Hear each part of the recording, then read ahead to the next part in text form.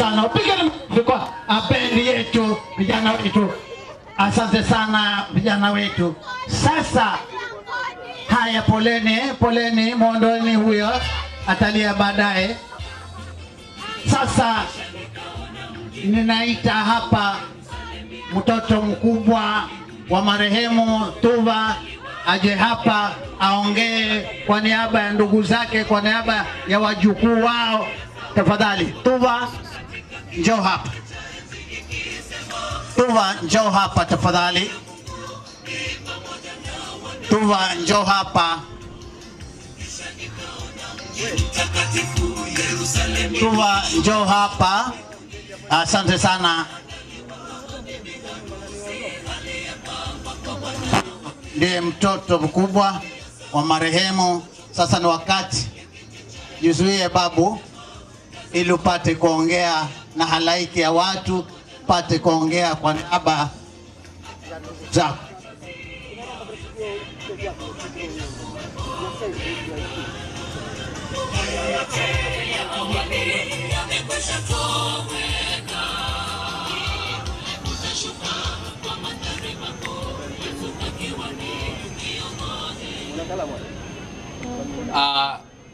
Habari za ombolezaji, hamjambo.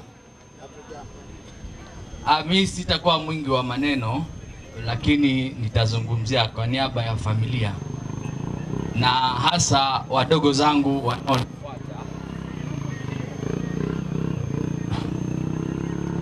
Kwa sababu ya wadogo zangu wanaonifuata mimi. Kwa sasa nikisema nitawataja wote nitakuwa nasema urongo, kwa sababu kuna kauli moja ambayo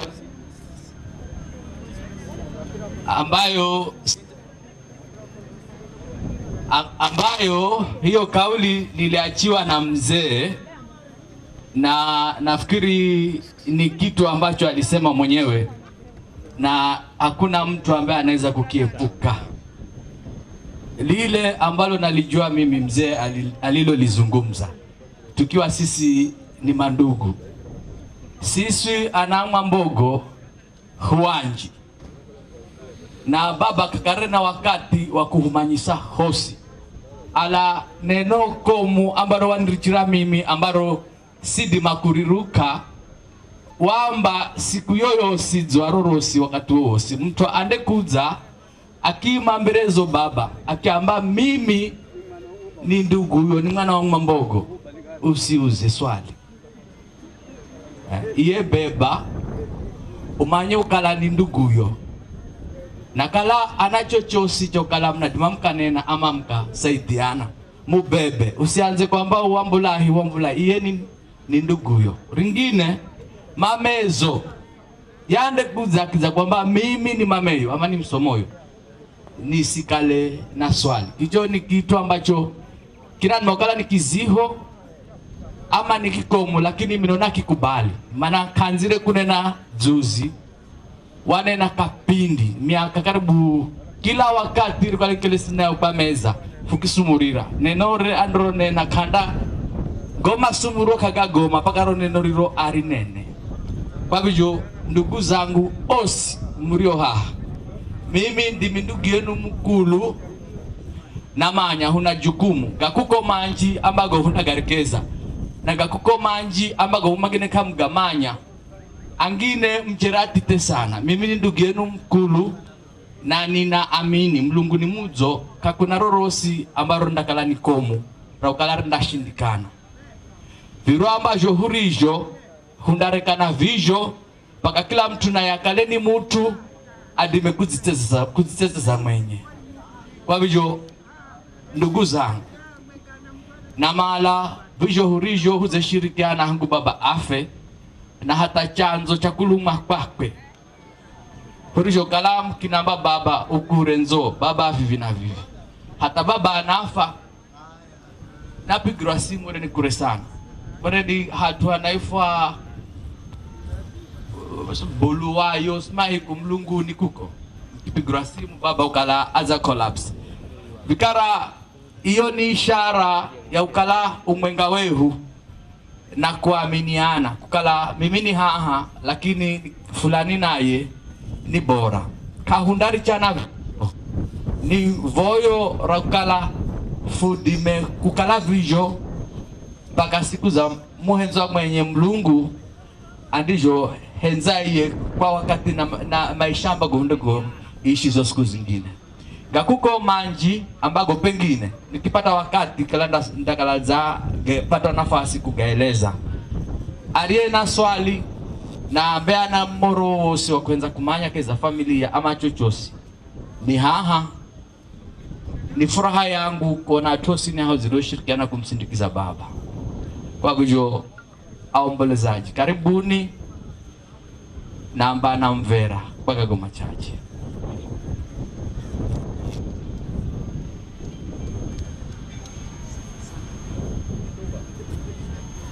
Haya, asante sana mtoto mkubwa wa Mheshimiwa Mwambogo, na alilosema lizingatiwe kwa sababu yeye aliambiwa na babake familia hii yangu ni pana. Yale kuja akiamba mimi ni mkasa Mwambogo kubali mwanangu. Yale kuja akiamba mimi ni mwana wa Mwambogo muhale. Asante sana Tuva kwa sababu umeitia mwito wa babako. Basi mabibi na mabwana, hivi sasa nataka hapana band kwanza nikaribishe wanasiasa band. Band ukakaribisho.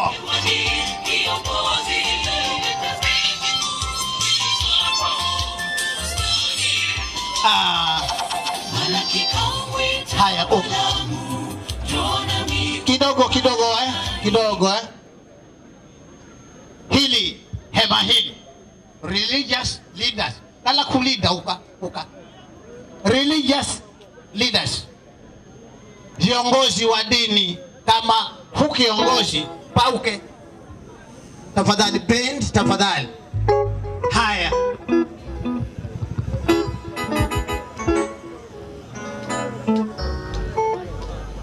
Haya bendi. Haleluya. Amina shapiga pesho.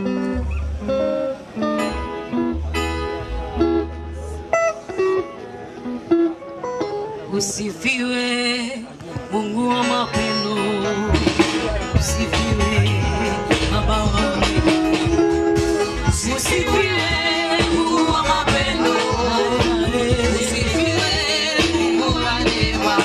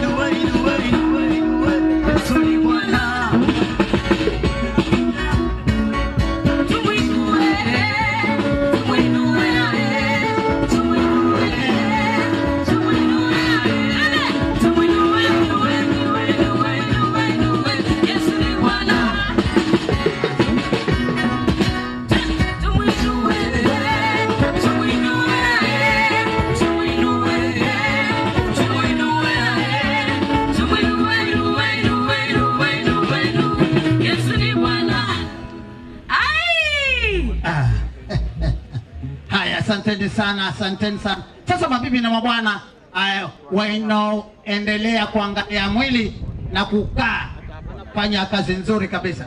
Sasa kaeni, ninayemuita hapa ni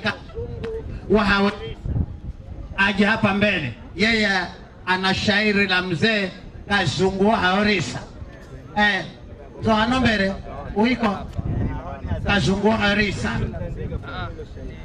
Mnamjua sana huyu kijana, lakini huyo mzee wa kaya Kazungu ya akuta Kazungu Haorisa, msomaji wa mashairi yenye mafundisho kwa watu wengi. Kazungu Haorisa nzo hano de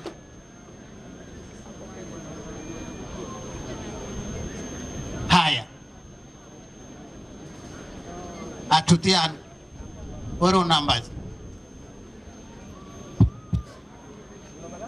namba Sumilani afererwa, Sumilani afererwa, Sumilani afererwa, afererwa magisumila huna malamadzo hego mai rero fuzireika na kila mtu ana miririre ya kwao. Bai munzanzanzi wa ratiba aza nambani nene shairi na mimi ndane na shairi. Ni miaka ya nyuma hariyahu handomo were hana baine kwa Bob Marley atumana isikira mana vivika iho hariyahu nikihiwa ni Mwambogo yuyu fukinena kwa masamahanda yuyu hariyahu masamahanda akinukusana mautumairi yuyu. Lero Morisi bana nzanzanza ratiba aza nambani shome shairi na minda shoma shauri riro ariro namba njomba huruma na ulimi mbazi na ludhimi isimanya kala ukisikira mbazi na ludhimi unda mbazi, lakini Mwambogo wamba mbazi.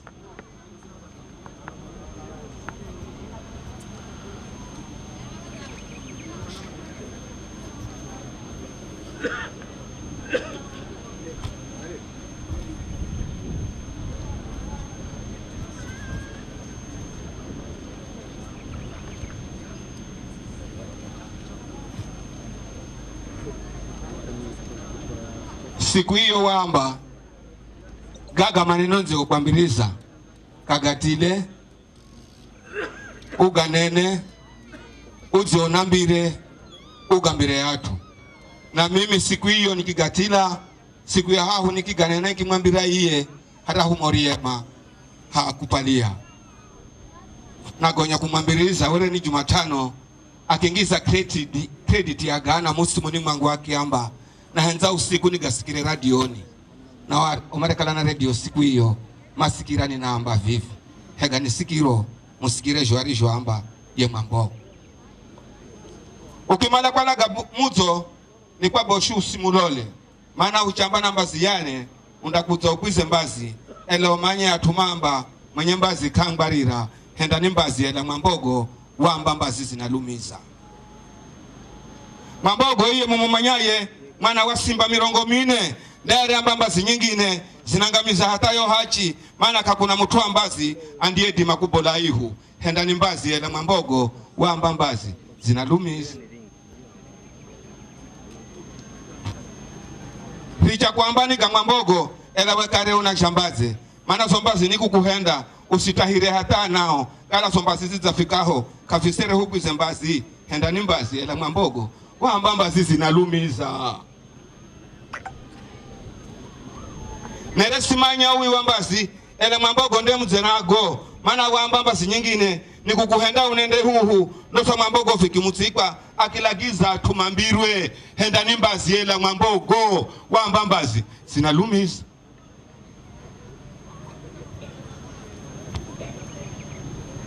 Mutu wambazi kenzi kanani maana kanani zinakikani nacho kikani kakina mbazi hata mbazi zenizo kanani ndo naona mutu wambazi dewa kuvisa kuririkana henda ni mbazi ela Mwambogo wamba mbazi zinalumiza. ukionera mtu wa Mbazi unazifunya na nongo mbii, maana wa Mbazi ana utangu wa kumbukiza cha kumulunya kwa undaona mtu wa Mbazi anaunga tandambili yose endani Mbazi ela Mwambogo wa Mbazi zinalumiza. Kuna angine Mbazi za kwao sutwa nonera Mbazi ela ye mwenye kana tambazi hata Mbazi zeni za nyulule ndo naona mtu wa Mbazi tautumiwe ni wa mashaka endani Mbazi ela Mwambogo wa Mbazi zinalumiza. Basi nyingine zinaulusa ere mwanao kuta mufaga kwa unamba kwenzi yakakwe muherewe anahuluka uye uwe mtu wa Mbazi waibishwe nizo Mbazi hizo endani Mbazi ela Mwambogo wa Mbazi zinalumiza. Kila mushazi arena Mbazi anakulisa kuhulukirwa maana kwa jerisia sisu yangine fauna Mbazi zihulusajo gonya kuona taukakanya oenye Mbazi mana kuzira endani Mbazi ela Mwambogo wa Mbazi zinalumiza wahawirisa na hulukirwa nyangu enye kwa enye Mbazi maana navoya na kuluhiro kwa kuna mwavizi aliyezulu ndalola ya tuwa Mbazi takamanya sisi ndo Mbazi endani Mbazi ela Mwambogo wa Mbazi zinalumiza. Ngana yangu na ichira hao maana matokeo kwa kulia warini kwa kuwa kunaona kuna zapwe na matokeo kunwa mazi ni kuva si lazima mdamwara ruke ela manyani atwa kwa ndomo matokeo kuririkana ni kukumbukira ukiririkana undakumbukira ukikumbukira undapanga ukipanga kunda bujika ukibujika utasahau asakahiru kumbukira. Mpigeni makofi huyo Azungu Hawerisa bana ana mafundisho sana. Asante sana kakangu kwa sababu muna zamani Michael Kinga Ferreira ala kansango we adireba jila wala polisi na ndio balo tuza moto bana mafero kana ya wala bana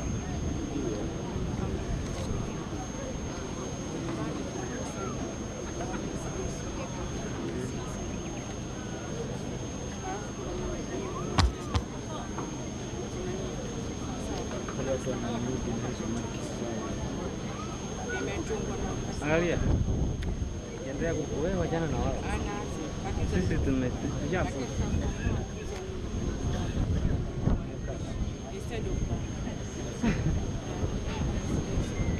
Hawa watu wanaona.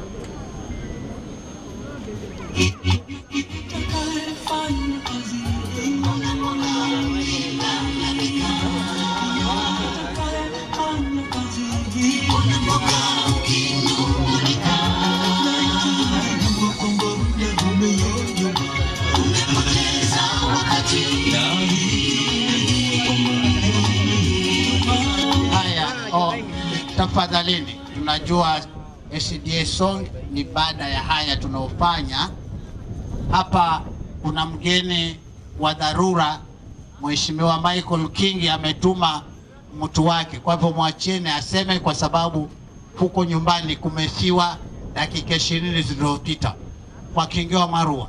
Kwa hivyo mwacheni huyo kijana wake aliyemtuma aje azungumze. John, njoo hapa tafadhali ili apate kuondoka.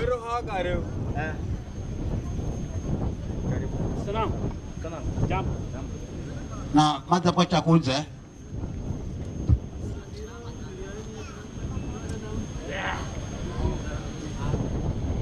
Family ya baba mzee Mwambogo, mama mjane aliyeondokewa, wajane wote watoto wa mzee Mwambogo, watu wa kijiji hiki, marafiki ambao wamefika hapa kulia na famili ya Mwambogo ambayo imeondokewa, ndugu viongozi ambao wamefika hapa, watumishi wa Mungu na wazee wa kaya ambao wako hapa ili kuona Mwambogo leo akilazwa mahali alipojipangia yeye mwenyewe, na majirani wote ambao umekuja hapa, hamjambo. Hamjambo tena. Hebu tusalimiane kwa mkono. Basi leo ndio siku kuu ya kumpeleka mzee wetu mahali alipojipangia yeye mwenyewe. Mimi ndio John Bajila Wario, kijana mzaliwa wa hapa Magarini, lakini kijiji cha mwisho ya Magarini kinachoitwa Kaskini. Mahali hapo ndio nilizaliwa mimi. Leo nimekuja hapa ili kusema pole. Na kabla sijasema pole, kwa sababu si muda wangu, lakini nataka nitoe pole zangu kisha niondoke, kwa sababu nakimbilia mahali ambapo kumefanyika jambo lingine kama hili. Basi acha nimkaribishe ndugu yangu ambaye tutaondoka na yeye hapa, kijana mdogo, rafiki yangu Franklin, kwa sababu tuko pamoja katika siasa na tutaondoka na yeye. Anene jambo moja kuhusu Mwambogo nimalize, ili mzee alale mahali pema alipojipangia yeye mwenyewe. Franklin, kuja hapa dakika 2, mimi niongee dakika 1, tuondoke. Asante waombolezaji wote mliofika hapa. Bwana Yesu asifiwe. Alipe Yesu. Mimi kwa majina ni Franklin Wadena na mbola kambia waya zire haha kujiunga na familia ya Mwambogo na jamii yosini ya Kwandomo, kwamba poreni kwa msiba huu. Niseme Mwenyezi Mungu aliyepanga hili, sifa zote zimrudie. Sisi kama wanadamu tunaishi, lakini ipo siku moja pia sisi tutaenda njia kama ile. Niseme kwa familia, poleni, acha Mwenyezi Mungu awatie nguvu wakati huu mgumu. Majirani tunasimama na nyinyi tukisema poleni, lakini la msingi ni kwamba tumuombe Mwenyezi Mungu awapatie nguvu sana kustahimili msiba huu. Mimi sitaki kuongea mengi, lakini kuongea kidogo kuhusu mzee Mwambogo. Yeye alikuwa mwanasiasa shupavu na alihudumu hapa Sabaki. Na kwa sababu ni wanasiasa wengi watafika hapa. Na siasa zindanguruma kwa sababu wewe ni mwanasiasa. Na nataka kuambia wanasiasa wote ambao watafika hapa, waige mfano wa mzee Mwambogo. Sikumjua muda mrefu mzee Mwambogo, lakini katika ile historia yake hakuwa mtu wa fujo. Na kwa sababu hakuwa mtu wa fujo, wanasiasa wote watakaofika hapa tukiiga mfano wake, then tutakuwa tumpatia heshima yake inayostahili. Na tena niwaambie hivi, wakazi wa Sabaki na Magarini kwa jumla, ni wakati ni lazima tujipange kuhakikisha tunaweka uongozi ambao utatusaidia sisi. Na pia niseme hivi, tulipoenda uchaguzi mwaka wa 2022 tulijaliwa kuchagua viongozi, na wale viongozi tuliowachagua wote wanatoka kwa Mungu. Nataka niwaambie jambo moja, ye Mulungu akikupa kilongozi ana sababu ya kwako. Kilongozi akalemujo ana sababu, akalemuimui ana sababu. Maana tako Biblia yani hana wakati wala ana kwakwe makafa kilongozi ambaye kafa hamakiteseka na suko leo kaenzi wewe malama maanye kukala. Kuna wakati mpate mtu ambaye kamufaha, lakini azampa nafasi mlongozi munda hendati. Mimi nataka niwaambie tuheshimu viongozi tuliowachagua, tufanye kazi na wao. Baada ya miaka 5 tutakuja hapa tukae tuwatathmini, je, tunaweza warudisha ama tunawapeleka nyumbani. Wakazi wa Magarini, nitaongea hili na nitawaambia mara si moja, tulipata gavana mchapakazi sana. Gavana Gideon Maita Mngaro anapenda Magarini sana. Na ukiangalia kwa upigaji wa kura, gavana Maita Mngaro aliongoza hii Magarini. Na nasema nini? Wakati wa sasa tujiunge kama wana Magarini, tumuunge mkono mheshimiwa gavana afanye kazi yake miaka 5. Ikigire hiyo tutafika kura fulole funa moja makavu moja, lakini gana gaenda kwa si mtu wa kujwa Yesu gana gaenda kwa gavana si mtu wa kujwa ni lazima fuma nyefu nenda hii na fuzei mahi na fuma noni. Mheshimiwa gavana anajikakamua katika ile miaka yake 2 aliyofanya kazi, matendo yake tunayaona. Na kwa sababu tunayaona, tushirikiane na yeye kupitia viongozi wengine, tuhakikishe Magarini yetu inang'ara, tuhakikishe Magarini yetu inaenda mbele. Tukiweka siasa zisizotusaidia, mwisho wa siku tutabaki hivyo hivyo. Anganya hana watu wenye hana uzima, hana watu hana uzima. Ana uzima, tushirikiane na viongozi, tumushike mkono gavana afanye kazi miaka 5. Ikifika 2027 watu wa Magarini wataamua na kitu. Kwa hiyo mengi niseme familia na pili. Asante sana. Mimi binafsi nimeondokewa na advisor. Magarini County, Magarini Sub-County, or this constituency, we have lost a great man. A man who says no for a no. Not sycophant of anybody. This is the man. Huyu mzee, mimi nilimjua wakati sisi tulikuwa na shida sana. Huyu babake Tuva. Huyu mzee tumeondokewa na mtu ambaye ana historia yote ya Magarini. Miaka 5 iliyopita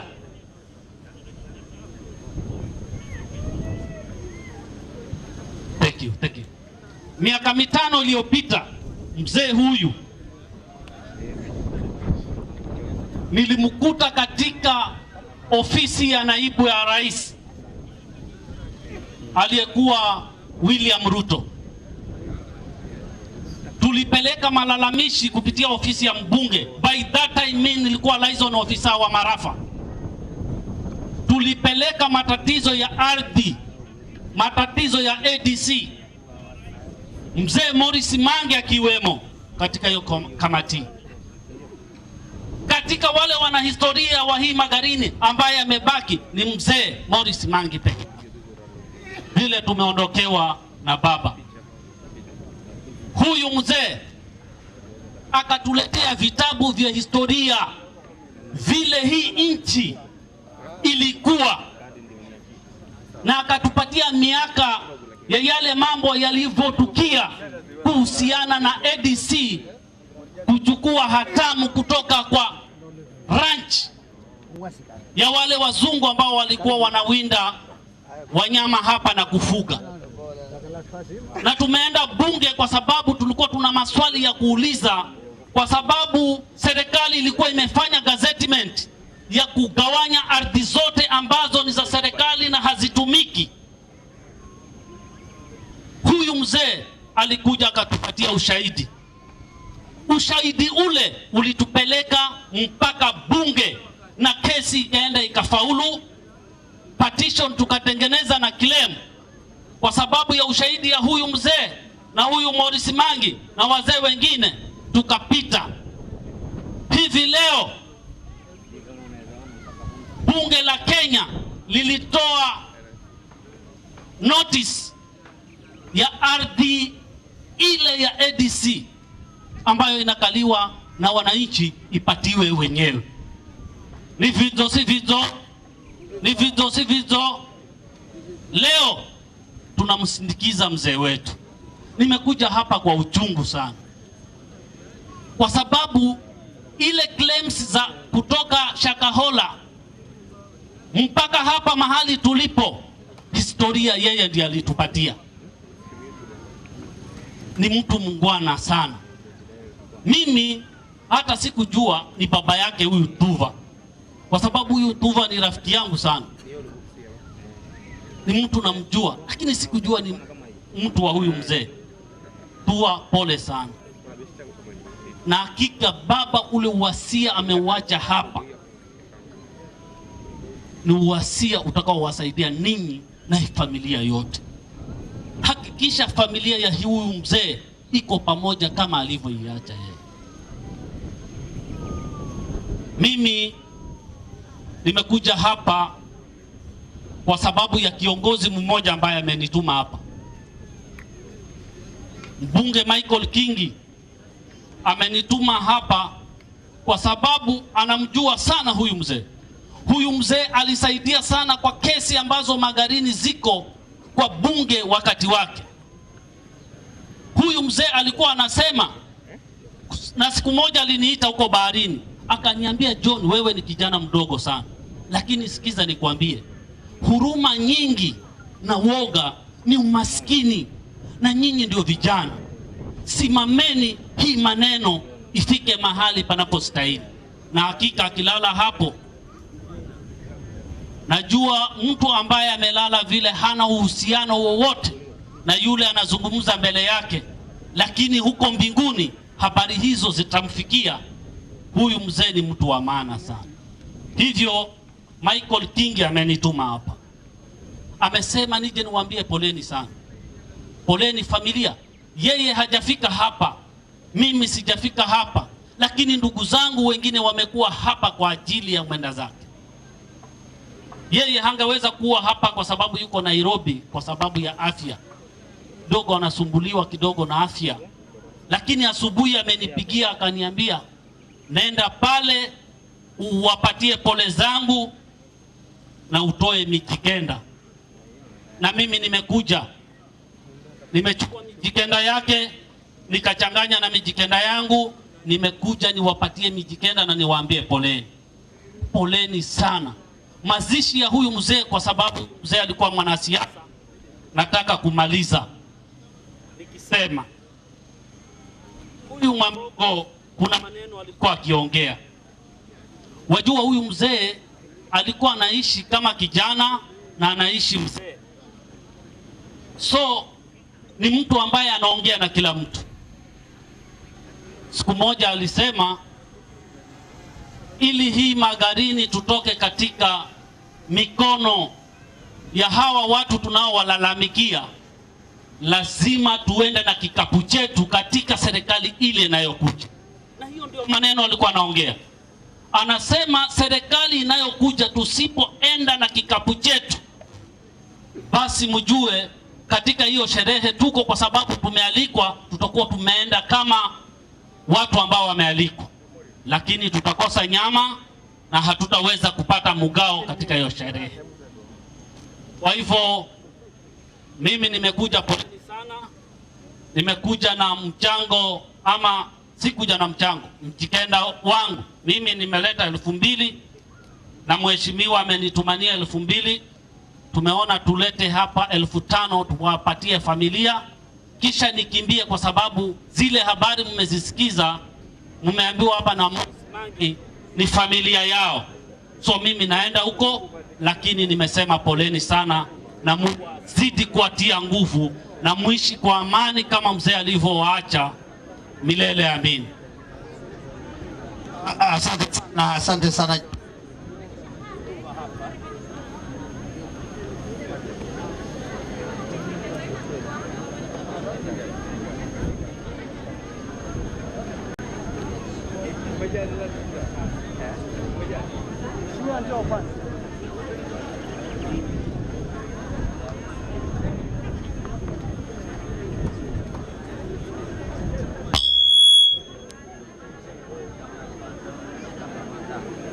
Halo.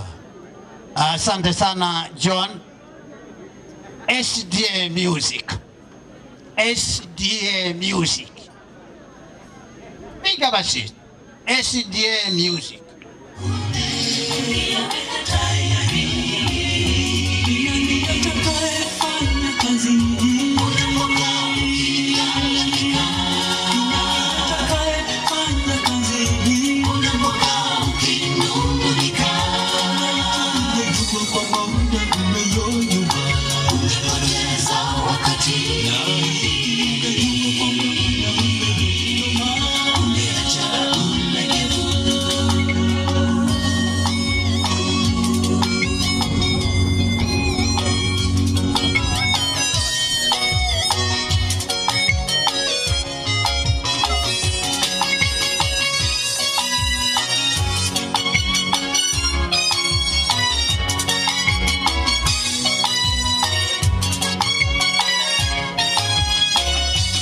Usinyamaze, kwani kazi ni nyingi shambani mwa Bwana wetu. Tukiwarejesha waasi mwangani, taji la tungojea pale. Usinyamaze, kwani kazi ni nyingi shambani mwa Bwana wetu.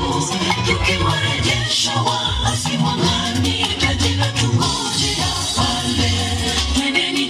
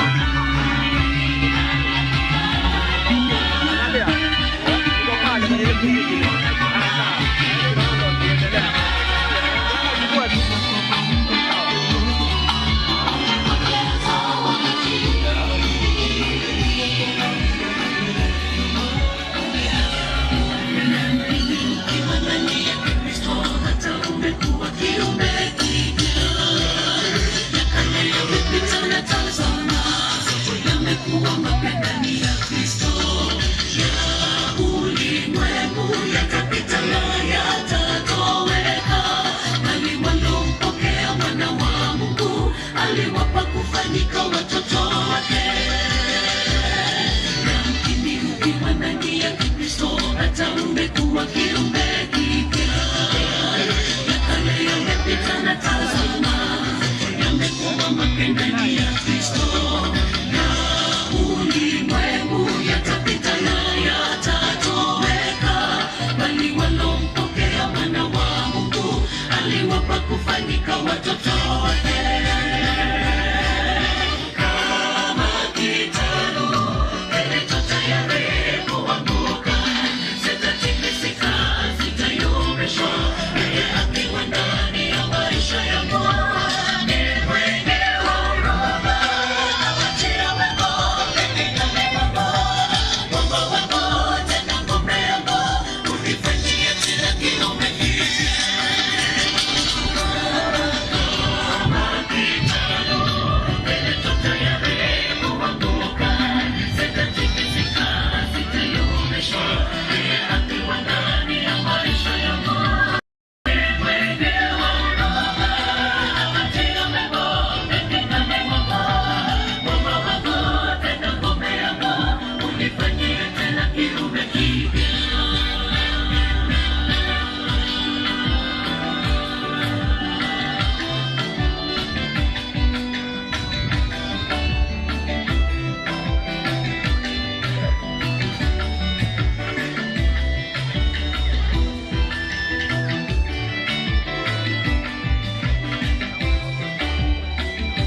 This is DJ Royal D, the ultimate. Tazama mkono wa Bwana ukumbuki hata usiweze kuokoa. Maovu yenu yamewafarikisha, dhambi zenu zimeuficha uso wake. Msione wala sikio na nisi zitaliweze sikia. Kwake yeye sisi sote tumepata njia ya kumkaribia Baba katika Roho. Tazama mkono wa Bwana ukumbuki hata usiweze kuokoa. Maovu yenu yamewafarikisha, dhambi zenu zimeuficha uso wake. Msione wala sikio lake zitaliweze sikia. Kwake yeye sisi sote tumepata njia ya kumkaribia Baba katika Roho. Kama kitalu kilicho tayari kuanguka, sitatikisika, sitayumbishwa, yeye akiwa ndani ya maisha yangu. Ni mwenye huruma, awatia wema, pengine mema, Mungu wangu tena ngome yangu, unifanyie tena kiumbe kipya. Kama kitalu kilicho tayari kuanguka, sitatikisika, sitayumbishwa, yeye akiwa ndani ya maisha yangu.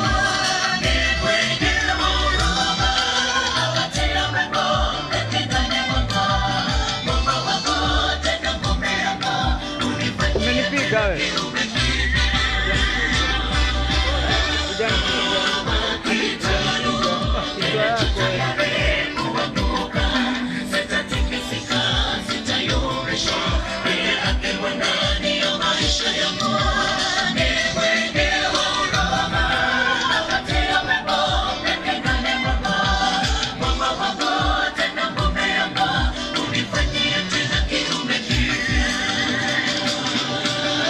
Kama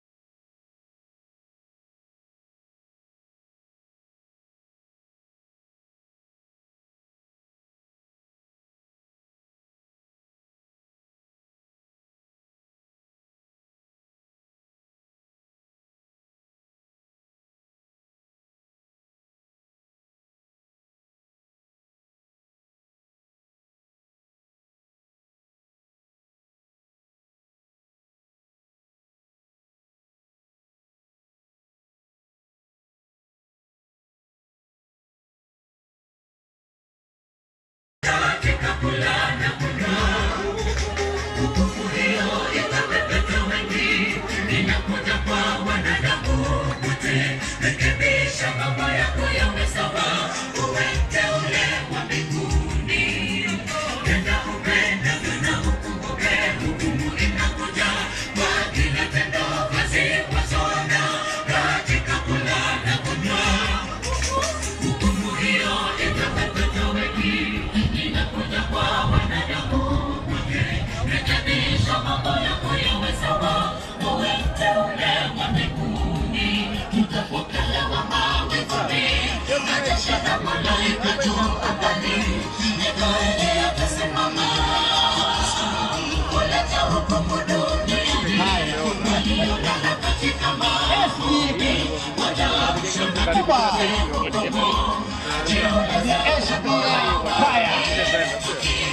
Kutoka hapa Sabaki na Magarini, SDA Kwaya hiyo uliona wanaimba nyimbo zao taratibu.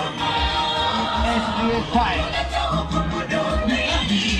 waliolala katika mavumbi wataamshwa na tupate hukumu. Jiulize utakuwa wapi tukiingia jiji lile.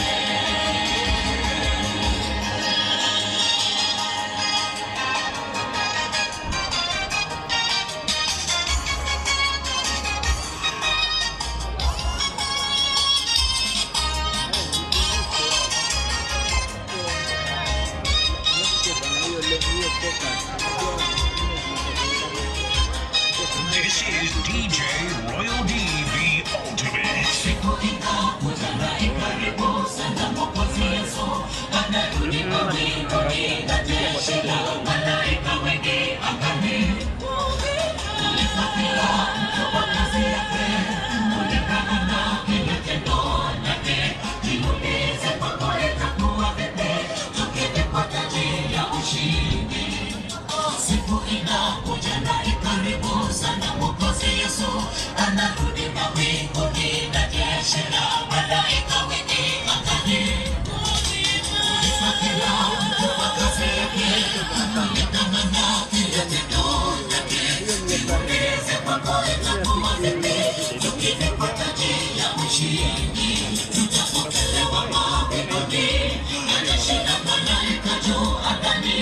Mikaeli atasimama kuleta hukumu duniani. Waliolala katika mavumbi wataamshwa na tupate hukumu. Jiulize utakuwa wapi tukiingia jiji lile. Tutapokelewa mawinguni na jeshi la malaika juu angani.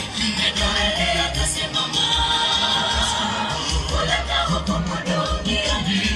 Waliolala katika mavumbi wataamshwa na tupate hukumu. Jiulize utakuwa wapi tukiingia jiji lile.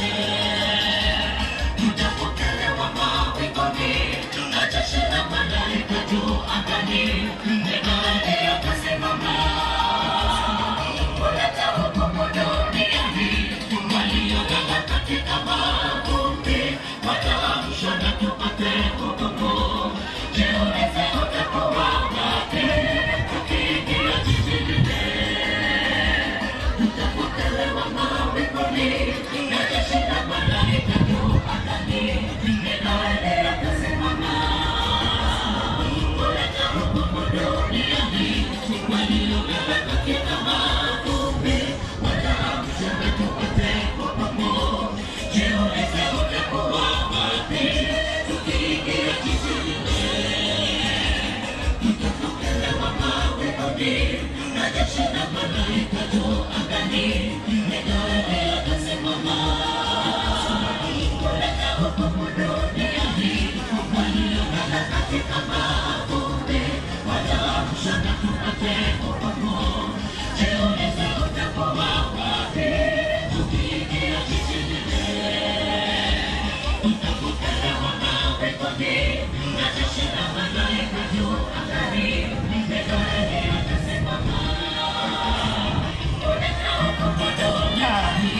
Waliolala hao ni watu wa SDA wanaoimba nyimbo zao kwa mahitaji ya madoido, lakini madoido haya ni ya Mungu.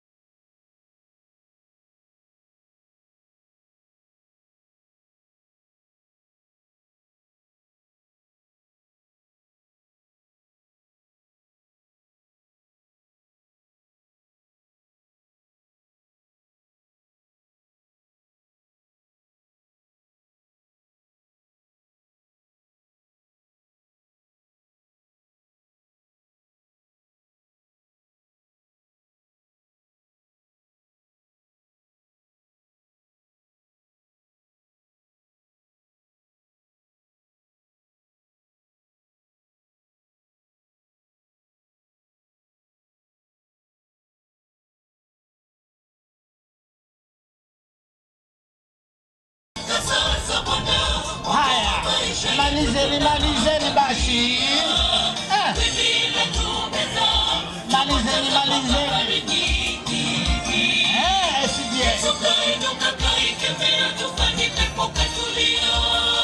Malizeni. Malizeni.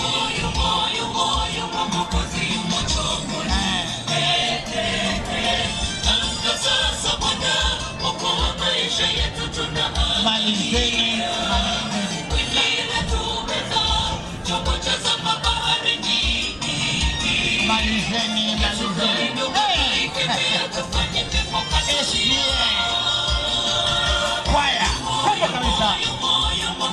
Tunaona mabega watukumaji.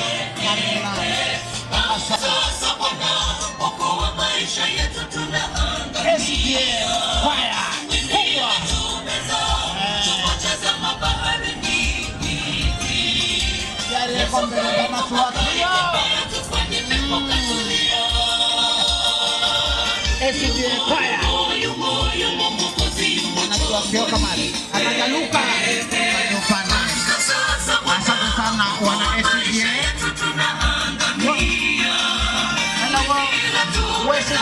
Kono za Mlambako.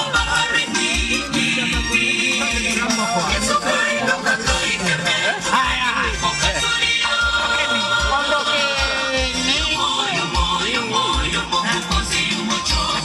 Utanena pia. Asante sana wana SDA.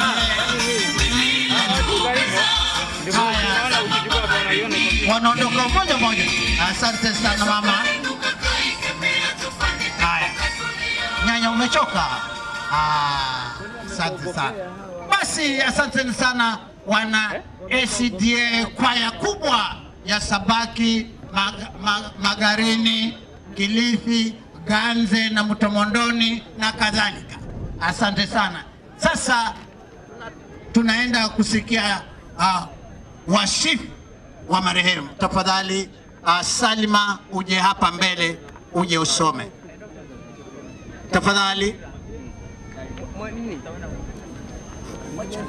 Watu wanakuja, sio mzee upande wa bezi watoka by time. Jampa kana kinene inaona lola jamaa. Yo kusoma wasifu, jampa gaja yana. Pesa. Ungemwita yule kwa. Haya. Chairman wa KFA Patrick, njoo hapa. Unasema marehemu alikuwa chairman wako. Haya, njoo. Chairman Patrick, njoo hapa wa KFA.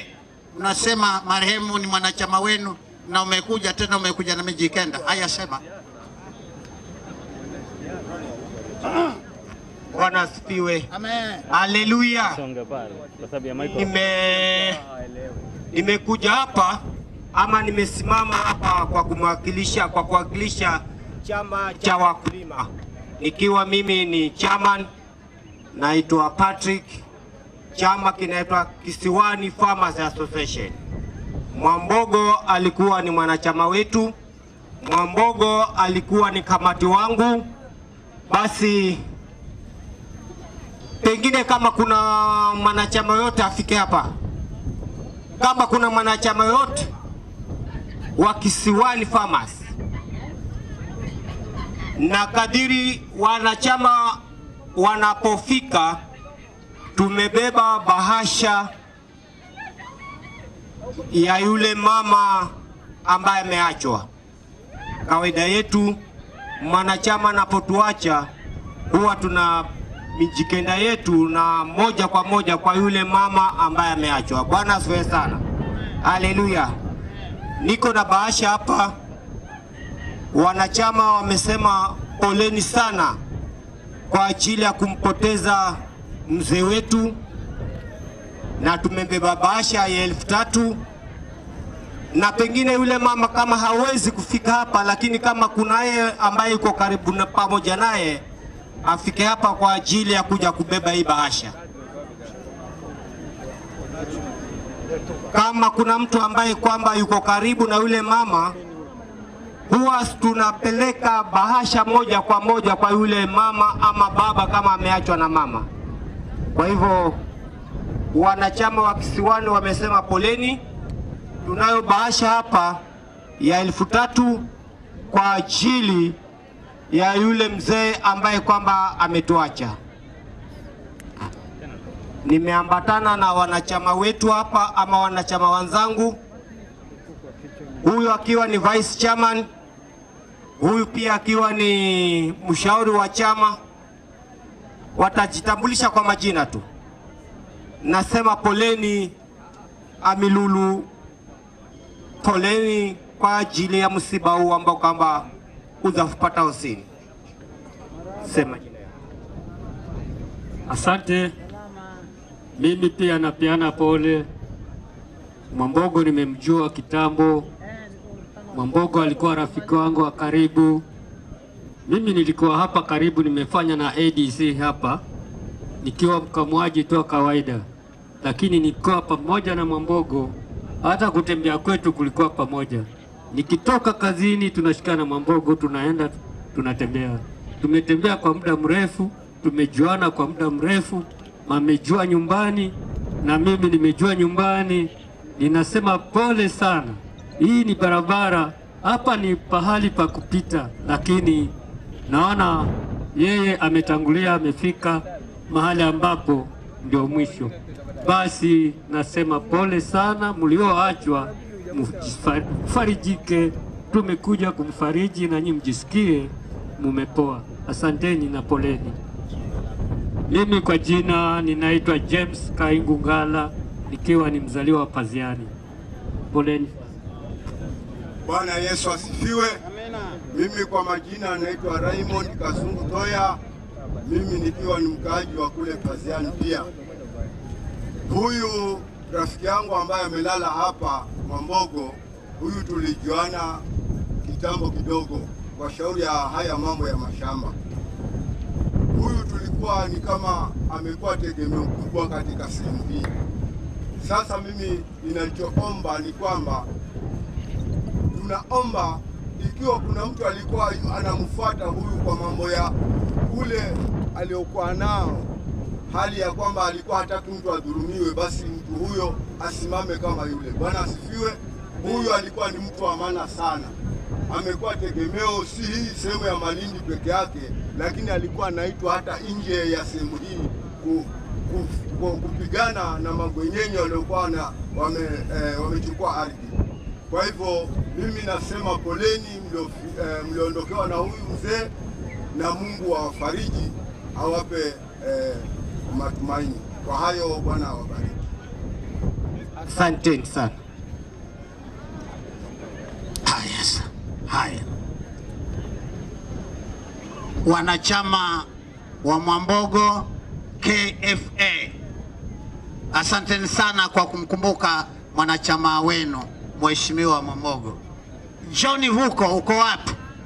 Njoo useme kwa niaba ya upande wa mama zako. John Vuko uko wapi? John Vuko. Upande wa mabibi. So wa mama sho. Njoo hapa John. John. Yule. Nimemjua wewe mwanangu mpendwa. Anakuja maridadi kabisa, ni msemaji ambaye anakuja mzungumzaji, anaongea. Haya, karibu mjomba. Waombolezaji wote, Bwana Yesu asifiwe. Amina. Asante kwa nafasi hii. Nataka niongee kwa muda mfupi tu, kwa sababu yale yaliyoko mbele yetu ni mengi makubwa. Nataka kupeana pole kwa familia, hasa nikitaja mtu wangu wa karibu, shemeji Zakaria Menza. Pole kwa mjomba Felix Tula. Haya yote yaliyotukia ni amri yake Mwenyezi Mungu. Nataka niamini ya kwamba tutashirikiana katika yote. Mimi nasimama hapa, nimetajwa nimeseme kwa niaba ya kina mama wote, na tayari Felix ametangulia kutaja ya kwamba baba yake mzazi alimweleza kwamba atakaye kuja na kusema kwamba ni mama yake yeye akubali, isipokuwa tu nataka nitambue dada yangu mkubwa Priska Gona. Yeye ndiye ametufanya tuweze kuja hapa. Tumekuja wachache kidogo, kama mtaniruhusu niweze kuwaleta kwenu, kwa sababu katika ile program ameandikwa kama mke wa kwanza aliyeshirikiana na marehemu na kuzaa watoto wawili. Felix yuko hapa na Rafael ni marehemu, tulimweka kaburini miaka michache iliyopita. Naomba dada yangu Priska usimame ili kwamba waweze kukutambua.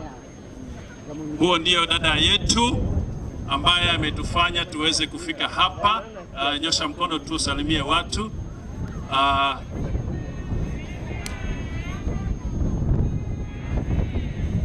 Asante. Nimeandamana pamoja pia, sitawaleta hapa lakini nitawasimamisha mke wangu pamoja na dada yangu Rose.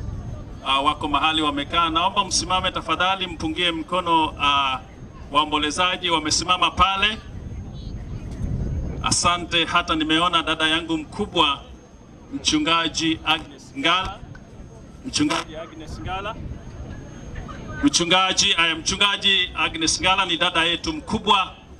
Tuko pamoja na kaka yangu mdogo Peter Wale yuko hapa, labda ametoka kidogo, lakini sisi ndio ambao tumeandamana kuja kushirikiana pamoja na waombolezaji wote. Nataka niseme hivi, nilikutana na marehemu miaka 40 iliyopita, about 40 years ago, in the usual Seventh-day Adventist camp meetings. Wewe fanya hesabu miaka 40 ilikuwa ni wakati gani, ni mwaka gani? Pale Gede Primary School, and we developed friendship. Nilimpenda kwa sababu gani? Alikuwa amebarikiwa na redio kubwa. Redio hiyo kubwa ilikuwa na sehemu mbili za kunasa waimbaji wakati kwaya zinaimba. So I admired that and we developed friendship. Little did I know that this friendship will be extended to my sister. Ndipo wakaoana, wakazaa hao watoto. The rest is history. Naomba mpokee pole zetu kwa niaba ya familia ya Mwawale pale Matsangoni.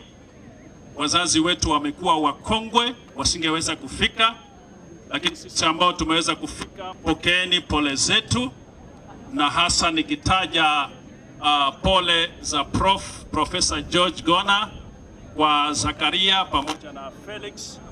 yeye hakuweza kuja, yuko Nairobi.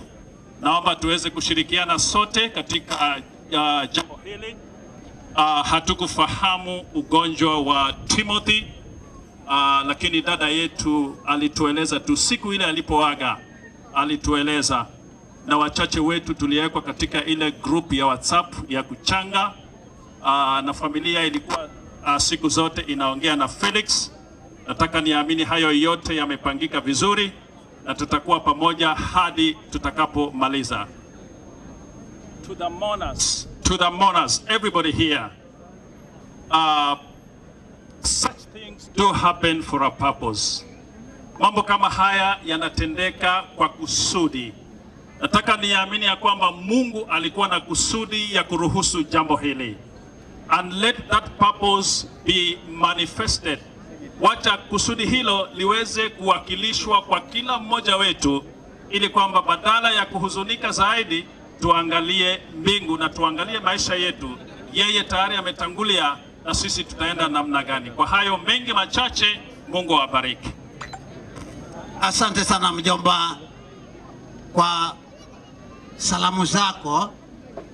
Hapa naona gari zaingia, nitawatangazia moja kwa moja baadaye, lakini hivi sasa ni kwamba tunaomba mwakilishi wa familia ambaye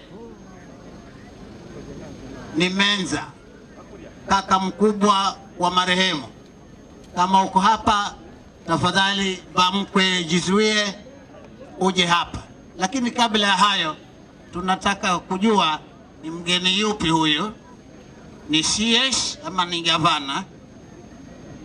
Pale namuona PA wa gavana. Ni gavana huyu ama ni deputy? Ni deputy, ni deputy. Haya, mama deputy governor anaingia hivi sasa, mumpungie mkono kwa kumsalimia deputy governor wetu. Karibu mama, anaingia hivi sasa deputy governor.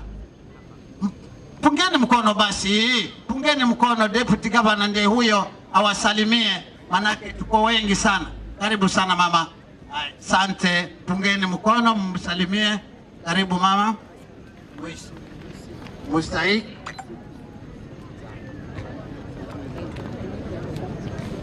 Hapa anaweka sahihi kitabu cha wageni kwamba mimi nimekuja. Watu walikuwa na hangaika, lakini gavana yupo, ametuma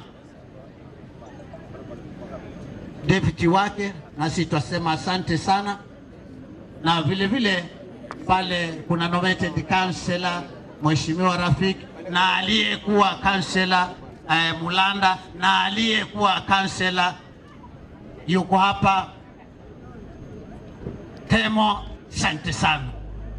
Nimeambia kwamba harusi hii imejaa waliokuwako na waliopo, maana tunazika shujaa, mpiganiaji wa haki za wanyonge Sabaki, mpiganiaji haki za wanyonge Kilifi County. Mambogo, ni wapi wewe kitu kama kimeharibika kitafanyika hivi sasa? Madam Deputy Governor anatia sahihi kitabu cha wageni. Mara tu baada ya kumaliza msururu ule, utaenda kuangalia mwili na hatimaye akae, ndio huyu Menza aanze kuongea. Tunaona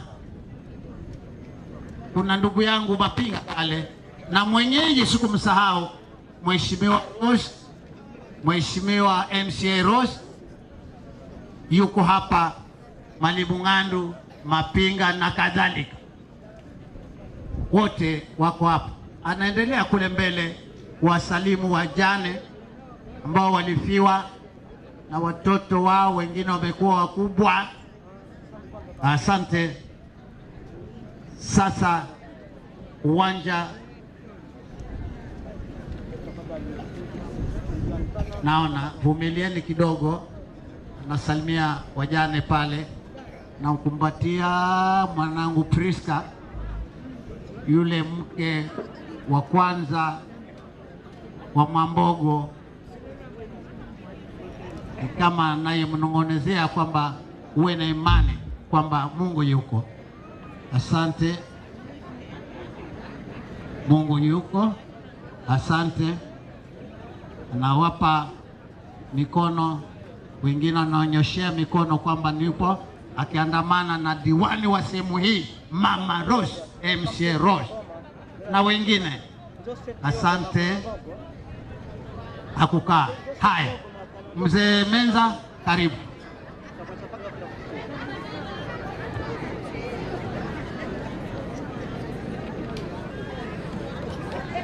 Waombolezaji, mnemona hapa ni kakake marehemu Mwambogo, na nimekuja hapa kwa kuongea machache juu ya upande ule wa Mwambogo, Mheshimiwa Mwambogo. Mimi kwa familia ni wa pili. Kuna mkuu wangu angali haitwa Konde, ndio Menza mimi. Mimi nafuatwa na wanawake wawili, ndio kuja bwana mwingine anaitwa Anefa Mboro. Atoka yeye tunakuja Mwambogo. Mwambogo alizaliwa wa sita katika familia. Mimi ni mdogo wangu wa 4. Akitoka Mwambogo kuna mheshimiwa mwingine wa Kalena alikuwa amechaguliwa kule, anaitwa Kisila. Alikuwa diwani. Akitoka yeye kuna bwana mmoja Funda Star. Akitoka yeye kuna wavulana wawili ndio wa mwisho dada yetu. Kusema kweli, Mwambogo vile alivyotajwa kama shupavu upande wa siasa, ni kweli. Alienda vipindi viwili. Kile kilichompata hata mimi siwezi, hata ndugu zangu wengine wala nyumbani hawezi kujua alipatwa na kitu gani. Maanake tulipata ile habari kwamba amekufa tayari. Lakini hata hivyo sisi kwa familia tulizaliwa 13, baba mmoja. Hapa mwingine alikuwa anasema ni watoto wa Simba 40. Baba alikuwa ni yatima, alipozaliwa mamake alifariki. Ile Simba 40 ilikuwa ni jina aliojipa baba yetu, kwa vile ambavyo alikuwa amezaa grupu, ndio Simba 40. Na asema hivyo, najeleza hivyo Simba 40, maanake mtu anaweza kukosea kulelewa akafikiri labda pengine ilikuwa ni uarifu wa mambo mengine, lakini mzee alikuwa ni Msabato. Sisi tulizaliwa katika familia ya Sabato, watu wa Mosi, na tulelelewa hivyo. Hakuna hata mmoja aliyetoka pale kwamba aingie dini nyingine. Tuafurahikia kwamba tumezuia hapo, manake mzazi atuweka kwenye msingi huo wa dini. Kwa jumla ni kwa kifupi, huyu mwanzangu John Vuko tuna rafiki, ndio unaona sauti akisimama atasema kuna Zakaria. Mimi jina lopewa ni Zakaria. Baba alikuwa aitwa Ezekiel Konde. Hawa wanatumia jina Tuva, huyu utasikia anajita Tuva. Ndugu zangu wote wanatumia hilo jina Tuva. Tuva ni baba yetu. Nafikiri nitakatiza hapo kwa kifupi. Nashukuru vile kwa kuwa mmekuja kwa wingi. Kuna watu wa kwa babu yangu, watu wa kwa mama zetu wamekuja kwa wingi. Nashukuru. Karibuni. Karibuni, nashukuru kwa kunisikiza. Asante sana baba mkwe mustaafu, mwalimu huyo ambaye hivi sasa anapumzika. Mtu anaitwa Ngowa, njoo hapa haraka haraka, njoo hapa. Ngowa, nimeambiwa niite Ngowa, tafadhali. Moja, uko wapi Ngowa?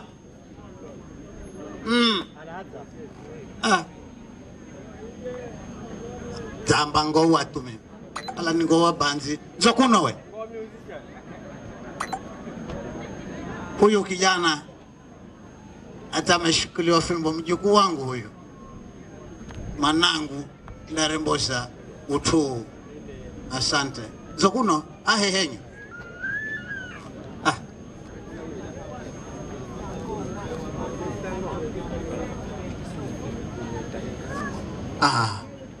kame ongo wa Mangahi. Kwanza mpungeni County Secretary Bwana Mwaro, mpungeni mkono, anaingia. Asante sana, karibu karibu.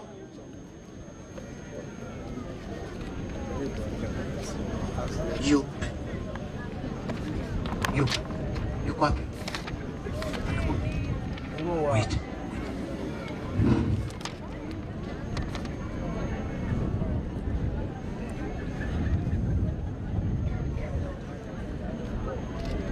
Ngowa wa Sofi Ukamano.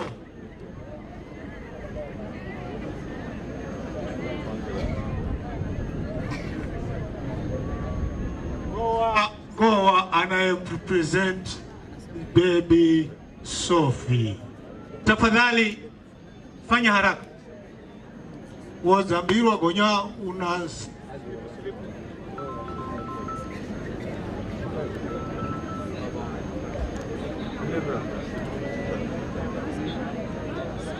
azamba nimbwire mukono yo ahindi muhokere yuno mzukulu. Haya,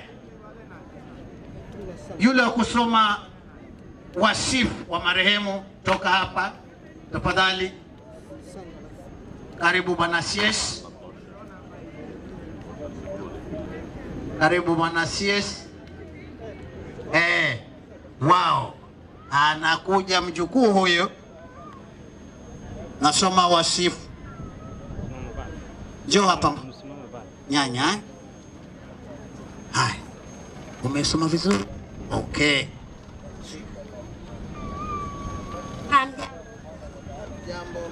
Niliyeko mbele yenu naitwa Salma Mupa Kalama. Aliyelala pale ni mjomba yangu mpendwa. Hamjambo. Kwa majina ni Vivian Kazo Safari. Aliyelala pale ni babu yangu. Kuzaliwa kwa Timothy Mwambogo Tuva. Timothy Mwambogo Tuva alizaliwa katika kijiji cha Kwandomo, wadi ya Sabaki, mnamo mwaka wa 1958. Alizaliwa kipindi cha mpito chini ya utawala wa kibeberu kilichosheheni mawingu meusi.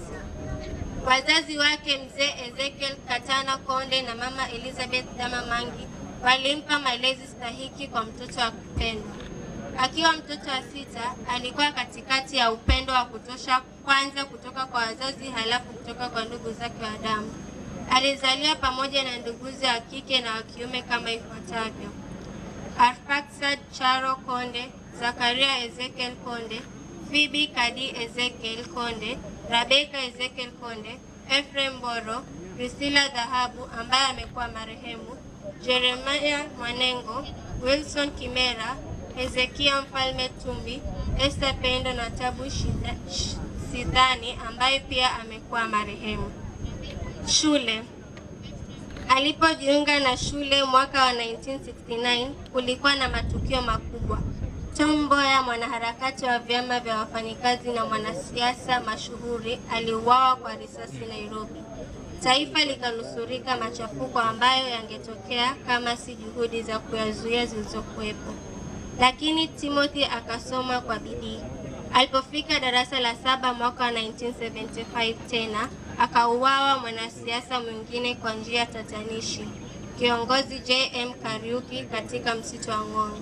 Taifa likapepesuka angalau kwa mara nyingine tena. Lakini Mungu akampa neema, akajiunga na shule ya upili ya Mariakani mwaka uliofuata. Akamaliza kidato cha kwanza kabla kurudi Malindi na kujiunga na kidato cha pili katika shule iliyojulikana wakati huo kama BCM, iliyomilikiwa na Wahindi mkabala na makao makuu ya zamani ya hoteli ya Lawfords. Akafanya mtihani akiwa hapo uliojulikana kama KGC, mtihani ambao ulikusudia kutathmini iwapo alihitimu kujiunga na kidato cha tatu. Mnamo mwaka wa 1978, mwaka ambao alifariki mwanzilishi wa taifa hayati Mzee Jomo Kenyatta. Akajiunga na shule ya upili ya Gede ambako alisoma hadi kidato cha 4 mwaka 1979. Mwaka huu ulishikana na uchaguzi wa kitaifa na kilikuwa kipindi ambapo Kenya ilikuwa chini ya uongozi wa chama kimoja cha KANU. Alimaliza kidato cha 4 akiwa pamoja na wanafunzi wenzake John Thoya na Aziz ambao baadaye walichaguliwa kuwa madiwani kuwakilisha Kisumu Ndogo na Shela mtawalia.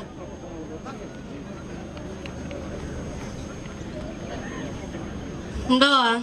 Alimuoa mkewe wa kwanza Priska Zawadi Gona mwaka 1980. Walijaliwa kuzaa watoto wawili ambao ni Felix Tuva Mwambogo na Rafael Gona Mwambogo ambaye amekuwa marehemu. Baadaye alimuoa mkewe wa pili Nyamvula Pande ambaye pamoja walizaliwa watoto 7 kama ifuatavyo: Adili Tuva, Alpha Dama, Nicholas Gona, Abigail Kadzo, Trifimo Mbogo, Cinderella Kavumbi na Hilda Riziki. Akarudi hapo akamuoa mkewe wa tatu ambaye ni Grace Chamanga. Akamzaa Susan Dama Mwambogo, Baraka Tuva Mwambogo na Joseph Mwambogo. Mwisho akamuoa Nora Mungiriama ambaye alizaa watoto wawili kama ifuatavyo: Vivian Dama Mwambogo, Sisiri na Vincent Tuva Mwambogo. Alikuwa rafiki wa kula na kuondoa wa wakili Kupalia, Bitoya, Renson Shida Gona na rafiki wa kufa na kuzikana wa Mzee Janja. Alikuwa na marafiki hapa Sabaki na nje ya mipaka ya Sabaki. Alikuwa mshauri kwa vijana ambao walipenda kujihusisha na masuala ya jamii. Leo jana bagua marafiki kwa msingi ya umri au cheo wala madaraka. Mzee Amin na Mzee Chivati mashuhuda kuhusu jina na moyo wa ushujaa hasa katika masuala ya kutetea haki za mashamba na maskwota. Wale wanaomjua vizuri wanaweza kushuhudia namna ambavyo alikuwa tayari kwa makabiliano ya uso kwa uso kwa kutetea haki za umma. Alifaulu kukomboa shamba ambalo lilikuwa kwenye ukingo wa kunyakuliwa na la M13C. Hata ingawa ilikuwa kwa ugumu mwingi kwa M13C yote kupatikana, angalau alifaulu kupigania sehemu ya shamba hilo ambalo sasa linajulikana kama Kilifi Kibokoni Block M13D. Taswira ya maendeleo ambayo inaonekana kwa sasa imejengwa juu ya msingi ambao aliweka hasa katika maeneo ya Kibokoni ambako serikali imewekeza miradi mingi ya muundo msingi kama vile barabara za lami na kablo. Imani. Alikuwa mtu wa imani. Alizaliwa katika msingi wa Kikristo katika kanisa la Kiadventista. Akiwa kanisani, akiwa kijana, alihudumu katika sehemu mbalimbali kama vile kwaya na idara ya Pathfinders. Alikuwa fundi wa mitambo na kiongozi wa vijana kwa kipindi kirefu. Alikuwa mwanafunzi mzuri wa Biblia na masomo ya vitabu vinavyojulikana maarufu kama lesson kwa Waadventista. Alifanya hivyo kwa kufuata nyayo za wazazi wake ambao walikuwa waanzilishi wa kanisa la SDA maeneo ya Sabaki. Na hata ingawa alikuwa na mapungufu na madhaifu kama ilivyo kwa binadamu wote, alijitia moyo. Kama Paulo katika Wakorintho, Timothy anatukumbusha hata katika kifo, uwezo wangu hutimilika katika udhaifu. Ugonjwa na kifo chake. Aliugua kwa majuma mawili. Mara kwa mara katika kipindi hicho alilalamika maumivu ya kifua. Ndipo katika kuugua kwake akafanywa uchunguzi na madaktari na ikathibitishwa kwamba alikuwa na homa ya mapafu maarufu kama pneumonia. Aliwekwa kwa matibabu mara moja na ilikuwa siku ya 3 baada ya kuanza matibabu ambapo hali yake ilizidi kuwa ngumu. Familia ilimkimbiza katika kituo cha afya cha Benedicto na baadaye kituo cha afya cha Ebeneza kule Kisumu Ndogo. Daktari alisihi akimbizwe General Hospital, yote haya yakifanyika ndani ya saa moja. Walipofika katika chumba cha kupokea wagonjwa, baada ya uchunguzi wa madaktari, ikabainika kwamba tayari alikuwa ameaga dunia. Ilikuwa asubuhi mwendo wa saa 2 tarehe 21 Jumanne 2025. Kifo kilipomfika. Mungu ailaze roho ya Timothy Mwambogo Tuva mahali pema peponi. Asante sana jukuu wangu kwa kusoma. Naona gari zingine zinakuja, mbona? Tuangalie. Haya, mwenye kusoma wasifu, asante sana mjukuu wangu. Hapa nimewaambia tunazika mwanasiasa tambulika kote Pwani. Haya ni gari mingine hiyo kuja mikubwa, lakini akishuka nitawaambia, tawapasha habari tu. Justin, njoo hapa na kamati yako useme machache, lakini tengeza kiti huko. Order please. Mimi ndiye mkubwa wa sakafu. Justin, njoo hapa.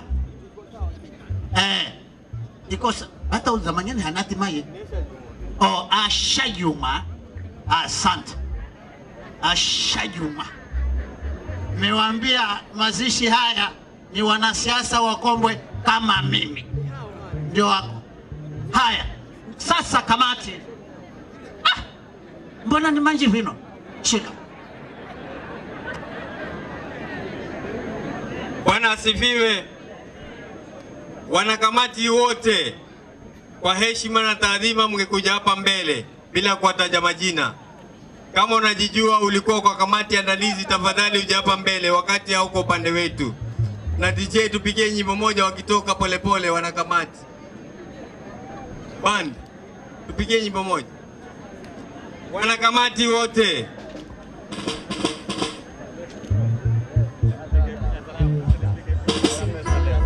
Wale wanakamati tafadhali nitoka hapa.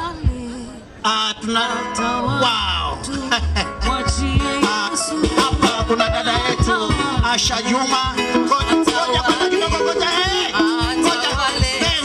Ngoja. Hapa kuna Mheshimiwa Nambo lasimanya we. Zewe. Na kalama wehu. Wache. Asante sana. Haya, Bwira. Haya, wachukweni hawa waende wakakae. Tumeona dada yetu Asha Juma amekuja sema pole kwa familia. Wewe wewe hadi. Asante. Mama minoe. Naona sharuhe. Santa. Haya bene.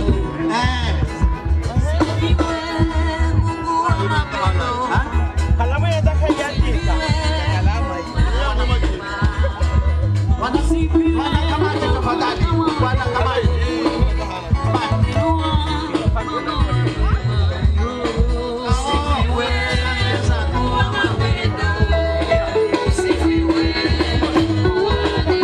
Wanakamati wote tafadhali mkuja hapa mbele. Wanakamati andalizi nyote mje hapa mbele tafadhalini.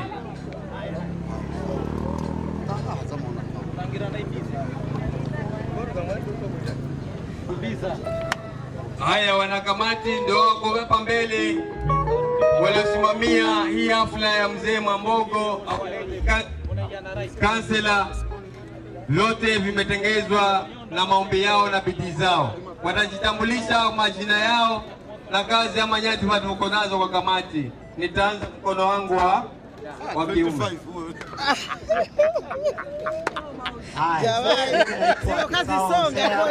Mimi nilikuwa memba katika hiyo kamati.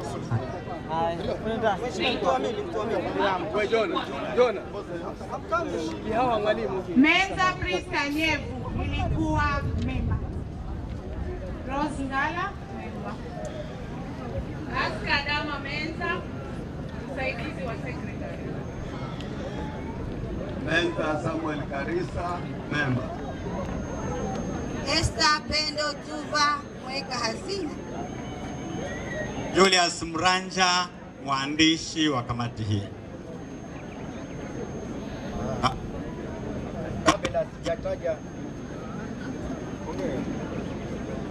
Kabla sijataja majina yangu, naomba tu wakazi wa Sabaki ni waombe msamaha kwa kuwatafuta pesa za hii hafla. Majina ni Christopher Kenga, mwanachini wa mwenyekiti. Kwa majina yangu Festus Traura, ni member, nilikuwa nimesimamia kitengo cha Sitting Arrangement Department. Asante. Jina naitwa Jafet Kahindi Kazungu wa Chamongoni. Mimi nilikuwa nikisimamia upande wa kaburi. Asante.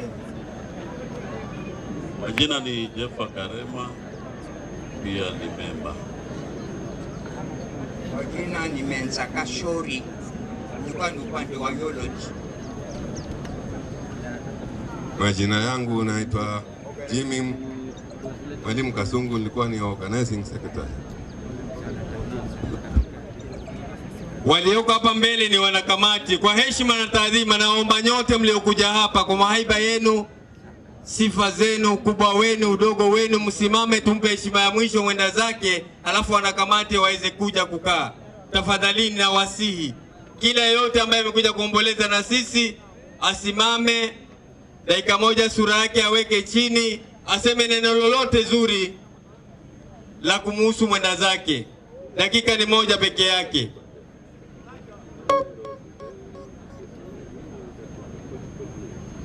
Mweza mkakaa, wanakamati mweza kuchukua nafasi zenu. Asanteni.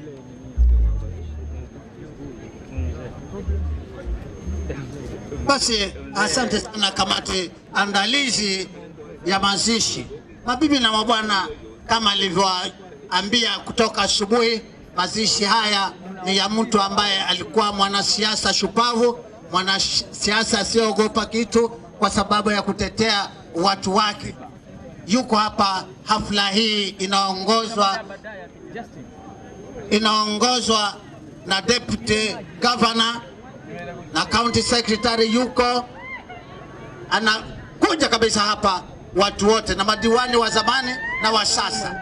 Hivi sasa nataka nimwalike mwalimu mheshimiwa aliyekuwa mheshimiwa wa wodi hii baada ya Mwambogo, ni yeye. Mheshimiwa mwalimu, tafadhali njoo hapa. Tafadhali mheshimiwa mwalimu, njoo hapa. Njoo hapa.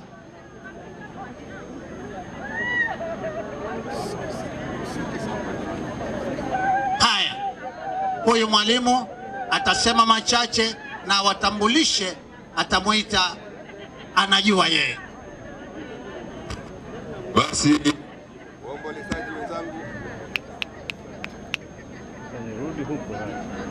Basi waombolezaji wenzangu, ndugu, majirani, marafiki ambao mko hapa,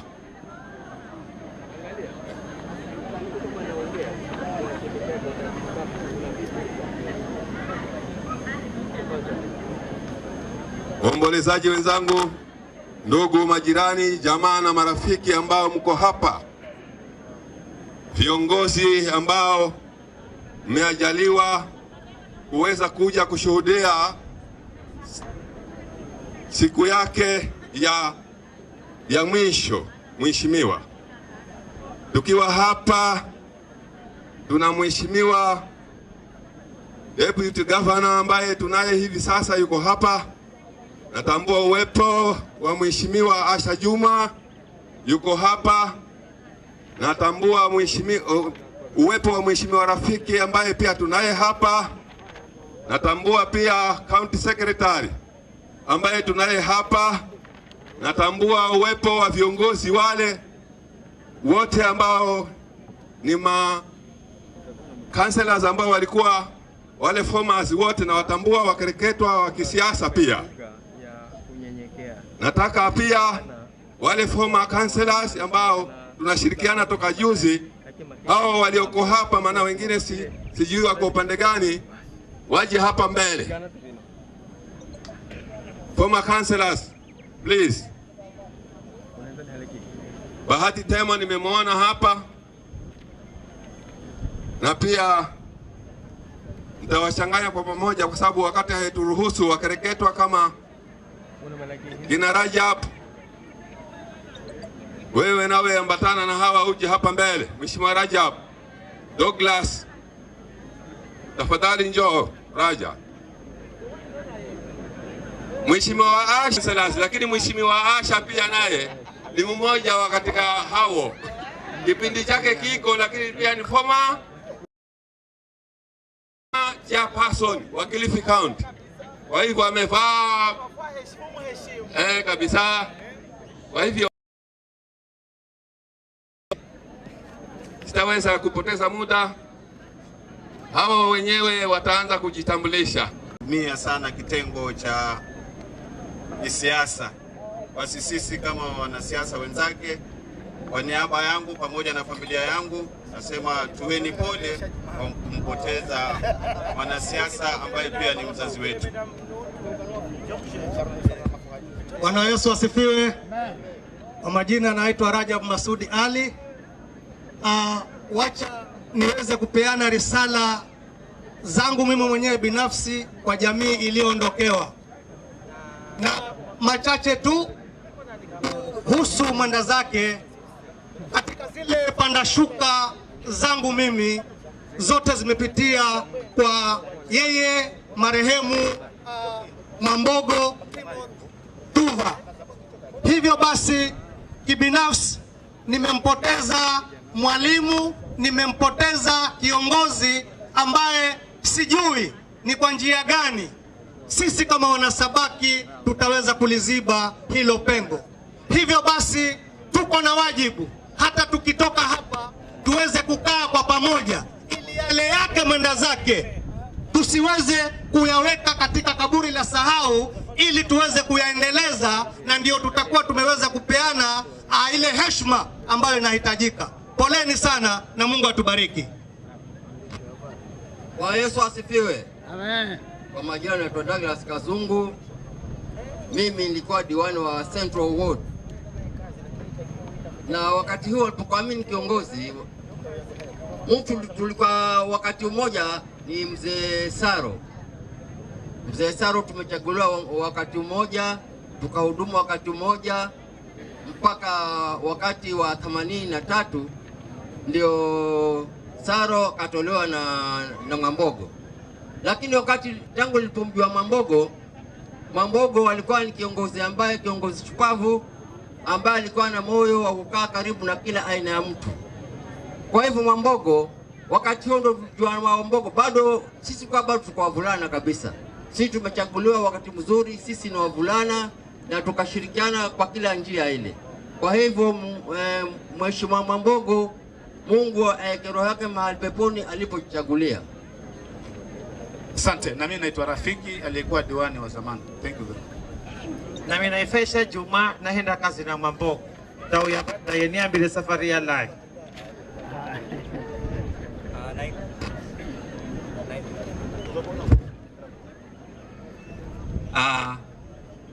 Naitwa Samson Mapinga, nilikuwa kansela eneo hili la Sabaki, pia meya wa mwisho katika huu mji wa Malindi. Tutaongea baadaye. Naitwa Mheshimiwa Saro, nikiwa nilihudumu katika baraza la mji wa Malindi. Tumekuja hapa kuweka heshima zetu za mwisho katika safari ya maisha ya mjomba wetu ambaye amekuwa kiongozi katika sehemu hii ya Sabaki. Mwenyezi Mungu awapatie nguvu familia na pia aweze kuweka roho yake alipojichagulia. Asante. Asante. Mimi kwa jina naitwa Bahati Temo Jikola, natoka eneo la Msabaha. Mwambogo alikuwa rafiki yangu. Nawaambia madiwani ambao mko kwenye viti, uongozi ni ufenara au maroko tabula kura. Usirike atuma na uswa kwenye minda, uona ambao diwani atuma na imba mabandire nyumba gago mwana wa mfadhi Temo nakala sigahenda. Rafiki mubomu wa Mwambogo wakala ni kupalia. Rilo ndiro baraza rilo kalana na alume Mario kama ino. Pada goma chache na malendrikireha hozingo masizangu. Unaonana. Yupari naza.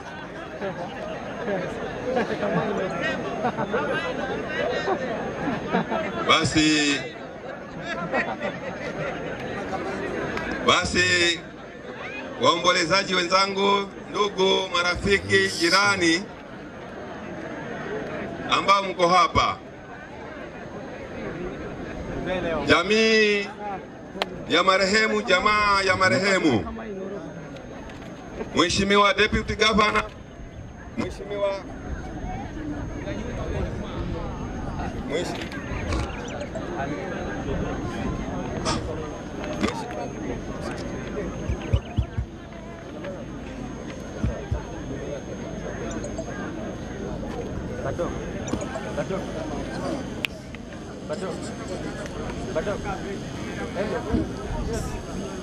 Mheshimiwa naibu wa gavana ambaye yuko hapa, Mheshimiwa Asha Juma, Mama Ngangari ambaye yuko hapa, waheshimiwa wote, former councillors na hawa former MCAs ambao mko hapa na wale ambao wako kwenye mamlaka, county secretary ambao uko hapo na maafisa wako, maafisa wa administration ambao mko hapa, vikundi vya kina mama, viongozi wa vijana, viongozi wa tabaka mbalimbali, waganga na wachawi kama mko. Basi mimi sitapoteza muda, maana programu ni nzito. Leo tuko hapa, tumekusanyana sote sababu ni Mheshimiwa Mwambogo ndiye ametufanya tuwe hapa. Hatuwezi kuzuia kwa sababu mapenzi ya Mungu hakuna anayeweza kuyazuia, na kazi ya Mungu haina makosa wala haikosolewi. Nataka nichukue fursa hii niwaambie kwamba katika hii eneo la Sabaki pia, na niwe pole sana, kuna kitu nimeenda haraka nimesahau. Nimemsahau mwajiri wangu mimi ambaye niko kwa ofisi yake, Mama Rose, ambaye yeye yuko hapa na yuko pamoja nasi, na toka juzi niko hapa pia pamoja na personal assistant wake katika eneo hili la Sabaki lote. Hivi tuna maafa 6, moja amezikwa jana na wengine wanaendelea kupangiwa mipango. Juzi tukichanga hapa kulikuwa milalani kwa changwa. Kwa hivyo huwa kuna hali ngumu sana, kila mahali kuna fewa, lakini Sabaki ile mwezi uliopita tunakaribia Disemba walikuwa ni watu 12. Na kwa ajili ya hayo ni ya Mungu, lakini kwa ajili ya accidents zinazofanyika katika hii barabara, na pia wale wanaofunikwa na mchanga na wengine kuuawa, kwa hivyo imechangia sana. Mheshimiwa Rozi wakati mwingi anapata shida sana, amejumuika na watu katika kila mipango, na popote utakapokuwa na mazuri yupo pia. Kama ni misiba, hata kama atakosa nafasi, lakini pia vile vile pole yake na ushirika wake itaonyesha. Kwa hivyo tuko hapa siku hii ya leo kwa ajili ya mwenda zake. Mimi tayari baada ya kutoka yeye nilichukua kijiti, na pia vile vile namshukuru maana ni mtu aliyekumaa. Baadaye tuliendelea tukafanya kazi kwa pamoja, na tulikuwa tunakutana kwa mzee ambaye rafiki yake mkubwa sana Kupalia, na yeye la zaidi alikuwa amesema tupange mikakati ili huu mwaka tunaoingia tuone katika Sabaki yetu itaenda vipi. Kwa hivyo naye alikuwa mpanga yeye, lakini mpango wa Mwenyezi Mungu iko tofauti na vile alivyokuwa amepanga. Mheshimiwa alikuwa ni mtu ambaye akiingia mahali popote ambapo haki haitendeki, hata ufanye nini huwezi kumzuia, na hana siasa ya chuki. Maana kiongozi, nataka niwaambie, uongozi ni uwe wewe huna chuki, ulipizi kisasi na huna tamaa. Kwa sababu hakuna mchungaji ambaye anaweza kupeleka mifugo alafu akainama yeye akatafuna zile nyasi. Hiyo mifugo itakula nini? Basi nataka niseme ya kwamba tumepoteza shujaa ambaye alikuwa msaada katika hii kaunti ya Kilifi nzima. Ndio naona sasa walioko hapa wanatoka mbalimbali kwa ajili ya kushtushwa na kifo chake. Kwa hivyo mimi nasema tuweni pole katika hii hafla vile ilivyo. viongozi watakao kuja tangulia mengi wataongea, lakini mimi nasema ya kwamba natoa msemo mmoja ambao wanautumia sana, na huwa nataka watu wakiondoka maana nitafakari wakajiulize. Kwa hivyo nikishamaliza huo, mimi nikimwalika Mheshimiwa Rozi ili aje awakaribishe wale wengine. Nataka niseme hivi, mimi hapa nilipo nimeshika kipaza sauti, naongea hapa, sauti inatoka kule. Hii ni maajabu.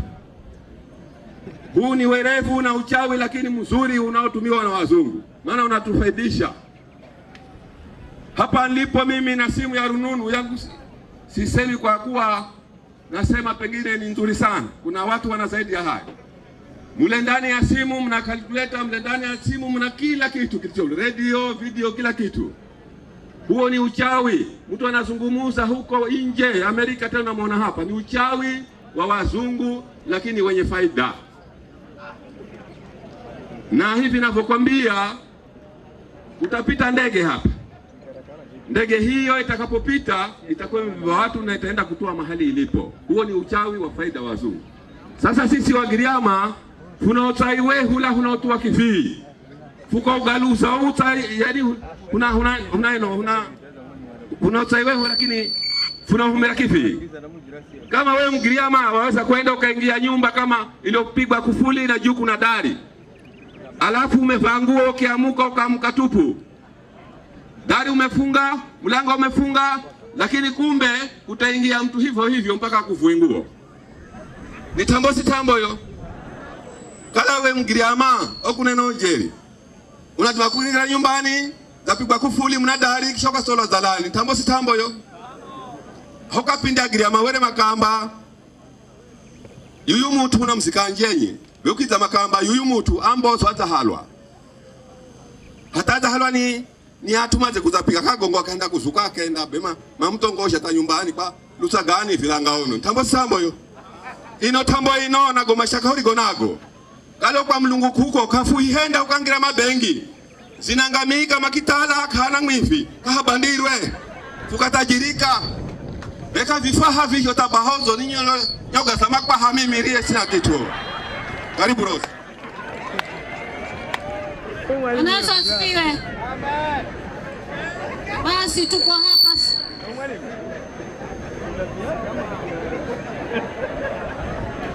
Bwana Yesu asifiwe.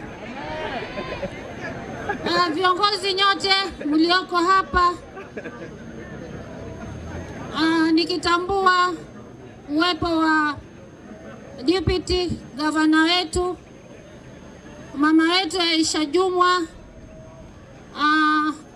viongozi ambao walikuwa na viongozi ambao wako sahihi. Karibuni nyote. Wakina mama hamjambo? Wakina baba nanyi hamjambo? Basi ningelipenda kuwaalika ma-MCA wenzangu walio ambatana na mimi waje mahali hapa, waje watoe rambirambi zao.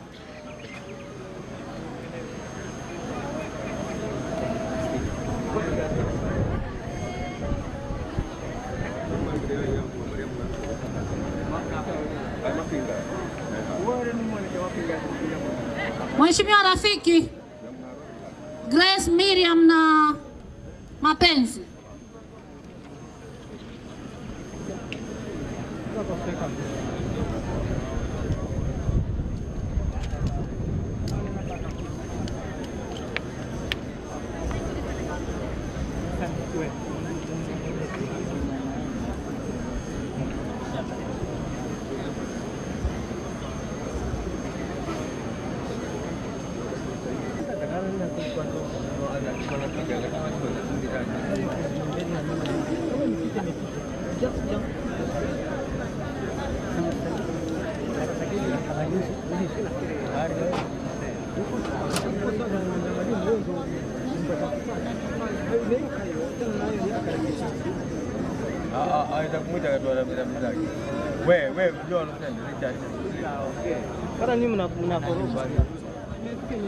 Asante mjumbe wa eneo. Familia ya Mheshimiwa Mwambogo, watu wa Magarini, watu wa Kwandomo na Sabaki. Mimi nimekuja nikiwa mmoja ya marafiki wa marehemu, tuje tulie pamoja kwa kupoteza shujaa huyu ambaye historia yake imeeleza vizuri. Nafikiri safari yake yote ya kisiasa kulingana na ile historia,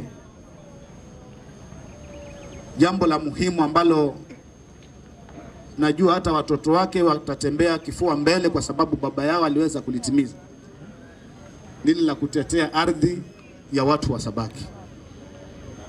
Haikuwa kazi ya rahisi. Kilongozi kuhana kondo ya mindata onea tuoma za keresi. Inahitaji kilongozi aria na ushupavu na moyo wa kuhenza watu. So mimi nimekuja tuomboleze pamoja kwa sababu sisi wengine tulisomea kutoka kwake. Tupogia pale madiwani.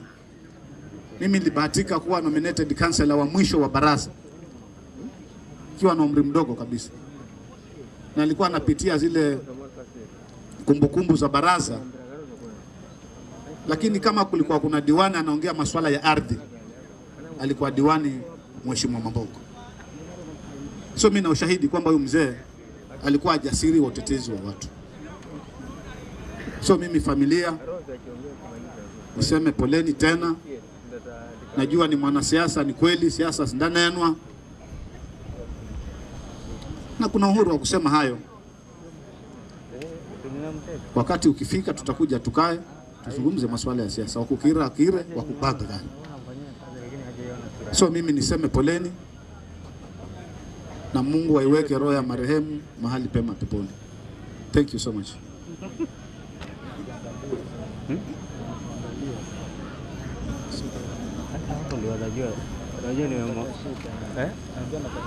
Mheshimiwa simje msalimie ama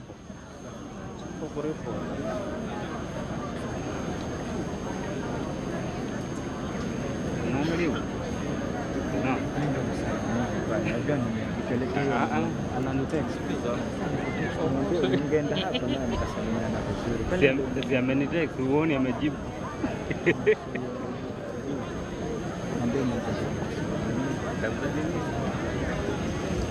Aliipa Yesu mwazima. Aya Mulungu ni muzo ahurinda ahupozima nguma zigerwe iye. Anayeongea hapa ni Mheshimiwa Elina Mapenzi. Nimeteuliwa na serikali chama cha UDA, niko hapo bunge na wafanyakazi pamoja na Mheshimiwa Rose. Watu wa Sabaki nataka niwaambie, kati ya hao MCAs mliowachagua hapa Sabaki, hata Rose pia naye ni mmoja wao wa kuzungumza masuala ya mashamba na ardhi hapa Sabaki.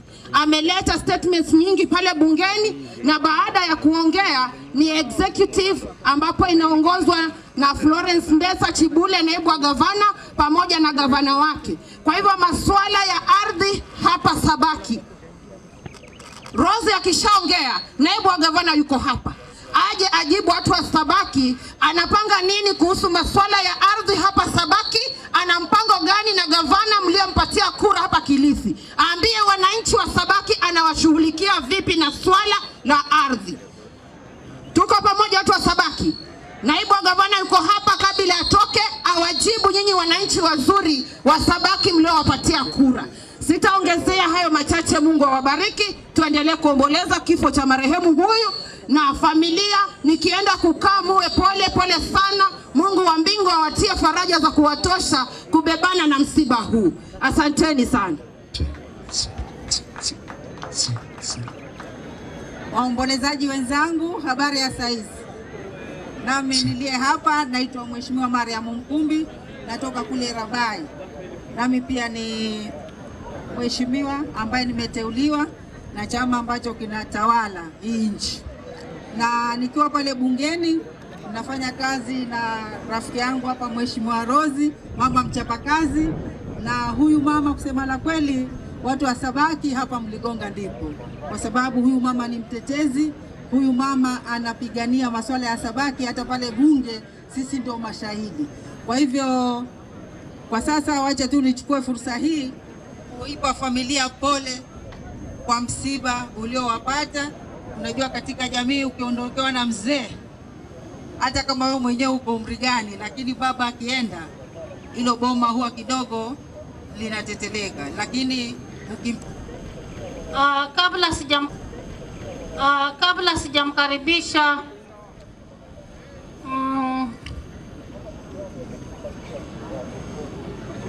Mama Aisha, wacheni niongee kidogo, alafu niwakaribishe na waongee. Familia, natoa rambirambi zangu. Marehemu alikuwa rafiki yangu, alikuwa mtu wangu wa karibu sana, alikuwa mshauri wangu.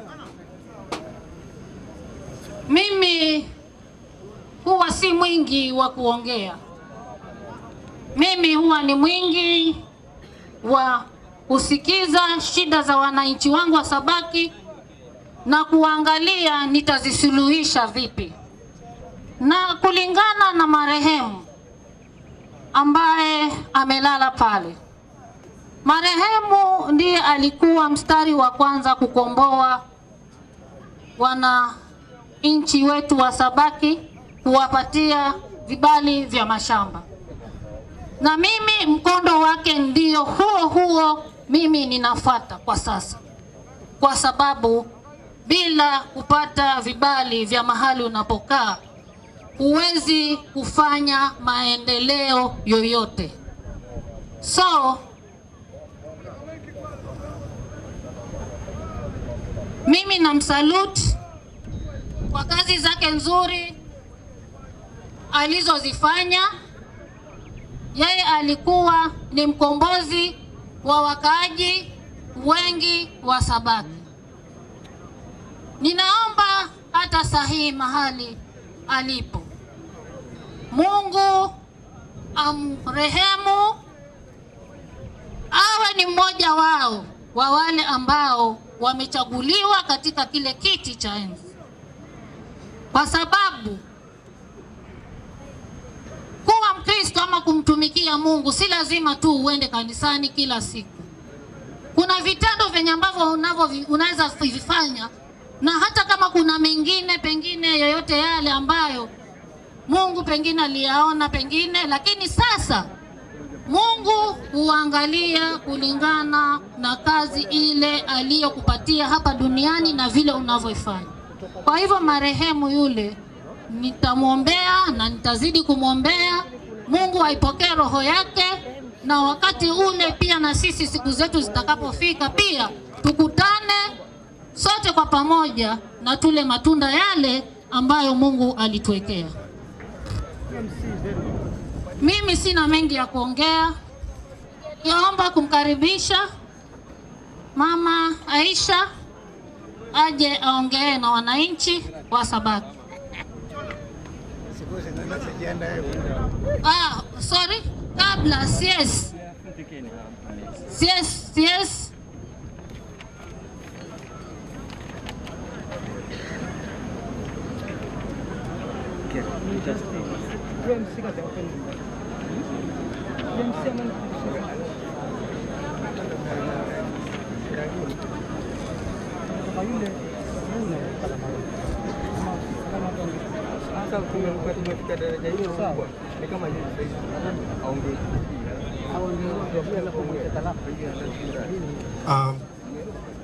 Familia ya ndugu yangu aliyetuacha Timothy Mwambogo, mstahiki naibu wa gavana, viongozi wote ambao wamepata nafasi kuja kuombeleza na familia iliyoondokewa. Yangu mimi yatakuwa machache sana. Nimemjua Timothy, nimekuwa karibu naye sana. Watu wa Sabaki mnajua, nimefanya kazi kwa karibu na yeye, na ni mtu alikuwa na ufahamu mkubwa sana wa mambo ya ardhi katika sehemu hii ya Sabaki na Kilifi nzima kwa ujumla. Alikuwa mkakamavu na alijitolea kuleta usawa kuhakikisha haki inapatikana kwa mambo ya ardhi. Nilipata habari hizi na kuondoka kwake kwa masikitiko makubwa. Usiku ule kabla aage siku iliyopita, alinipigia simu mwendo wa saa kama 3:30 usiku, na tukazungumza kuhusu mambo yake ambayo tulikuwa tunashirikiana. Akinamba mwene hube veno huzaria ng'ombe behunda shindwa ni mukira. Nikimuza tawe unaambaze. Akinamba yuyahu mwana ukavumbi vivi bana malikana akali ya Nairobi. Ela kadzangwe kuka hamzini. Nikimwamba tawe usikale na wasiwasi. Erefurijo anza jumula kavumbi andamarigiza. Akinamba mwene hunda kupigira macharona madzacha hupange mwana wandi jo ya skuli. Madzacha gago garigo fika mwendo wa saa 5 nikipata simu. Kumbe ndugu yangu Wera Zahuricha Timothy amekuwa mtu wangu, amekuwa rafiki, amekuwa ndugu yangu, na kwa sababu hiyo naomba niseme hapa mbele ya familia, mbele ya umma kwamba Kavumbi atasoma mpaka amalize university.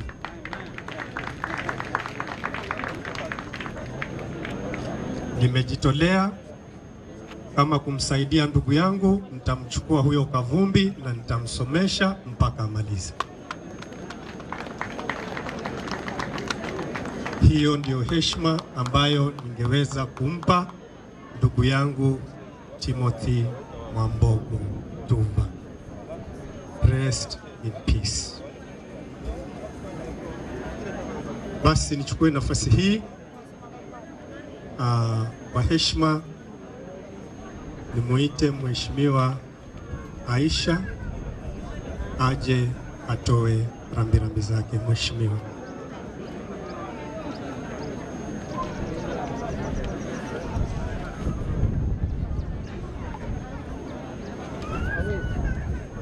It's okay. It's okay. It's okay.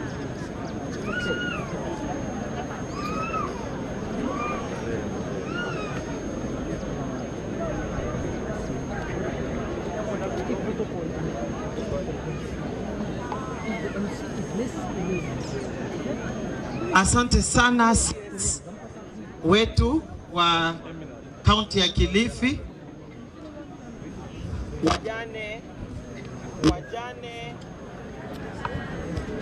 wajane wa marehemu Mwambogo, watoto, ndugu, jamaa na marafiki,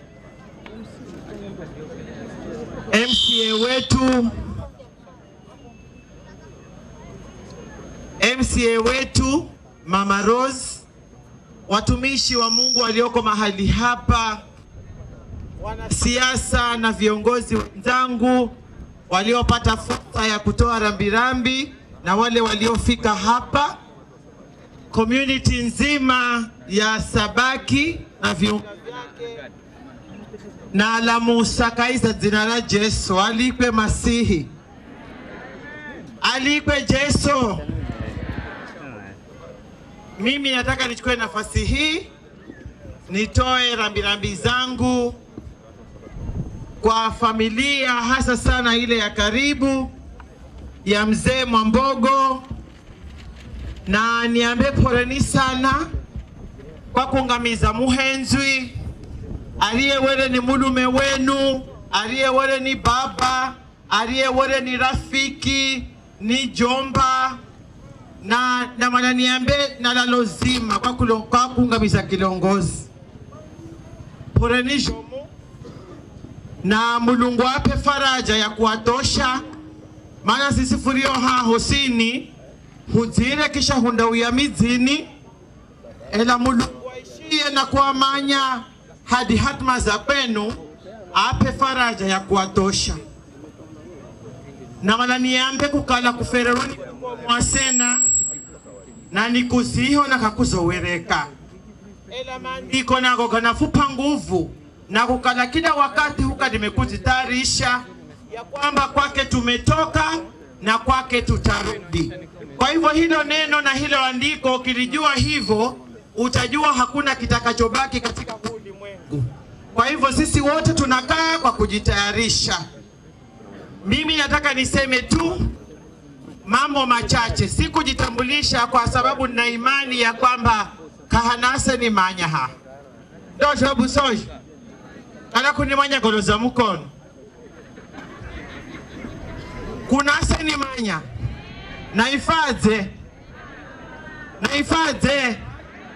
Naifaisha Juma Haya fikana mananiambile vivi ukalaisha Juma mimi nitakalakaiza ulingo wa siasa kwa muda na ase na usini mazokala haha ni atomba huzahinda kazi jumula kwa nimpe nguma Mulungu mana machere still kabisa na mukiloleo safari izaanza kure lakini aje kudarungana raha nao ni mimi gomaririri mwengariri kunyesaka la isafari icherei kwendani na mina malaniambie kamari gaza neno haha mashaka gaminda na malaniambie mashaka gaminda kaganenwa mahangani mana sima utuga kuzazigira Mautugaminda hata mukapigirwa siasa ya kuchesa mahangani kaganda pata suluhu. Ganako ganenwako na gakatengezwa be mukazapata majibu. Ela kwa sababu fuzazo wewe ni platform ambayo yokinena atumana kupigira makofi. Atumana henda gago ni karakara. Ela hata ye DG akarungarara kisha kana jibu. Na akirine na nirahangani. Funaelewana Ama mwanaka na waziri. Tagmaka kauza goma hangu nimbole wa waziri. Vinodimi mwenye kihi wa barabara zosini Kenya nzima.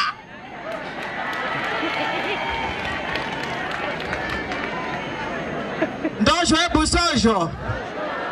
Unamanyakala Mulungu aza kupa hata maduiga kwako kakache sa kujondoha kisha kavikala. Aya yakala ni wira kila haja undofika kada pewa raisi wamba kada mupakitu raisi akinihika nawe hata nije na muvera nasho kisha na mshukuru nasho sini ni faida kwa huu heretu wa Kilifi na faida kwa Kenya nzima maana lolu pesa barabara lo sini luha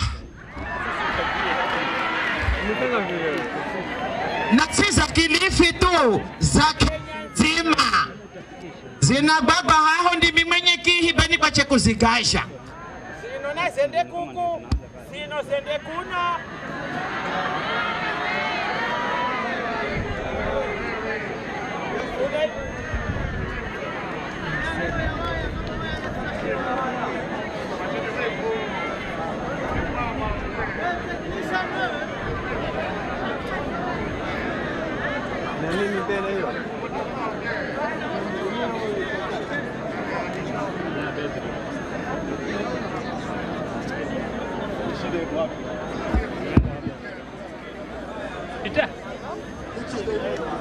One, two.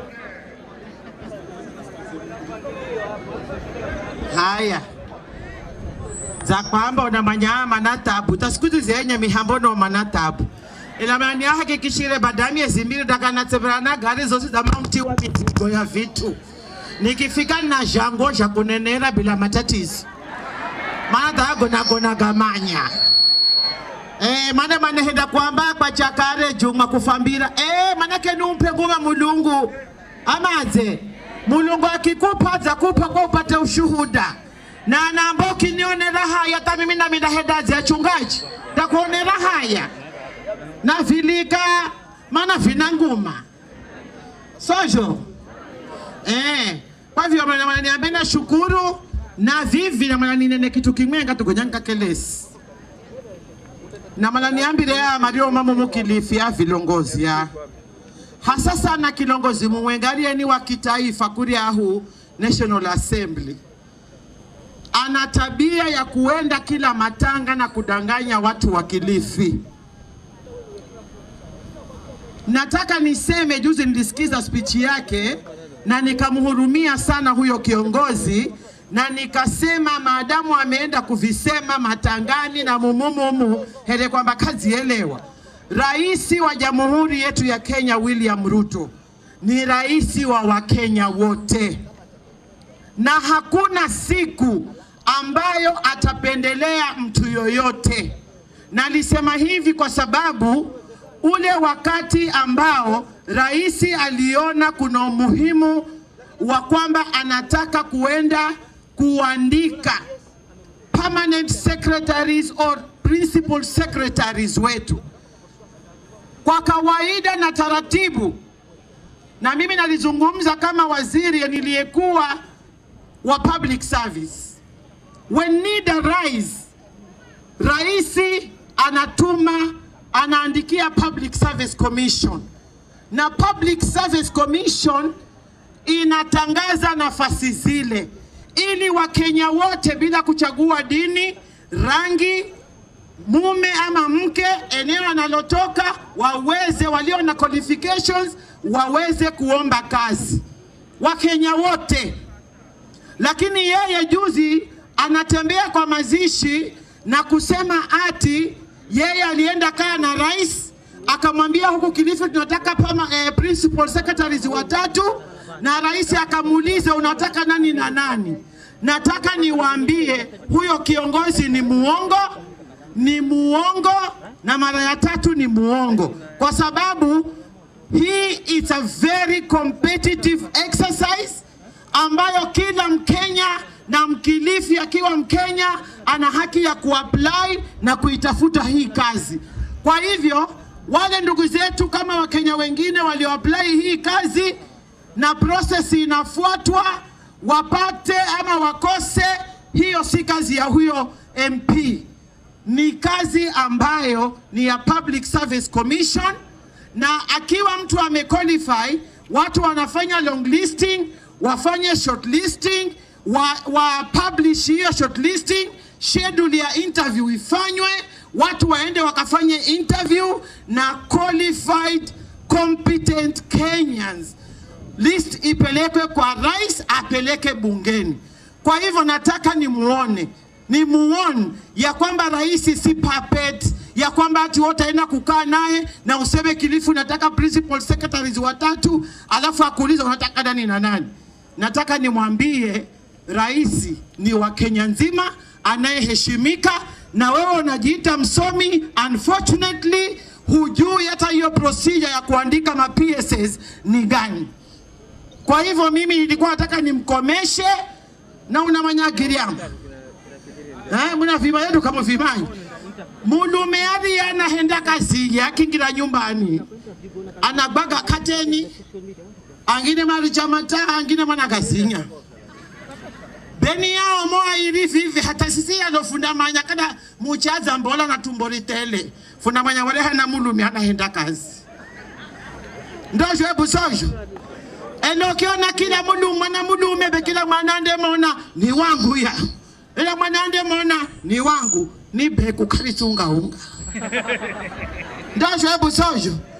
Na iye mwana mulume ndo yakile na kago. Nimekaa na rais ni goma beku garigo kagatunga unga.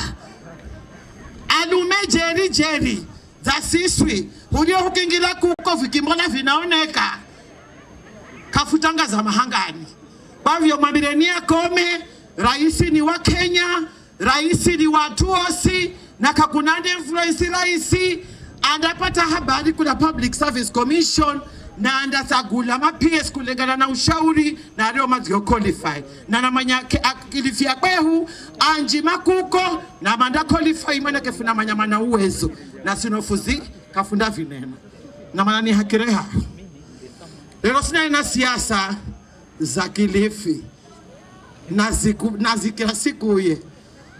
Maana nikianza kuona mandarira usoma zokelesi haria. Muna vimanya duka mu vimanya. Sabata kilifi mudamba kale bahani. Tena nishi wa mubahani. Aya vikana au makiruga lama na saidi ana kwano ni atuma namba bahaju mwamaze mafambi. Mana mimi ndo kazi yangu ni ukala namba. Tele karihenda aje. Tele karizungurirwa na wali wa kukusha nao uonekana mvureni. Ele ukiona ye mtu azire, nani akafanya, nani alifanya, nani akafanya, nani alifanya. Kafimala munene ni hujone na si hutosheke kale. Na jofu jonasho kafiriwa ni mutango. Mana jofirisho kala na jofirisho. Bajo vitajona juma. Bahani. Sindanito. Na famili Mungu ape nguvu na roho ya Mwambogo. Mana siasa yuyu shupavu na kilongozi Mungu ambazi ayike hatu. Haya, ni wakati wangu vikani mwihe DG Gavana Mutite wa Kilifi Anaifa Flora Mbeta. Haya nzo dada muhenzi kaisa masi.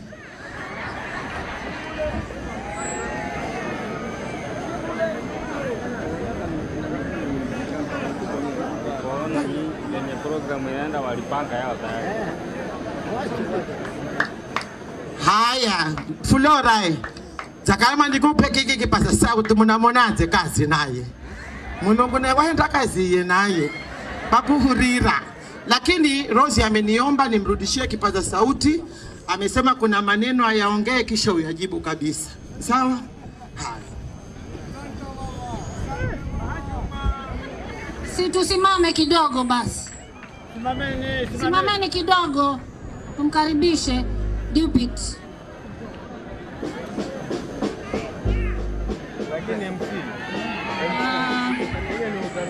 Naibu wetu, kuna masuala yamegusiwa hapa, masuala ya ardhi ya Sabaki. Ketini.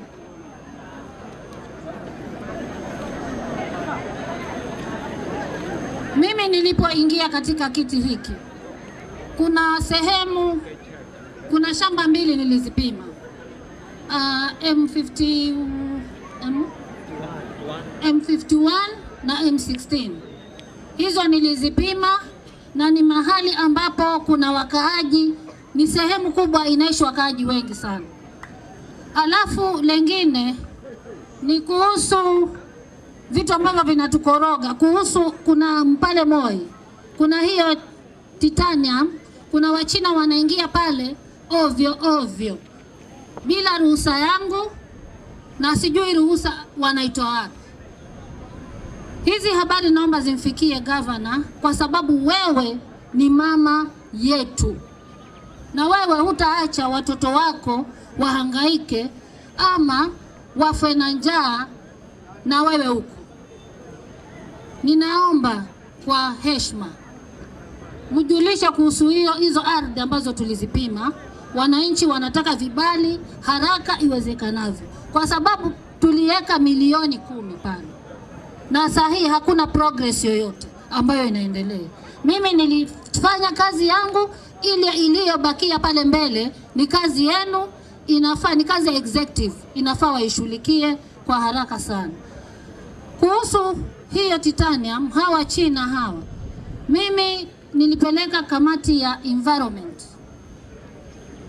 Tukaongea, nikapeleka statement bunge, wakaja tukaongea hiyo issue, lakini ninaona hiyo issue bado haijakamilika vile inavyopaswa, kwa sababu hawa jamaa sahihi bado wanaingia kule chini wakijifanya kuwa wanabeba mchanga wa kujengea, na wanabeba huo mchanga mweusi wakienda wakifanyia biashara. Naomba hilo pia gavana ajue. Mimi sina mengi, wacha tu wewe na nafasi yako hii uongee.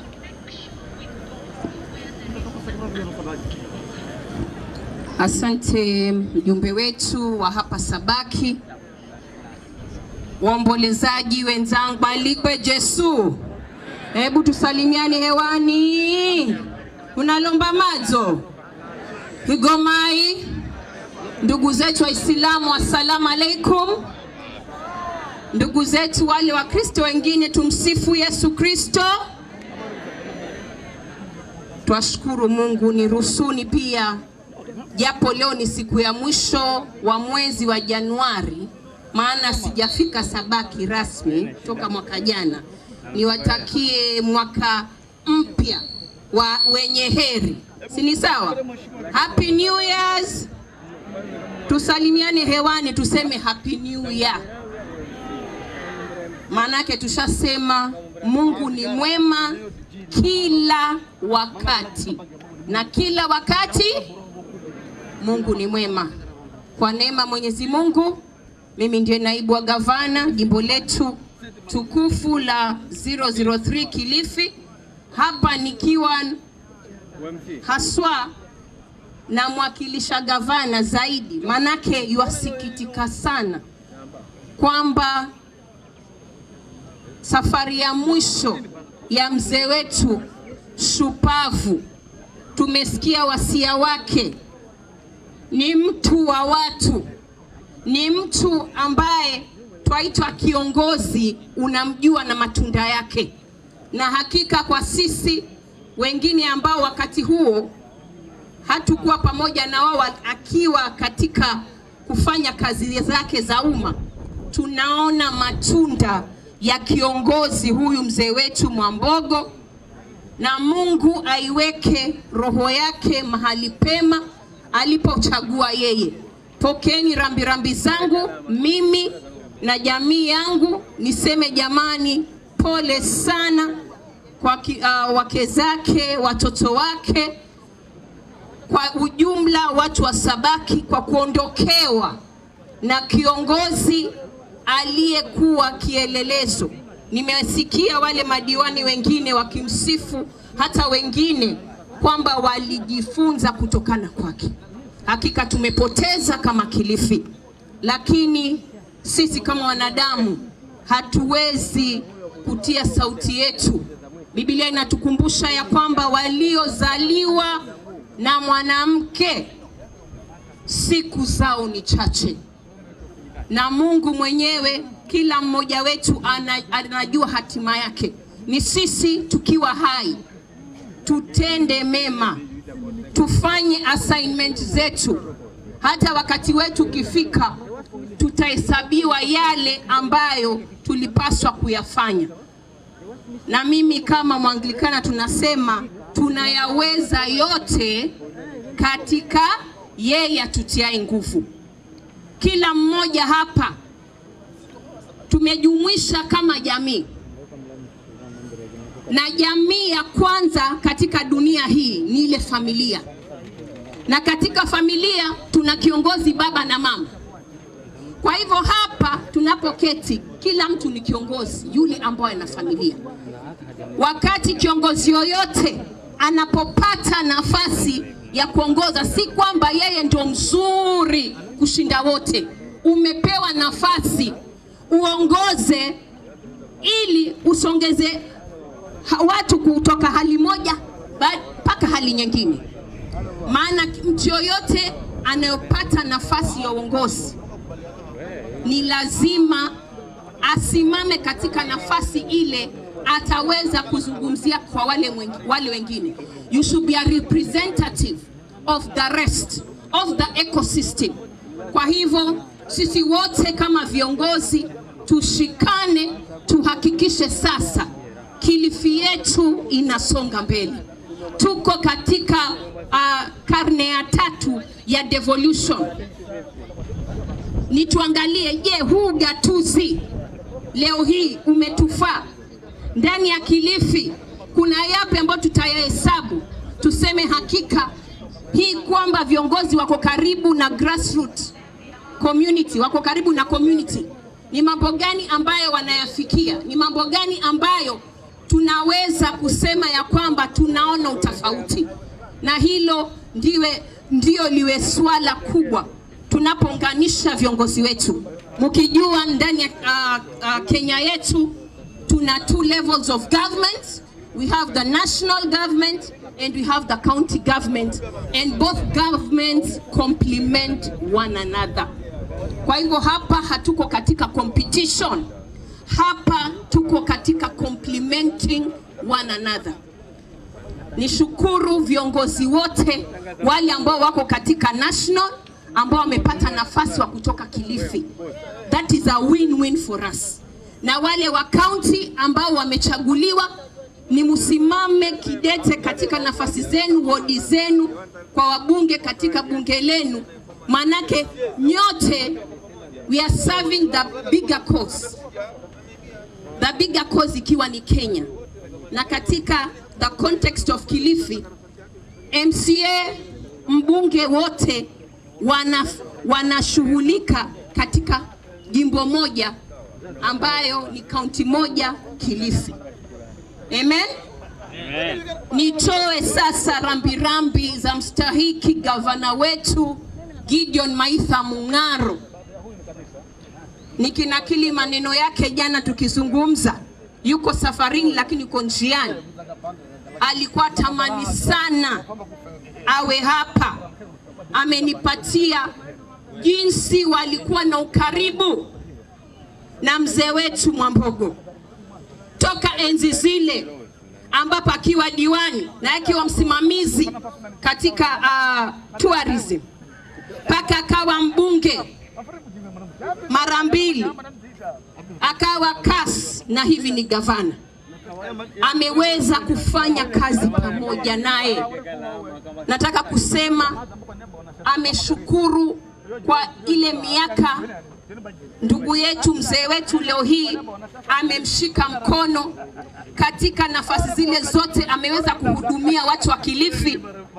Mzee wetu Mwambogo alichangia pakubwa, alijaza kapu pakubwa katika uongozi wa mstahiki gavana wetu Gideon Maitha Mung'aro.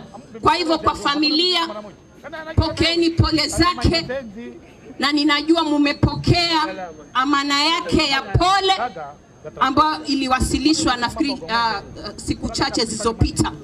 Mimi leo ikiwa Ijumaa nilisema hata kama kuna kazi za ofisi vipi, lazima shujaa kama huyu aweze kupewa send off ya kweli, yani ya state of the art, ili sisi wote tujue ya kwamba shujaa yoyote lazima tumuenzi. Wewe ni shujaa, mimi ni shujaa, aliyelala ni shujaa. Ni tuone ni mambo gani aliyoyasimamia akaitwa shujaa, na tumeona amekuwa shujaa wa mambo ya ardhi. Na kwa sababu hiyo nimeona mambo ya ardhi yameulizwa hapa pakubwa sana. Kanisa, familia, samahani, mara nyingi katika hafla kama hizi ndio watu wanapata nafasi ya kuuliza mambo mengi. Lakini nataka kusema hivi, schemes ni 5 hapa, 3 zimeangaliwa. Kuna M15, M16, dadangu ametaja M56 nafikiri. Ni kwamba zimefanywa yale yanotakikana, na waziri amesema nisitoe utamu, maana Mungu akipenda mwakani, yani nikisema mwakani ni kwamba end of this financial year, kutakuwa na mambo mazuri yatakayofika hapa. Hatutaki kutoa ule utamu, lakini mambo ya ardhi yanashughulikiwa. Hata sasa hivi katika ofisi zao kuna mambo fulani maana ni mambo, kuna mambo mengi, baadhi ya mambo mengi ya ardhi katika mahali hapa, na kuna aina mbili ya hayo mambo yanashughulikiwa hivi sasa tunavyozungumza katika ofisi zao. Nataka kusema mstahiki gavana alipoingia Watamu aliweza kuanzisha county mashinani. Maanake ni nini? Ni kwamba county inakuja mashinani kuweza kuzungumza moja kwa moja na wananchi kuhusu mambo ya service delivery, kuhusu mambo ya infrastructure na chochote kile ambacho kitaibuka. Kama nilivyotangulia nikasema, kuna mambo ambayo yanahusu county na yale ambayo yako katika national government. Si vitengo vyote viliweza kugatuliwa. mambo ya ardhi, kuna ardhi ya county na pia kuna ardhi ambayo national government ndio wanaisimamia. Kwa hivyo mambo ya ardhi yako very sensitive. Tuweza kufanya mambo hapa, tukapeleka mambo ya settlement, tukayapeleka Nairobi office, lakini wanaporudisha zile title, wengine wakapata na wengine majina yao yakaondolewa. Kwa hivyo vile vitengo ambavyo vimegatuliwa 100%, sisi kama county we are answerable, na tunajua kupitia mstahiki rais wetu ni champion of devolution, na tunaomba akazidi kutuwezesha sisi county government tuweze kuthrive, maana bila hivyo sisi county government tutakuwa tunapata uzito. Kile ambacho tumeamua tufanye sisi kama magavana ndani ya Kenya ni kwamba tuenue mfuko wetu wa on source revenue, manake exchequer hai monthly vile inavyotakikana. Mkiwa munasoma runinga na kusoma magazeti, munaona hali halisi ya mambo yalivyo, hata wakati wa kurupuko wa mambo ya Gen Z, lakini hivi Kenya yetu tunaiweka imara. Mnajua kwamba wamezungumzia kuhusu broad based government. Leo hii hatukudhani hata siku moja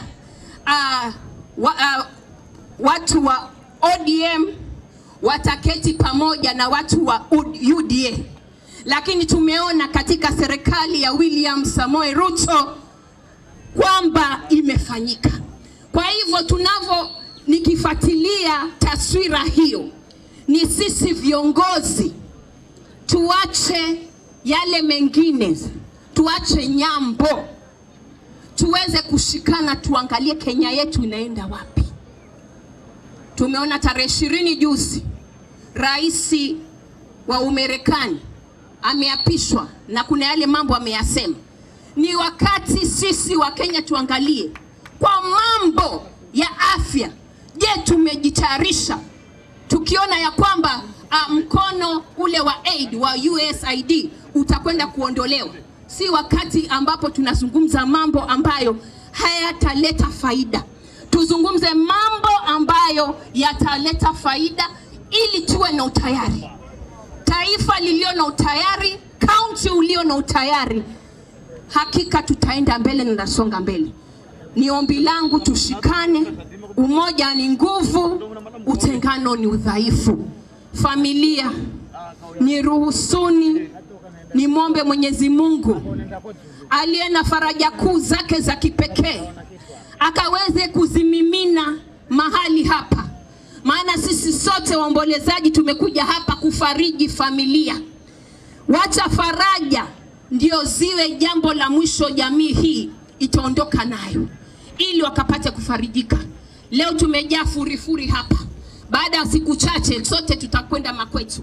Kumbuka hawa waliondokewa bado watakuwa na mioyo iliyoshuka, lakini wacha ukaingie nguvu mama zangu, mkaingie nguvu dada zangu, mkaingie nguvu watoto wetu, ya kwamba enueni macho yenu, Zaburi ya 121, mutazame mlima, hapo ndipo msaada wenu unapotoka.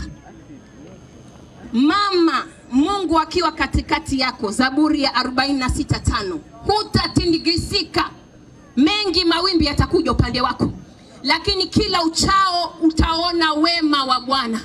Lazima jamani tuache faraja tunapokuja maeneo kama haya, na mimi ninajua Mungu haachi waja wake.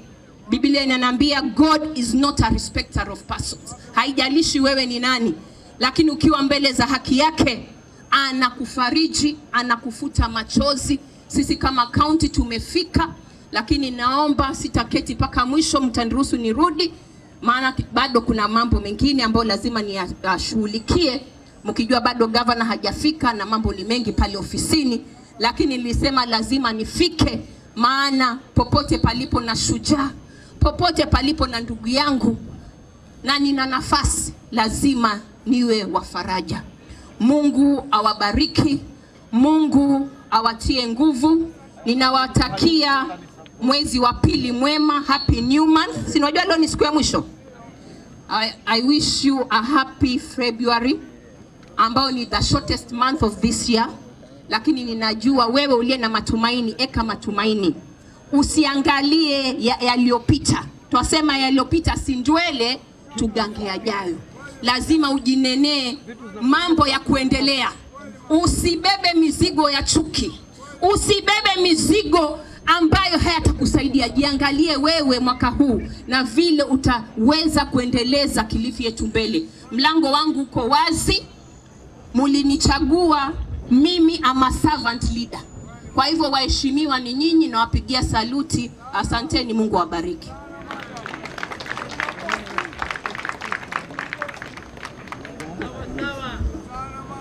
Asante sana Deputy Governor kwa kuongoza hafla hii pamoja na wageni wako. Lakini labda Deputy Governor, na kuomba jambo moja tu. Hapa kwa niaba ya chairman tumeweka vikapu vile, tuna upungufu kidogo. Kwa hivyo ni wewe Deputy Governor usiondoke mpaka uongoze timu yako wabwage chochote angalau pale. Zanaenda naunda henda. Tafadhali Hivi sasa tuna mchango kidogo utakayoongozwa na Deputy Governor, vile akienda fanye poto na kila mtu abwage pale, maana kuna mambo yanaharibika hapa. Ndojo dusosho zanaenda ni wa milulu wetu sinenere siuri ama kofi mino. Hapa kuna matatizo kidogo ya pesa, na Deputy Governor ndiye ataondoke aongoze wale wote walioko pale, aongoze ma MCA takala kumo na suma kwa no kanda chore ni muregwa kapitikeni chore kule. Deputy Governor aongoze mchango ule, hali akienda tunaomba DJ piga kini haraka chairman.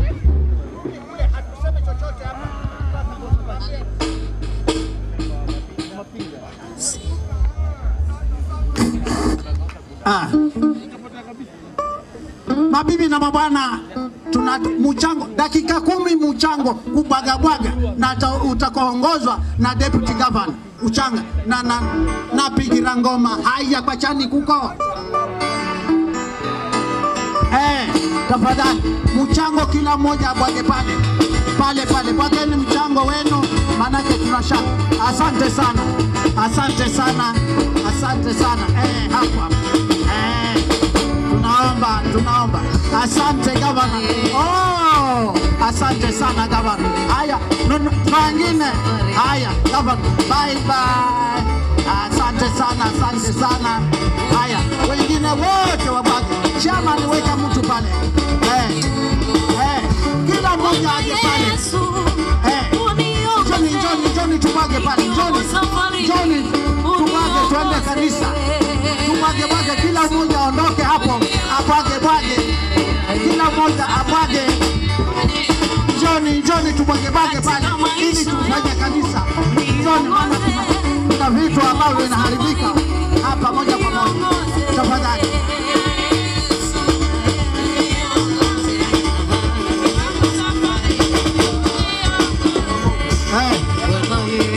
Sawa. Vijana waje wajiongeze tena.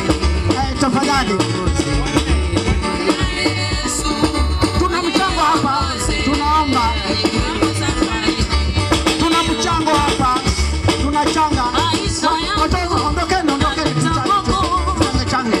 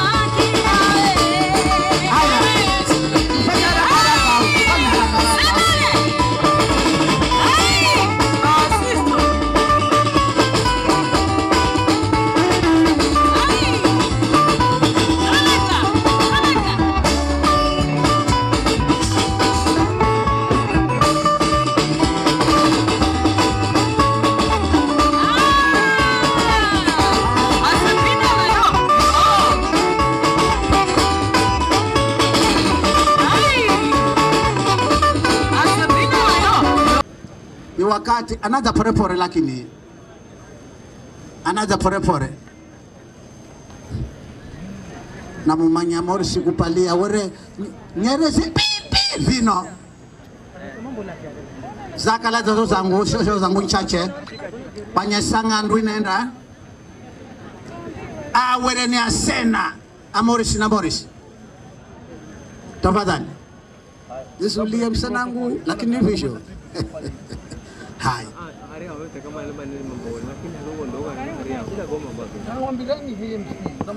wageni mashuhuri mliofika hapa kwa maombolezi ya rafiki yangu mpendwa Bwana Timothy Mwambogo Tuva, langu mimi ni kusema kuwa Bwana Mwambogo alikuwa rafiki yangu kama alivyosema msemaji, na pengine sauti yangu pia imepotea kwa sababu ya majonzi, lakini kwa ufupi, Mwambogo licha ya urafiki alikuwa kansela wangu wakati nimetimiza umri wangu wa kuwa meya wa Malindi miaka 10 toka 1983 mpaka 92. Tumekuwa watu wa karibu, tulikuwa tunapendana sana. Kitu ambacho kimestajabisha mimi ni maafa yake. Manake nilipotaka kujua anaumizwa na nini, alikuwa ameniambia amepata nafuu, alikuwa anaumizwa na tumbo, lakini baada ya siku 2 nikasikia amekufa. Kazi ya Mungu imesemekana kuwa haina makosa, na jambo ama neno la faraja ni kuwa Yesu alipokuwa anaondoka hapa alisema anaenda kuwatengenezea makao. Kwa hivyo chamba cho kibanda cha kwako cha Mwambogo were kitayari, were ni sawa aende akakimiliki. Kwa hivyo yeye amekwenda kwa baba yake muumba wake, na hakuna chochote cha ziada ambacho anaweza kukifanya. Shida aliyowachia watoto wake na familia yake ni ile ambayo imezungumzwa hapo awali, na mimi sitaki kuirudia. Tunaomba roho yake yaweze kuwekwa mahali pema peponi. Kitu ambacho nataka niwakumbushe hapa viongozi wa Kilifi, hapa si mahali pa kuja kuoshana uchafu. Wazungu walisema don't wash your dirty linen in public. But the truth, Kilifi leadership has failed us. Utaambiwa kuna project itaanzwa, iachwe hapo mara moja after completing 1 kilometer of tarmacking. Hizi pesa huwa zinapelekwa wapi? Be honest, you Cliff leaders, because you are actually disappointing us. Maybe come the next general election, ule ufagie wote. Hakuna anayefanya kazi ya maana kabisa. Kwa hivyo sisi hatukuja hapa kufanya siasa, lakini ule ukweli kama ni usemwe, kweli ni kuwa viongozi wa kisiasa wa Kilifi wanalalia masikio na hakuna lolote ambalo wanatufanyia. Kwa hayo machache, naitakia roho yake mwenda zake mahali pema peponi. Asanteni.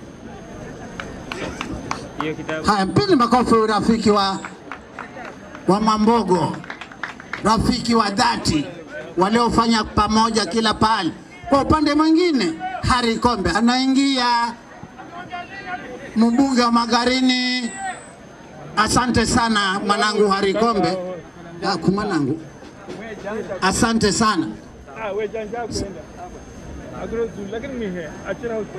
Janja, kuna janja hapa ya jamaze pala makoti mairu atasini kirahukiru aiko aza kwenda haya, kama ameenda hapa mwite Kalama wehu mana weraza bwana nyama takashadimikika anaanza ngireka hikahi ya deputy governor subutu. Haya ndo wakati huu ula sherara mberambe gari ukipala na mitakwala nzo zangu zitarisheni muzire kuchelewa muzimone fuzago nyebe. Hai. Ni amana siasa usijali hiyo. Basi naomba nichukue nafasi hii ni wasalimu waombolezaji wote wa Magarini. Bwana Yesu asifiwe. Bwana alikwe. Bai kwa mazina na ifafura hawa chengwangu mba mkuba zinarimanyi kanaro ni kalamawehu kala ni sabaki ni muzini mana hehu muzini ni haki bokoni hakachu nafikiria tuwa sabaki mana manya pakachu ni hiko na malani hali nafasi nimshukuru Mulungu na pia nimbire familia poreni na nigombire mulamu mbogo pia kale pore mana nizuzi fakala usini hareo marafa za kwa nafigula miradi nipata zi habari zakala za kushangaza lakini kwa sababu kusimubanda mcharo na charo mbele na nyuma na mala niambira milulunyo sini hai haini na tuosi asabaki Magarini nzima fukale hai hai na mala nuze swali mwenga tu ratu wa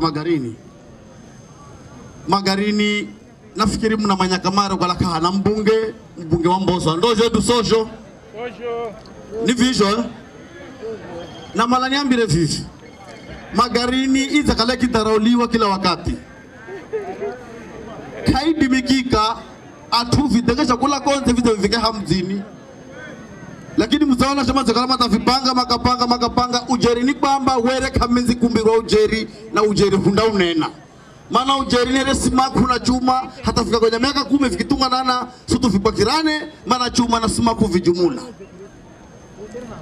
zuzi wale ni safarini nikipiga rasimu nikijana mwenga akinamba vijana sabaki mazire kuirwa mahiri kwa polisi ikibidiri hale nafasi hiyo nendeta polisi nilafika haho nikiuza OCS shida ya no vijana ni noni OCS akiamba vijana kama na shida mazapatikana ma idol fuzahala fuzaika haha na malani ya profile ikifika saa 10 na richira nikimwamba nikarakara nikimbola inafika saa 10:30 nikipiga rasimu na vijana kana na imirira hao ni biria akinamba kama zarichirwa hata daikai machere mandani nikimpiga rasimu county commissioner akinamba na kupanamba hospidi nikimpiga hospidi akinika conference na OCS akimwamba mheshimiwa zile kwambira vijana warichire na ukamba vijana kama na makosa vino manamala ni mondani iyake amba bwana hospidi na waachilia baada ya dakika 20 napigirwa simu vijana mana mala shilingi 1000 utahu vijana 7 kindo marichiro na mala nene vivi vijana mko hapa itakuwa ni aibu na ni kudhulumika na sitalifungia macho haitawezekana tushikwe tukalale pale seli wazazi wetu waende wakapiane pesa na tuondoke kwa mtini tangine marana nzala fuka guze kuku kupata uraia wako askari akikufuata ama akiwafuata una haki ya kukataa kuenda mahali popote. Hii Kenya ni yetu, hii Kenya sasa kubembelezana na mtu tena. Mahali imefika tumechoka dhuluma za vijana kuwashika waende polisi, hiyo tukatae. Wakifika hapa kusanya nene hata kama ni 500 muambie hatuondoki na kama ni gari tobolewe matairi mpaka haki ipatikane. Hakuna kubembelezana hapa. Vijana wanalalasani bila sababu. Watu wanauza kuku wanaenda kulipa polisi. Na mwana niambie hivi, wasitupeleke venye natupeleka. Magarini hakuna mawoza, mawoza wako Malindi na kuendelea. Magarini yetu haina mawoza. Vijana wetu waheshimike, wamekaa nyumbani kwao hawana shida na mtu. Hebu tukana kazi kwa nyana Bwiru. Ni jambo la kusikitisha sana. Na mwana niambie hivi, kwa uwezo wa Mulungu ABC naiba funda kuza viwanjani au ndakuza nyanjani kuza usumurire futafuteni namna yani utakwenda kupate mbunge adelongoza Magarini kwa amani. Lakini polisi wa Malindi tunajua huku pia ni kwao ki administration, lakini si sawa waje watushikie watoto wetu bila sababu. Pale chocolate watu wamekaa kwa manyumba zao wanashikwa wanapelekwa, na wamama walikuwa hapo lakini hawakushika wamama wakashika vijana. Tunaomba vijana wasisukuma kufikia mwisho, maana tepa akakifungura nyumbani naye ni kutuma kaendaze akagaluka. Mimi si tere mtangoni, lakini na huma mtango nafikiri ndugu yangu Taura mtango ufikisha kwako Jomba, si ndio? Nambo za mtango mazi na maziga fika kwa Goma Chacha ama Manji Mulungu arezulu arehemu familia atuwasaba kimukale pore fuzangamiza kilongozi aziefue hera mashamba Mulungu afuase osini na abariki na henza sana. Asanteni. Haya, munapiga kunulu kwa nini? Munaheherwa, musibirwa mnamba, hayagwirwani. Endani, shindwe pepo yule. Kila kiongozi wa siasa analo la kusema. Mwacheni tuaseme. Kala kafiku vinakulunya nyamala tu visho kare. Nyaoza fundisha siasa. Makunda waishaga haa. Sasa mabibi na mabwana, wacheni nimuite Mheshimiwa Harry Kombe aje atufungie ukurasa wa bora. Kumbuka, kama hujaangalia mwili, nyanyuka uangalie mwili ukakae. Hatutaruhusu kuangalia mwili baada hapo. Nasema kama hujaangalia mwili, fanya hivyo sasa. Fanya hivyo sasa. Kanisa likimalizika, moja kwa moja kaburini. Pamoja lola na malololeni lwa uriri.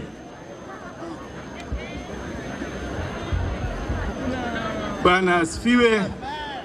Bwana asifiwe sana. Basi nichukue nafasi hii nimshukuru Mwenyezi Mungu kwa kuniwezesha pia kufika kuja kumstiri mjomba aliyelala pale. Ni mjomba wangu. Nimeanza kwenda kumzikia Chifu Karema babake, na hivyo ikawa ni lazima kwa vyovyote vile nipate kufika ili kuja kushuhudia safari ya mwisho ya mjombangu. Watu wa Sabaki, na tuwe pole. Tafadhalini tuwe na utaratibu.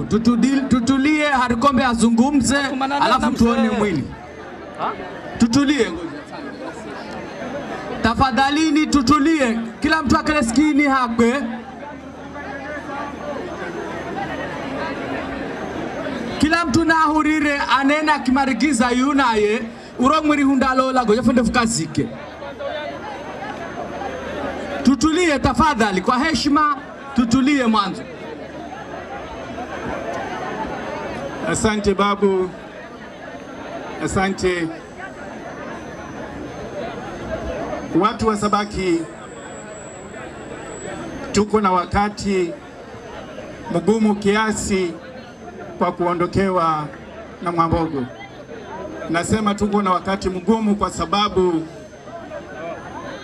Mwambogo kile alichokuwa amekishikilia mkononi kuhusu mashamba ya Sabaki ni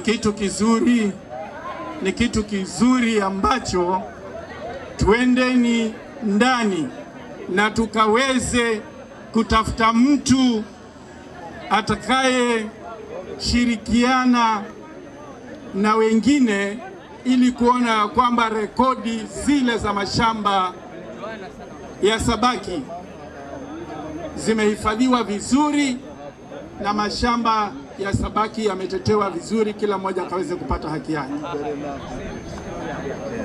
Najua kunao watu ambao walikuwa wakishirikiana na mjomba kwa ajili ya mashamba, lakini itabidi tuvae kiatu chake na tukaweze kupigana zaidi na zaidi ili kuona kwamba watu wa Sabaki wanapata haki yao ya mashamba.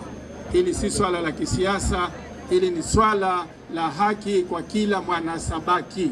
Kama sheria inavyosema, unapoishi mahali kwa muda wa miaka 12, uwe na karatasi ya kumiliki hapo, usiwe na karatasi ya kumiliki hapo, una haki ya kumiliki mahali hapo. Hivyo basi, huo ndio ulikuwa msimamo wa mjomba, na ni kila mmoja wetu akawajibike, asikubali kuja kutishwa na vibali bandia na kuambiwa hapa mimi niko na hati napo, kwa hivyo wewe ondoka, vunja nyumba yako uende. La hasha, hakuna kuvunja nyumba, ili mradi tu umeishi mahali hapo kwa zaidi ya miaka 12 pasipo kusumbuliwa na mtu yeyote. Wewe shikilia hivyo hivyo na haki yako itapatikana. Kwa hayo machache au mengi, naalika kanisa. Asante. Orisimangi uhiko kakugonyagano kwanza.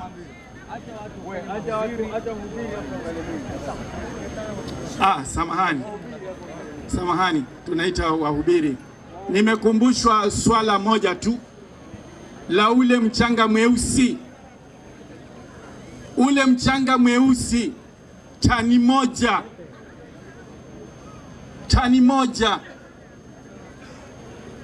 ni 303,080. Huo tani moja kule unapelekwa, lakini sisi hapa tunauachilia lori mzima kwa 3,000. Tafadhalini wenye mashamba, tuungane na tuweze kuona ya kwamba tunahifadhi hiyo mali. Tunawita mchanga mweusi, lakini hiyo ni titanium, ile ambayo inatengenezwa vyuma vya kuunganisha mifupa ya mwanadamu. Ni kitu cha thamani sana. Kwa hivyo wenye mashamba, muda si mrefu mtahitajika, na tuje tuweke mipangilio kamili ya kuona kwamba mali yetu tutaiuza kwa njia iliyo ya sawa. Asanteni. Asante sana Mheshimiwa Kombe. Kuhusu mchanga, tumemaliza juzi na CS na gavana, mimi nikiwa mwanzilishi wa Magarini Cooperative, mambo ya michanga nimesoma na hiyo. Sasa SDA, tafadhali uwanjani wako. SDA, tafadhali uwanjani wako kanisa, mumalize saini saa 8. SDA, hebu nianze mimi. Bwana asifiwe. Sio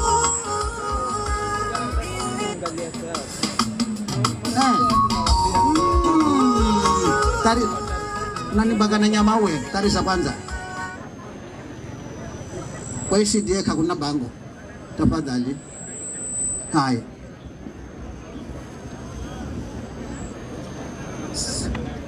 waombolezaji wote ambao tumekongamana hapa kwa ajili ya kumwaga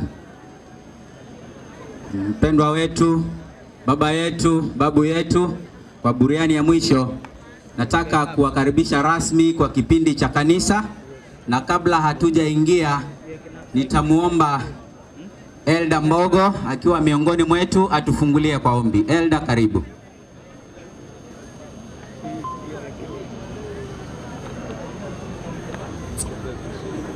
Mungu wetu na Baba yetu, Masihi utupendaye kwa dhati, chini ya mamlaka yako tumekuja ili kushiriki katika hafla hii ya kumwaga mpendwa huyu. Wakati huu tunafungua ibada hii mikononi mwako, tunapoleta mtumishi wako kwa ajili ya neno la faraja. Ni tamko lako la kwamba mwanadamu hataishi kwa mkate tu, bali katika kila neno linalotoka kinywani mwako. Kambariki, kamnenee, ili tukapokee neno lako likatutie nguvu na kutupatia matumaini. Ni kwa utukufu wa Yesu Kristo tumeomba na kuamini. Amen. Asante sana Elda. Tukiwa hapa jinsi tulivyokongamana hapa, ninaamini kuna wachungaji mbalimbali wa makanisa mbalimbali.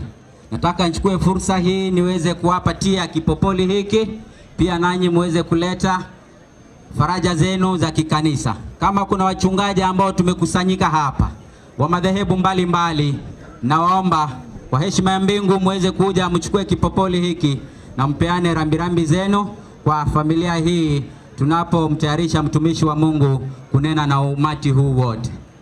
Karibuni.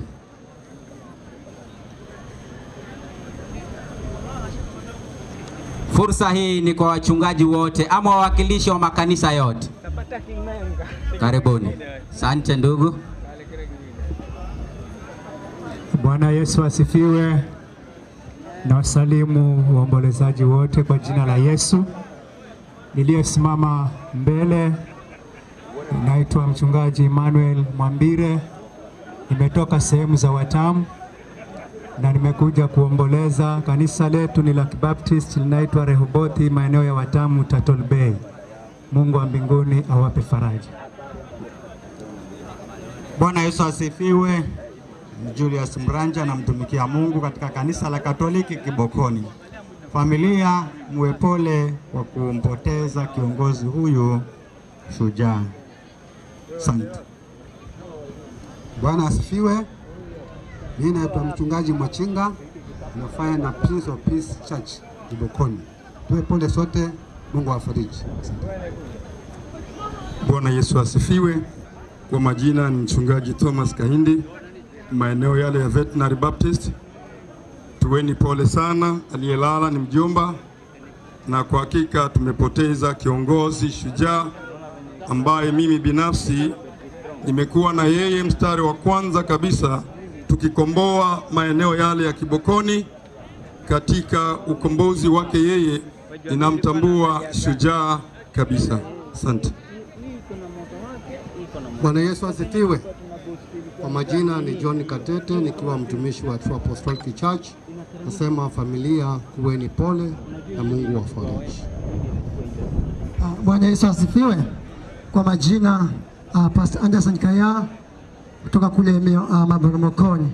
Kwa ajili ya familia hii sema Mungu wa faraja azidi kuwafariji katika safari hii. Hayo, Bwana wabariki. Bwana Yesu asifiwe. Bwana asifiwe tena. Basi nami jina langu ni mchungaji Kelvin Ali, mchungaji wa kanisa la Osana Triumphal Church ambalo linapatikana Kibokoni. Sema Wamilulu wote ambao ni wambari yetu, tuwe pole sote. Amen. Asante. Naamini waliotoka hapa ni wale wachungaji ambao wamewakilisha makanisa yao maeneo haya ya Kibokoni na pia mbali. Ninaizungumza, mimi ni mmoja wa washiriki wa kanisa la Seventh Day Adventist hapa Kibokoni ama hapa Sabaki. Mimi ni mmoja wa wazee wa kanisa la Malindi North SDA Church. Tukiwa hapa, ninaamini kuna wazee wa makanisa mbalimbali ambao wamekusanyika hapa kwa ajili ya kumsindikiza mpendwa wetu. Kama kuna wazee ambao wametoka makanisa either ni Malindi Station ama Galana Station ama Kilifi Station, umeona ni vyema siku ya leo uweze kukongamana nasi kuleta faraja za kipekee. Kama uko maeneo haya, tafadhali naomba pia uweze kufika hapa. Wazee wa makanisa ya Seventh Day Adventist Church, ninaamini wako miongoni mwetu. Yes, Elda, karibu. Bwana Yesu asifiwe. Ni kiongozi Elkana Katana, kanisa Malindi North, sehemu hii ya Sabaki. Poleni sana familia, nikiwa mmoja wao, na Mungu atufariji. Amani ya Mwenyezi Mungu iwe nanyi. Kwa majina Emmanuel Kadenge, mzee wa kanisa pale Mjanaheri. Bwana wa mbingu awafariji nyote wapendwa ambao mmeachwa na mzee huyu shujaa. Bwana wa mbingu awabariki sana. Bwana Yesu asifiwe. Kwa majina Elda Christopher Mchoki, Malindi Good News ndio kanisa. Bwana Yesu asifiwe. Kwa majina naitwa Barak Okot, nimetoka Malindi katika kanisa la Malindi Good News. Familia, Mwenyezi Mungu awashike mikono katika janga hili. Pokeni salamu kutoka kanisa hilo la Good News. Asanteni. Kwa majina anaitwa Jilo Noto. Mimi ni elder mwaka huu katika kanisa la Kokotoni SDA Church. Ninaomba faraja ya kutoka mbinguni iweze kufunika familia yote kwa jumla, maana Mungu pekee ndiye mwenye faraja zote. Barikiwe sana. Kwa majina anaitwa Patrick Bandika, nikiwa elder kule Mihongoichenda SDA Church. Bwana apate kwa fariji nyote mliopoteza pendo wenu. Bwana wabariki. Bwana Yesu asifiwe. Kwa majina ni Elder Richard Yatika kutoka kanisa la Malindi Central SDA Church. Kwa niaba ya kanisa la Malindi Central, ningependa kutoa rambirambi kwa ajili ya dada yetu Esther pamoja na watoto wake na familia yote ambayo wamepata hali hii ngumu, na niombe letu ya kwamba Mungu atapatia faraja ya pekee kwa ajili ya kumpoteza ndugu yetu. Na mjua Timothy, tumekuwa naye miaka ya nyuma akiwa kansela na amefanya mengi kulingana na vile viongozi wetu wameangazia, na nina imani ya kwamba familia hii wana huzuni na tunahuzunika pamoja nao kwa ajili ya hali hii.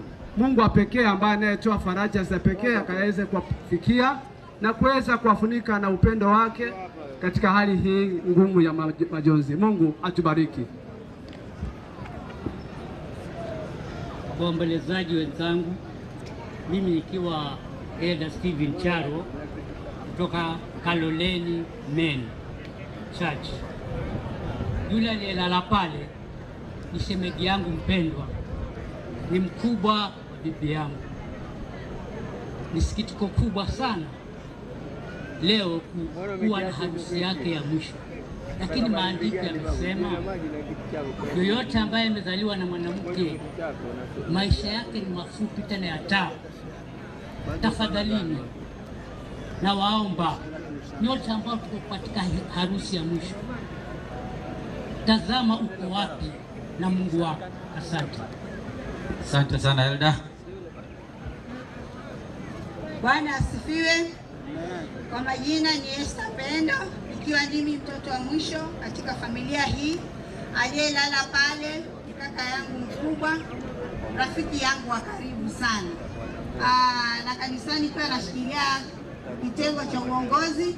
Naomba sote, majirani, marafiki, Mungu atufariji. Asante. Grace Moringa, Baraka Chembe District. Elda ni Baraka Chembe Charo. Bwana Yesu asifiwe.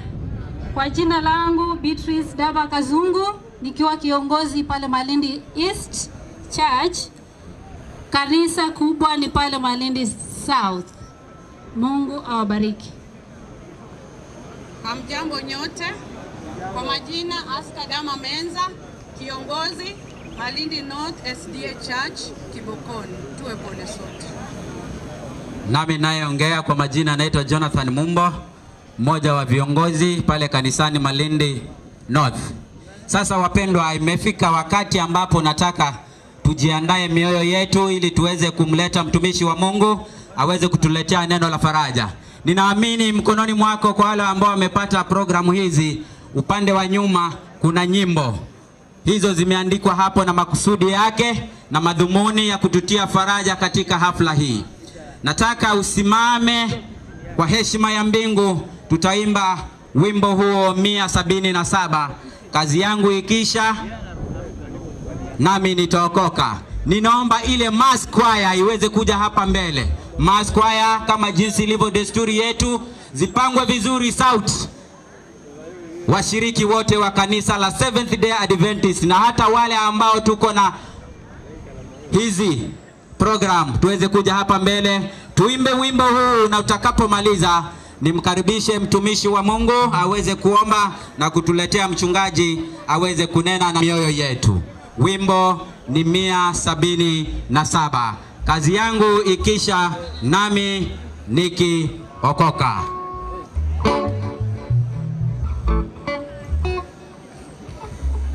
Tunawasubiri wapendwa.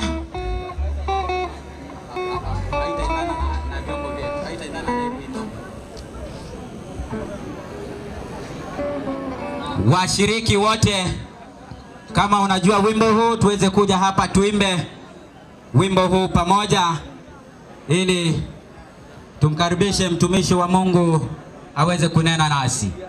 Choristers, choristers, choristers, mkuje hapa. Choristers, mtuongoze wimbo huu.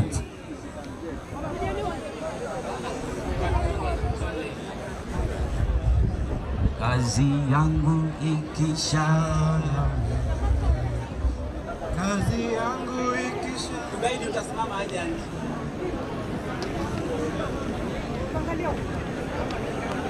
Wimbo ni 177.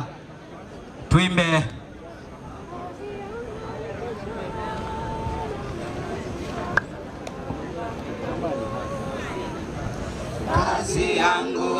maisha nami nikiokoka na kuwa kutokuharibika.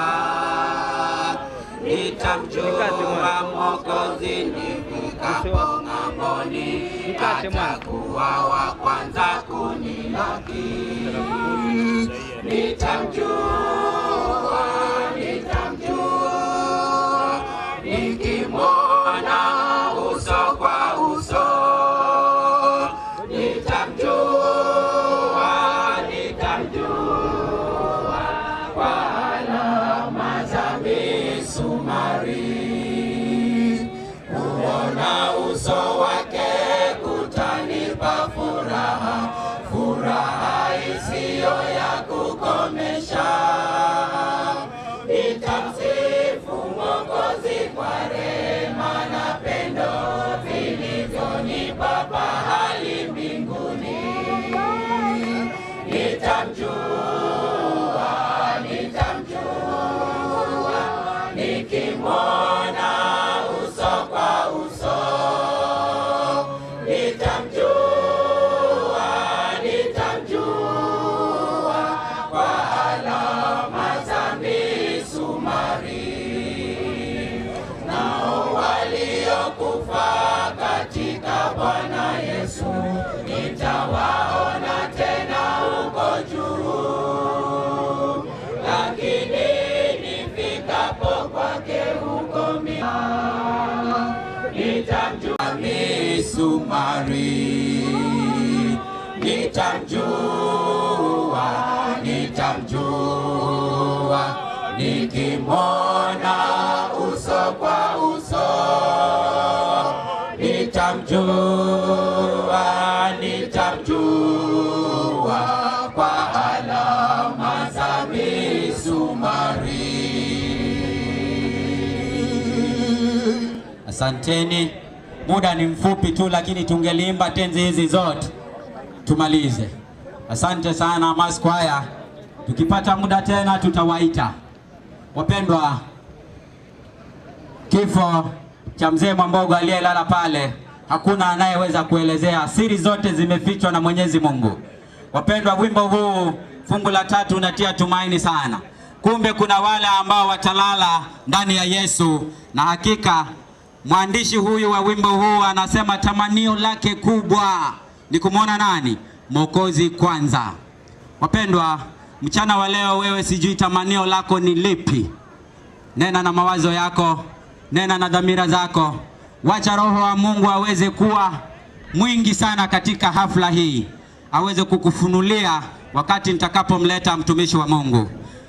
Wakati huu ninaomba mchungaji Madam Naomi uweze kuja hapa mbele, uweze kumweka mtumishi wa Mungu kwa maombi, na pia utuletee wachungaji walio hapa wa Seventh Day Adventist unapoleta mtumishi wa Mungu kunena nasi. Mchungaji, karibu. Waombolezaji wenzangu, Bwana Yesu asifiwe. Bwana Yesu asifiwe. Asante sana. Nachukua nafasi hii ya pekee kuweza kuwakaribisha nyote kwa ajili ya kipindi cha faraja ambacho kiko mbele yetu. Kwa majina, mimi ni mchungaji Naomi Katana. Ninasimamia makanisa ya Kiadventista wa Sabato wilaya ya Malindi South. Naamini miongoni mwetu tunao wachungaji wa Kiadventista wa Sabato. Naomba pale walipo waweze kupiga hatua kunifikia hapa ili tuweze kuwa pamoja, tuweze kutoa rambirambi zetu. Wachungaji wa Adventista wa Sabato, karibuni.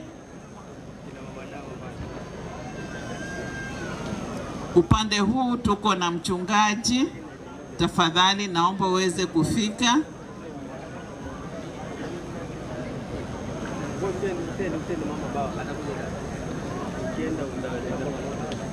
Mchungaji Agnes, nilikuwa nimemwona upande huu.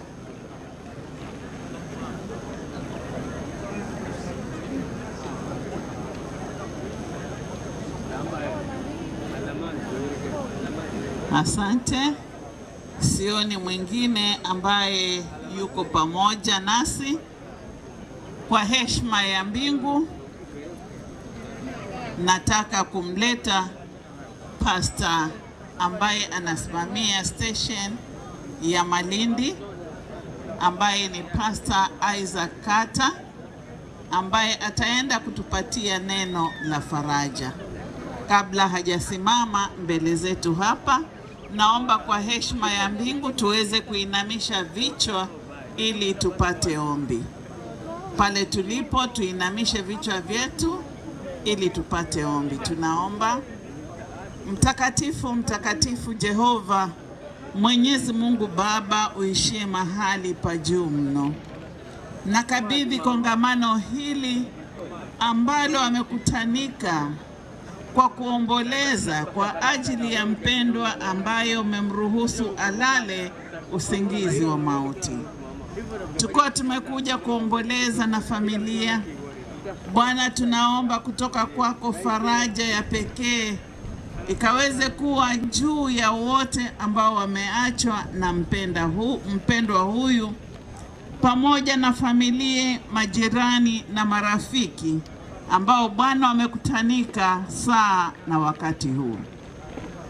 Tunaomba kaweze kuiandaa mioyo yetu kwa ajili ya neno, ili likaweze kutuleta karibu nawe zaidi. Pia nasi tuweze kujiandaa tukijua ya kwamba siku za maisha yetu ni chache. Bwana, utuandae kwa ajili ya ufalme wako. Mtumishi wako anapoenda kusimama katika umati huu na kuleta neno lako, Bwana, nenda kaguse kinywa chake kwa kaa la moto. Tupatie utulivu mwema. Tunaamini uwepo wako utakuwa pamoja nasi, na ni kwa jina la mwanao Yesu tumeomba tukiamini. Amen. Mtumishi wa Mungu, karibu.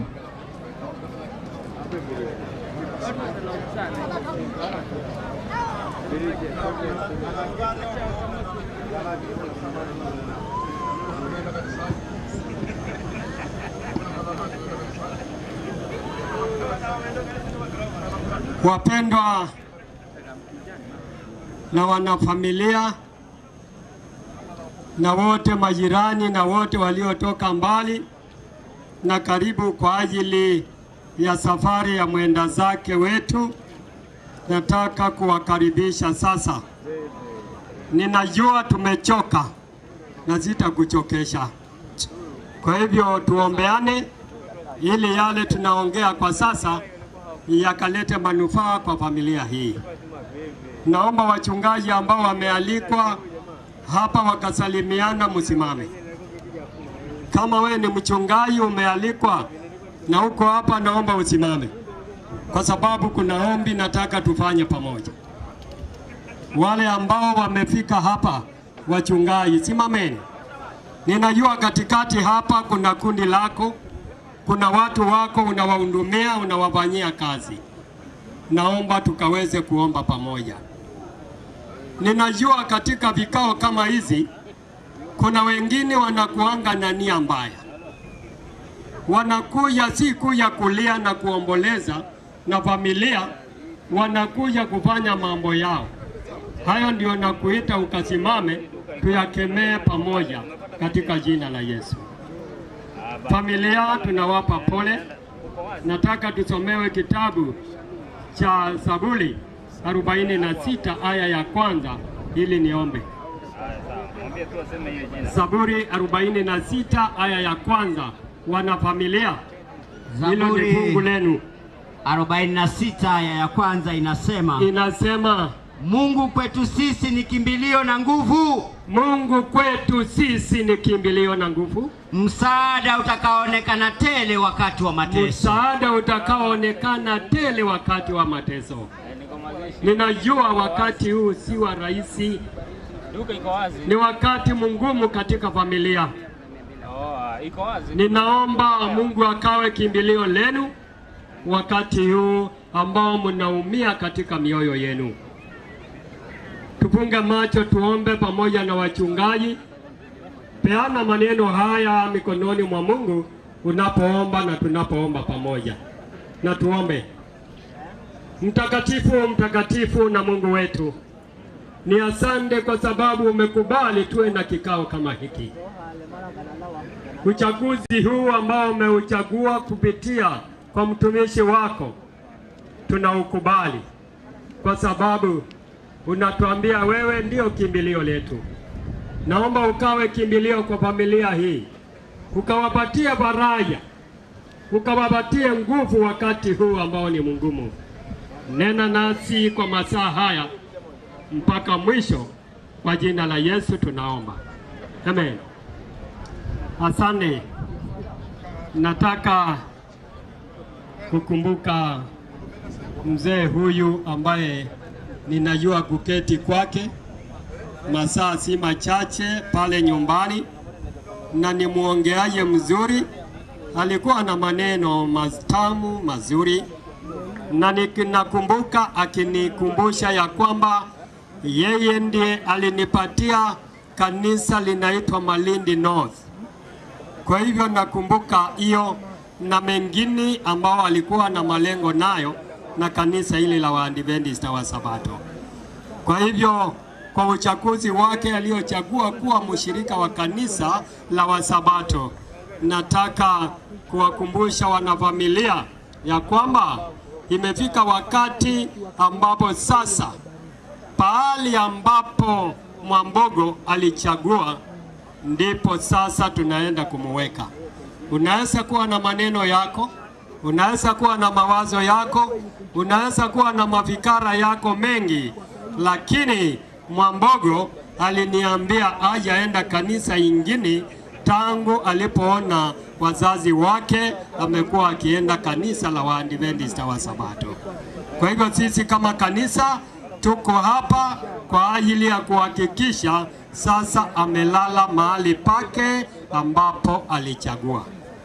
Kwa hivyo tushirikiane pamoja tunapokuwa na maneno machache.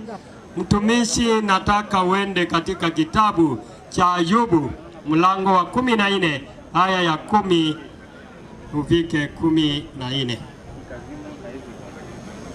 Kitabu cha Ayubu mlango wa 14 aya ya 10, tafadhali.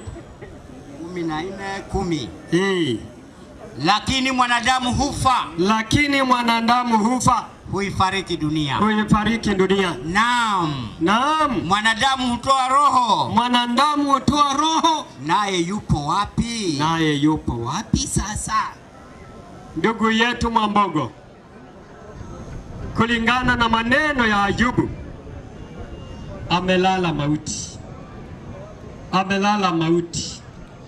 Na wewe ambao unapenda kulalamika na unapenda kusema mauti yake si ya bure, ushindwe katika jina la Yesu, kwa sababu alichagua, na Biblia inatuambia mwanadamu hufa, mwanadamu hulala. Na kama safari yake tangu 1958 mpaka leo 2025 amelala. Sasa una nini la kulalamika? Safari yake tuikubali na tuamini ya kwamba imefika wakati wake. Familia yake, marafiki, kanisa, tutalia sana, tutaomboleza, lakini tujue ya kwamba wakati umefika, kama vile Biblia inasema mwanadamu analala. Rudi nyuma, soma fungu la kwanza na la pili. Hiyo kitabu unacho. Rudi hapo nyuma. Mwanadamu aliyezaliwa na mwanamke, siku zake za kuishi si nyingi. Naye hujaa taabu. Kama Mwambogo angesimama hapa, vile wengi na viongozi wametoa historia, maisha yake hayakuwa rahisi katika kupambana mpaka afike hapo alipo. Amepambana na maisha, kwa sababu neno linatuambia maisha haya ya mwanadamu aliyezaliwa na mwanamke hayako rahisi. ni ya kupambana,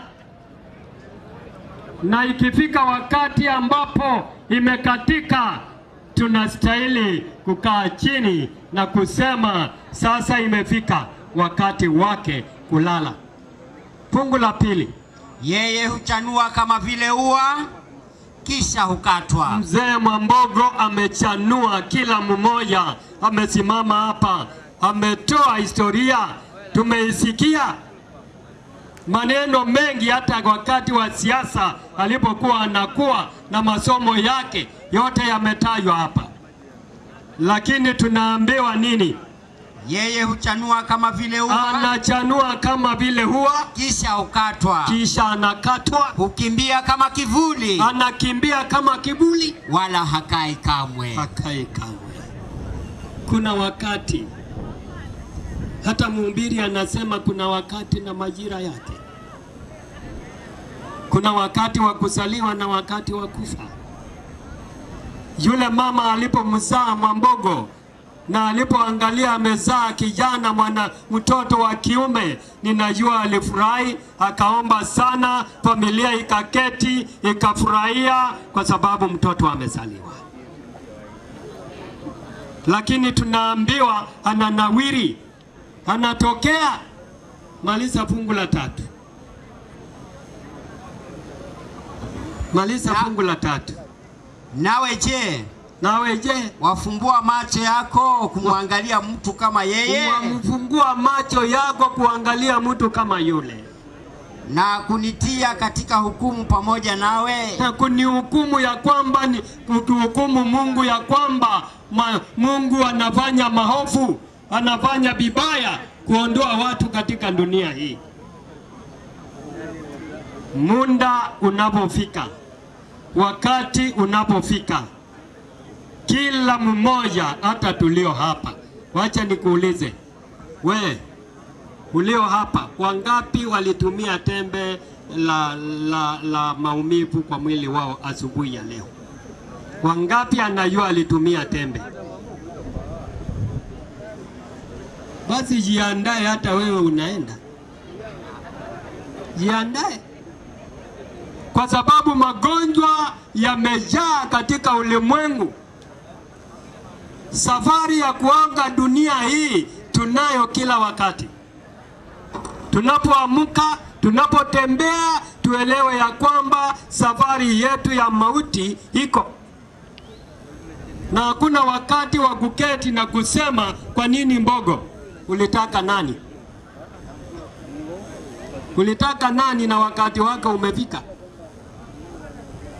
Lazima tuelewe ya kwamba kila mmoja ana safari yake ya kutoka hii dunia. Yake imefika, sasa tunaomboleza, tunaendelea kuomboleza ili tumweke mahali pake kaburini. Na labda ujui matumaini ya mufu ni gani. Enda kitabu cha Wakorintho wa kwanza 15 aya ya 51. Inawezekana ujui kama kuna matumaini ya mtu anayelala kaburi. Hata huyu sasa amelala. Kuna matumaini tumepewa na Paulo katika kitabu cha Wakorintho wa kwanza 15 aya ya 51. Teremka. Angalieni nawaambia ninyi siri. Angalieni nawaambia nyinyi siri. Hatutalala sote. Hatutalala zote. Lakini sote tutabadilika. Lakini sote tutabadilika. Elewa ya kwamba siri ni moja.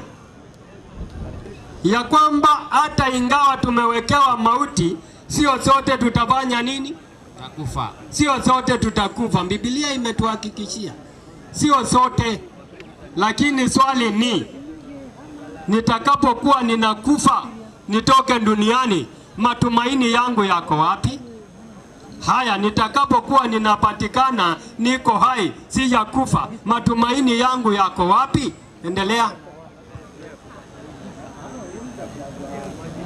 Kwa dakika moja. Kwa dakika moja. Kufumba na kufumbua. Kufumba na kufumbua. Wakati wa parapanda ya mwisho. Wakati wa parapanda ya mwisho. Maana parapanda italia. Maana parapanda italia. Na wafu watafufuliwa. Na wafu watafufuliwa. Wasiwe na uharibifu. Wasiwe na uharibifu tena. Nasi tutabadilika. Na tutabadilika. Amen. Swali ni, nitakuwa mmoja?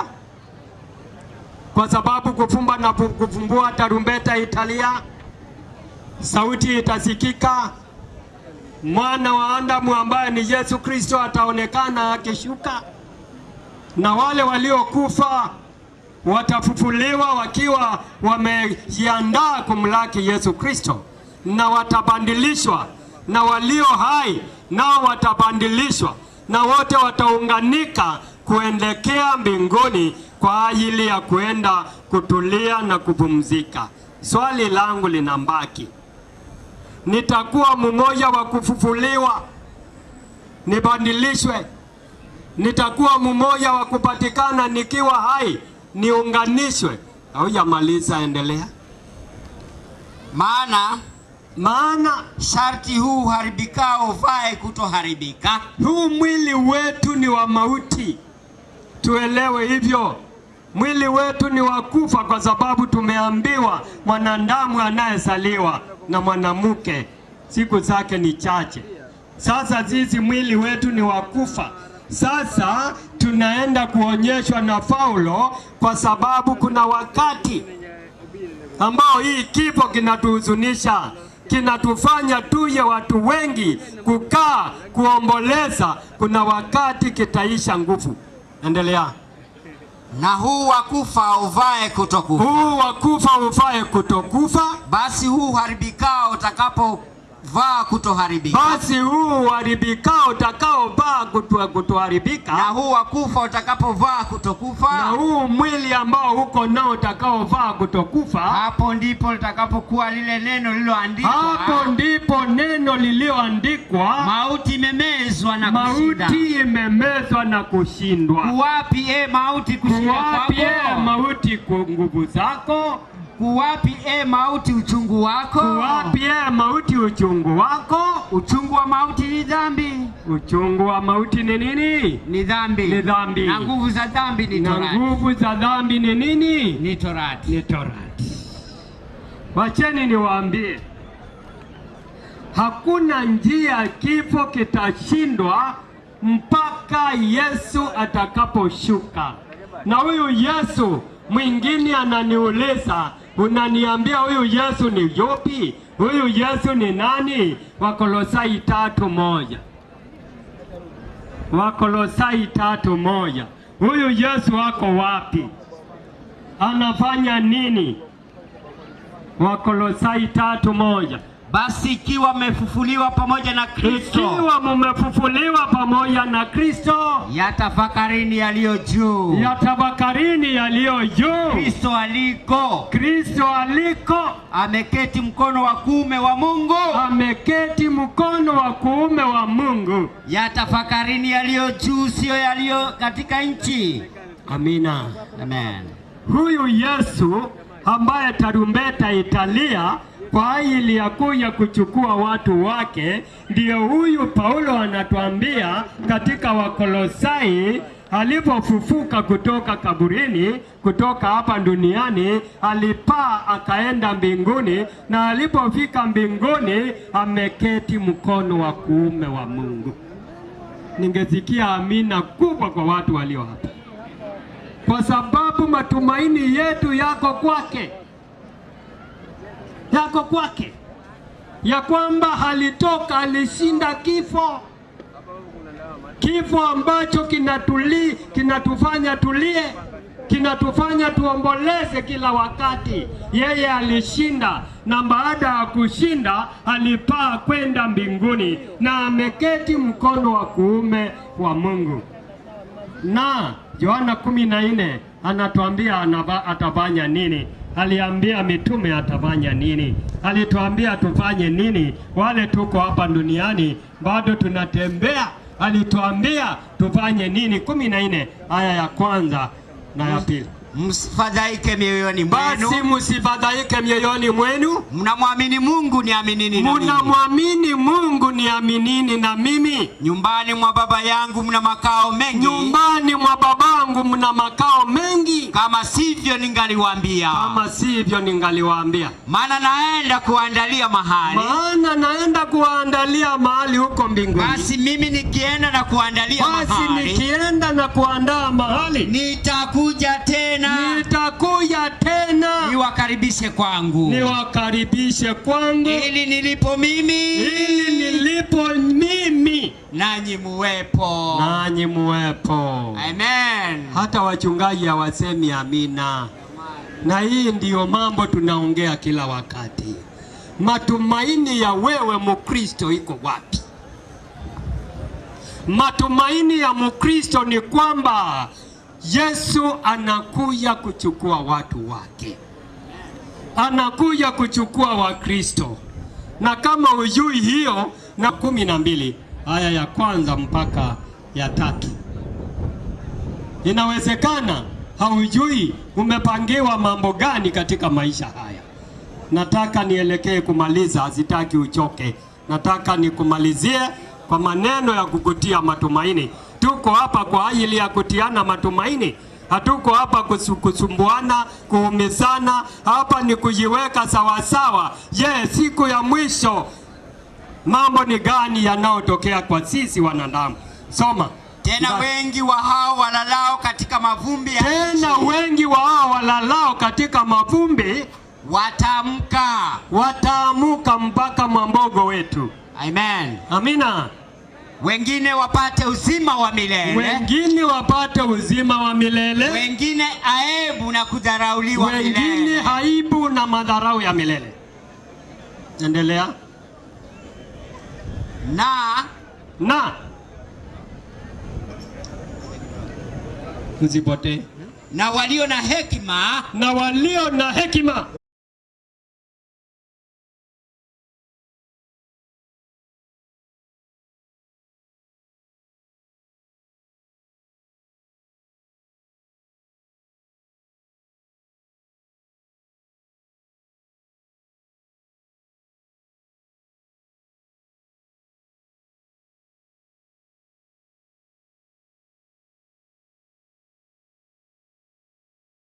Hatuteseki, tunateseka lakini hatujui kulia. Mnajua sura zetu tukilia zinaonekana vibaya sana, lakini nyinyi wa mama mnapolia sura zenu angalau. Kwa hivyo msione kama hatuhuzuniki, tunaumia kwa sababu kifo akifurahishi mtu yeyote, awe mwanaume awe nani. Lakini Ufunuo 14:13 na malizia hapo. Ufunuo 14:13 na malizia hapo. 14:13. Inasema Ufunuo, nikasikia sauti kutoka mbinguni ikisema, andika, heri wafu wafao katika Bwana tangu sasa. Heri wafu wafao katika Bwana tangu sasa. Naam, wasema Roho. Naam, wasema Roho. Wapate kupumzika kama mwambogo baada ya tabu zao. Kwa kuwa matendo yao yafuatana nao. Hatutaki kujua matendo mengi, tabia nyingi yaliyofanyika yametajwa. Lakini itafika siku ambao kila mmoja matendo na tabia sitadhihirika katika wakati ule ambao tarumbeta itakuwa inalia. Kila mmoja aliyekufa, aliye hai waweze kubadilishwa wakati kifo kitashindwa katika dunia hii. Mimi natamani kuwa hapo. Wewe? Mimi natamani siku hiyo tarumbeta ikilia niweze kujiunga na Kristo niliyemshambikia katika hii dunia. Wewe? Kuna mtu kama huyo niombe naye? Kuna mtu kama huyo niombe naye? Tunaomba. Asante Mungu kwa sababu ya nafasi hii. Umenena nasi katika ujumbe wa kutuandaa na kutuweka sawasawa katika maisha yetu. Tuandae unaporudi mara ya pili kuchukua watu wako tuweze kuhesabiwa ndani. Fariji familia hizi. Fariji kila mmoja katika mambo haya. Wacha neema yako ikatoshe na mibaraka yote kwa jina la Yesu tunaomba. Amen. Ninaomba wachungaji wote na wazee tushikane tuende tuombee familia mahali iko. Wachungaji, wazee wote tunataka tuombee familia ambaye imeachwa na mpendwa wao.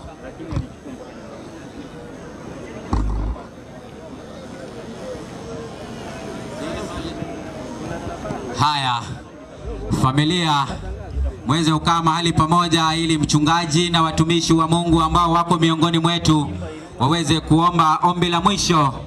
Sawa, mahali hiyo red carpet mahali ilipo, hapo ndipo familia wapo, na wale wanafamilia wengine ambao wako nje na hema lile, tafadhali naomba tuweze kwenda pale ili tufanye ombi na familia. Wazee wa makanisa na wachungaji wote ambao tuko katika viwanja hivi, mchungaji anaomba muweze kuambatana naye pamoja pale kwa familia ile, ili kuweze kuwa na ombi la pamoja kwa ajili ya familia, ili Mungu awatie nguvu katika kipindi hichi kigumu ambacho kama jamii wanakipitia.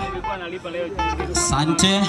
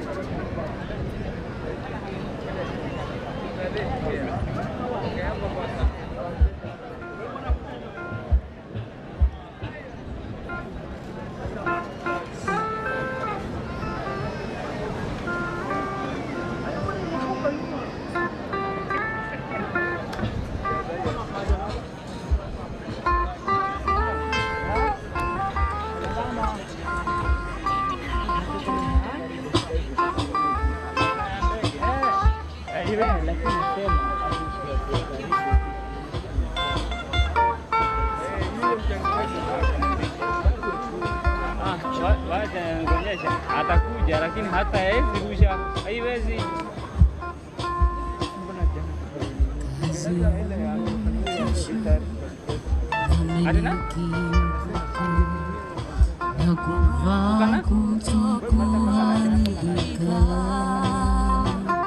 Ndio sasa ile time nimemwambia nichukulie yangu yote nichukulie mpaka na huko.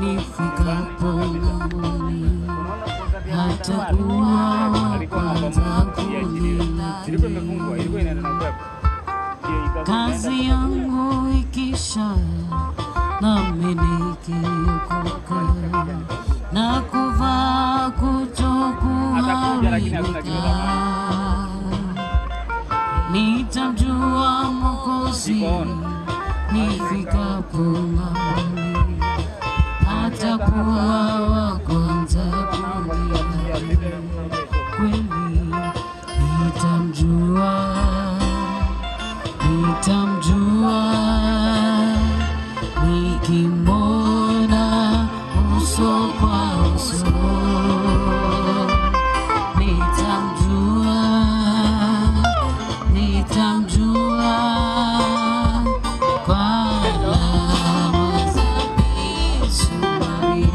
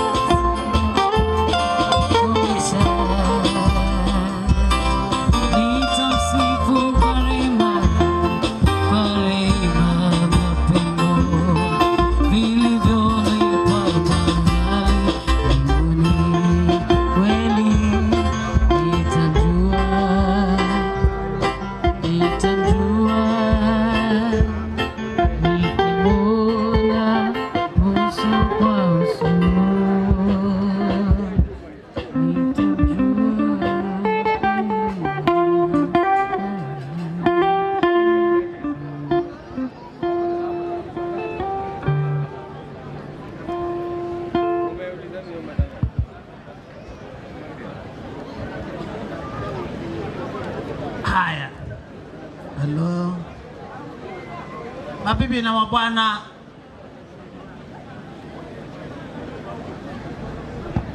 haleluya.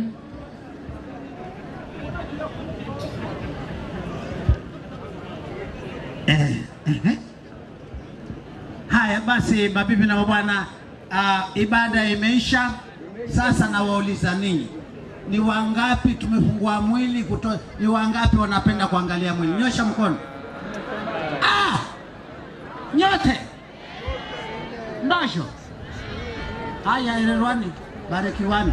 Tutafungua mwili, ukiangalia mwili urudi hapo ulipokaa, maanake kule kunaenda watu wachache tu. Wewe baki hapo hapo, utasafiwa kitu, utasafiwa kitu. Neno kumwambia hata ile mengine, ile mengine unaweza kuweka na kwa kwanza kuona mwili yule mjamaa kwa saizi, lakini sawa, si saizi.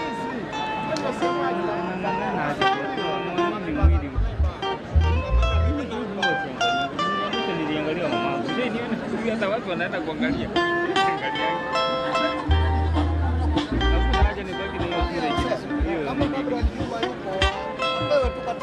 Unajua ile nilimwambiaje? Yule mtu mzima bwana anaipeleka mbio, bwana anataka kutoka hapa ndio wapi anafanya. Unajua kwanza unachora yangu mama. Tunaelekea sana. Hizi ni ndege zinaingia za kwenda Lamu. Akaniambia kwamba hapo nianza, akachukua hapa chini. Aliporusha nilimwambia iko juu, unaona. Alianza kuchukua nyumbani.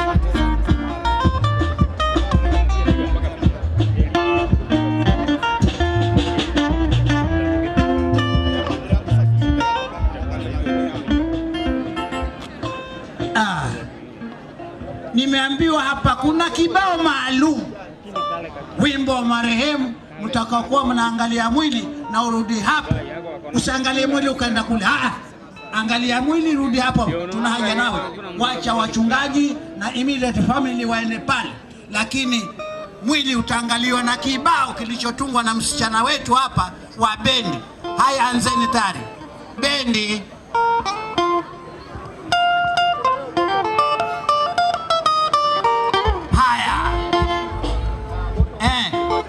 Fungua mwili pale, angalia mwili, rudi hapo ulipokuwa.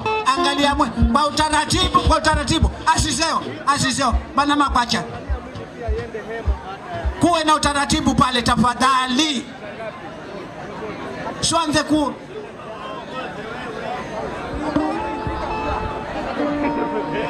hata uchukue ile nini.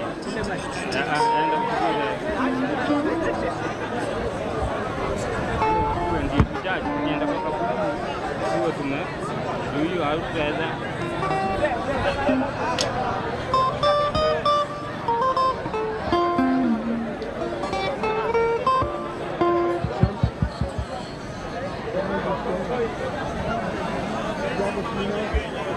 Haya, tafadhali.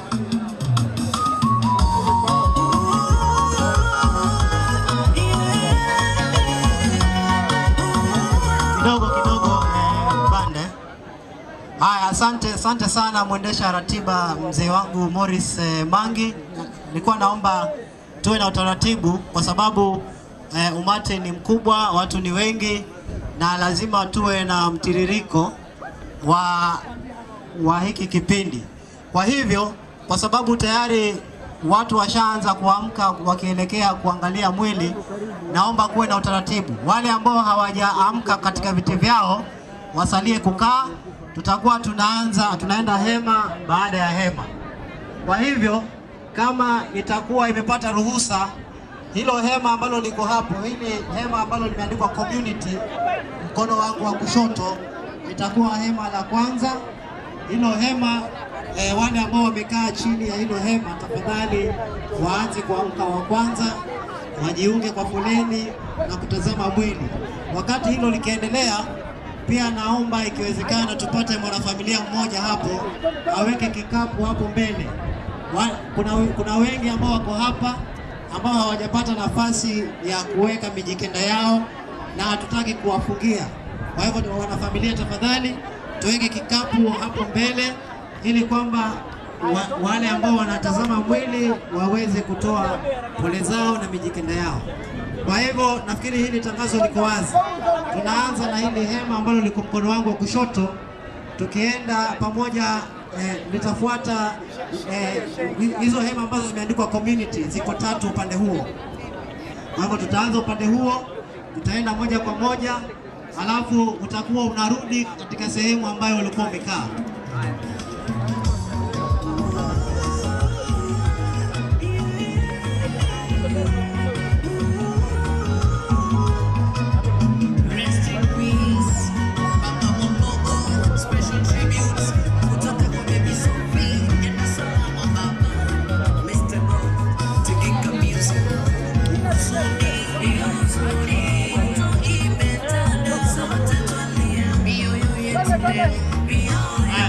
Fundi wa mitambo unaweza kucheza chini kwa chini, unaweza kucheza tu chini kwa chini, lakini tulikuwa tunataka kusisitiza ya kwamba huo utaratibu wa kutazama mwili unaendelea na familia itakuwa ya mwisho kutazama mwili.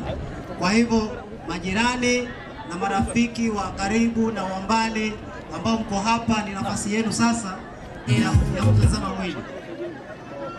Ama kweli kifo kifo kifo, kweli wewe ni fumbo, ulikosa pumzi, ndo maana kila siku tunalia nyuma, injeni urere, utakuya kapini nduguzo, injeni urere, utakuya kapini yako, abalamuka, lamuka unakwea, sino, neno unatulaga, familia,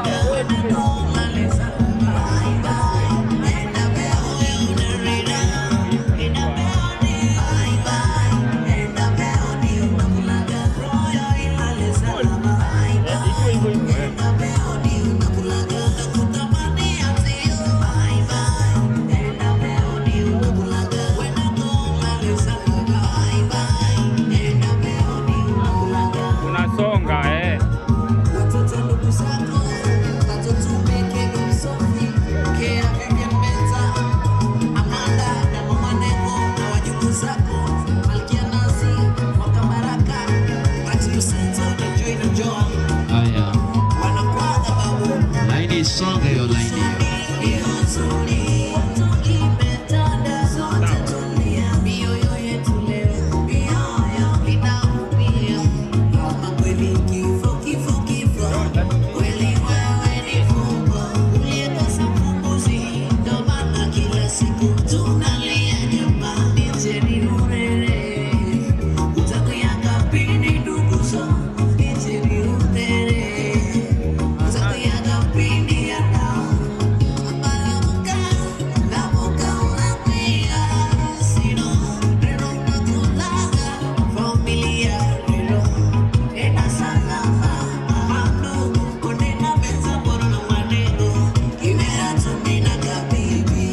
Stop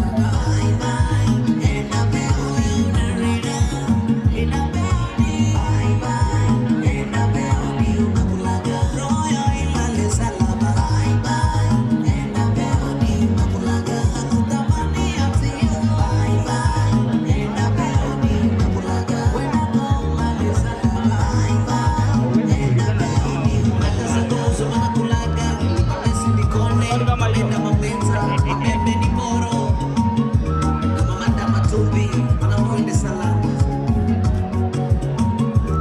anaumana kulaga Priska Kia Vivian Meta Amanda Maneno Kato tumbi Ekia Baby Sophie Yugu Malkia Nazi Nakala Hati Matukia Lucenzo Arafikia Hezara Mizijela Umwenga wa Milulu Na umwenga Doenye Na marafiki mbalimbali Osi Matire mana kulaga Bila kumsahau Helen Kumao Kutoka kwa Ando Pia na yana kulaga Yoyo narira Ina beoni Bye bye Ina beoni unakulaga Royo ilale salama Bye bye Ina beoni unakulaga Nakutamani antio Bye bye Ina beoni unakulaga Wena go ilale salama Bye bye Ina beoni unarira Ina beoni Bye bye Ina beoni unakulaga Royo ilale salama Bye bye Ina beoni unakulaga Nakutamani antio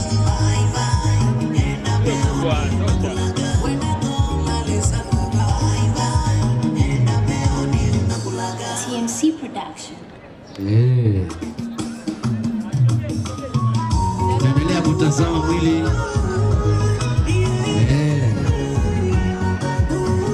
Na kama umeangalia tayari asubuhi jameni, haina haja ujiunge kwa foleni kwa sababu mwili ni ule ule na haujabadilika bado.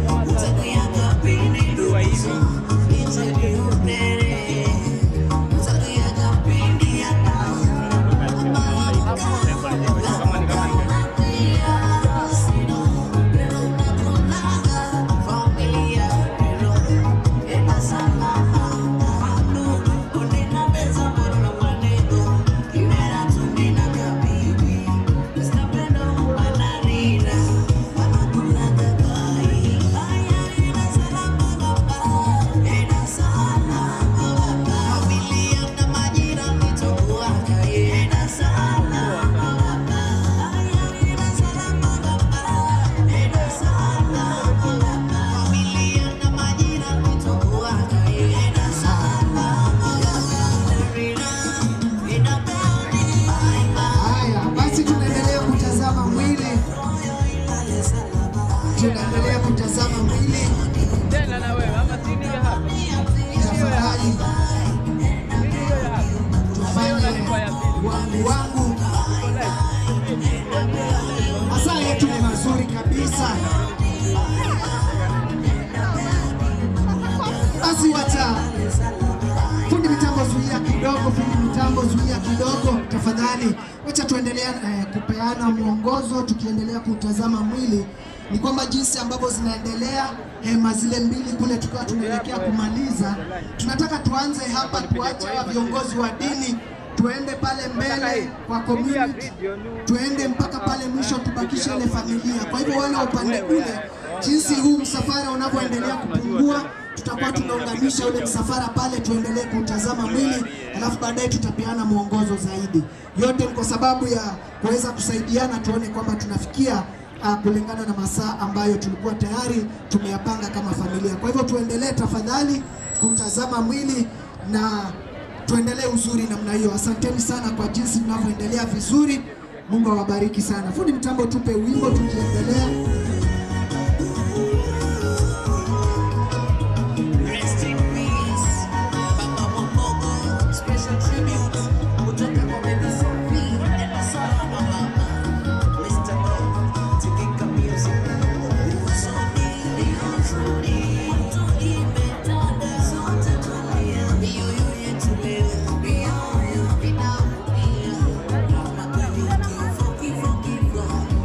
Wewe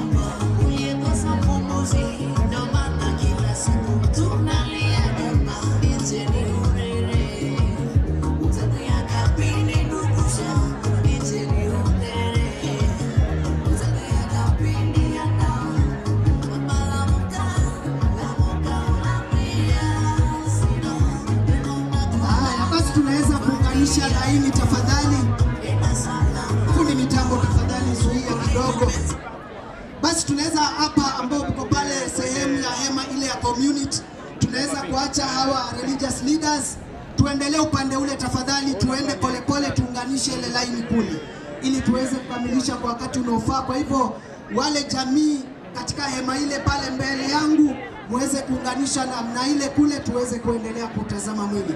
Tuendeleeni tafadhali, tuokoe muda, tuendeleeni tafadhali.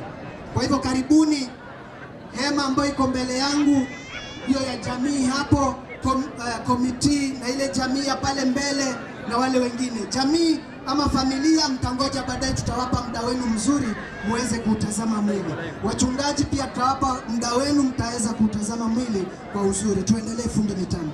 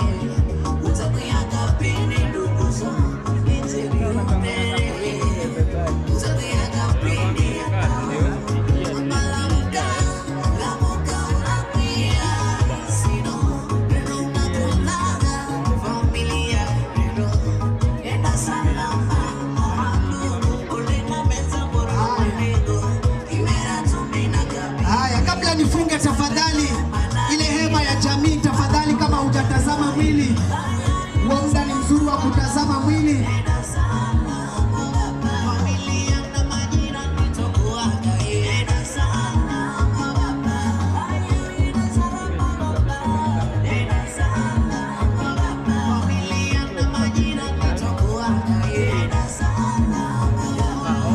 So kama hujatazama mwili tafadhali, wale wa jamii, ndugu, jirani na marafiki, unganisha hiyo line kabla nifunge hiyo sehemu niweze kuleta familia.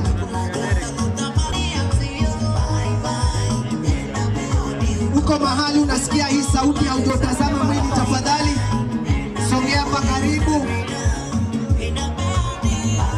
ingia kwenye msafara ili uweze kutazama mwili kabla niweze kufunga na niingie katika familia.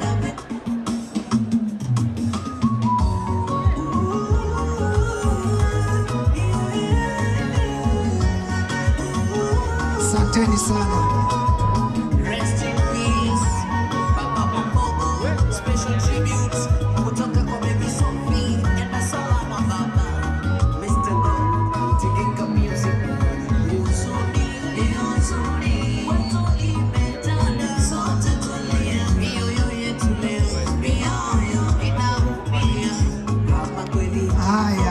Haya, fundi mitambo, asante sana, unafanya kazi nzuri.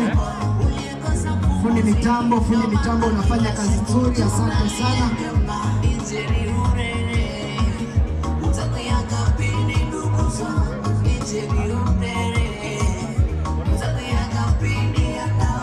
Haya, zuia fundi mitambo kidogo, tupeane mwongozo. Asante sana, unafanya kazi nzuri. Basi ikiwa tunaendelea kukamilisha, wale ndugu, jirani na marafiki, naomba tafadhali kupisha nafasi hii kwa familia ile jinsia ya kiume, yani wa baba wa familia. Naomba nafasi hii waweze kuunganisha ile line, muwe na wakati mzuri, mutazame mwili. Familia jinsia ya kiume tafadhali waweze kutazama mwili. Wakimaliza familia jinsia ya kiume, halafu niweze kuwaleta wale familia jinsia ya kike ama kina mama waweze kumalizia, na tuwe tumemaliza, tuweze kuleta mwongozo huu kwa wachungaji, watupe mwongozo zaidi. Kwa hivyo tafadhali, wale wanaume wa familia tafadhali mnaweza unganisha hiyo line mutazame mwili. Tafadhali wa baba wa familia muweze kutazama mwili tunapoendelea vizuri namna hiyo. Fundi mitambo utakuwa unatupatia wimbo tukileta familia jinsia ya kiume waweze kutazama mwili kabla tuweze kuleta wamama wa familia ili waweze kutamatisha hiyo sehemu kabla tuwalete wachungaji. Karibuni sana. Fundi mitambo.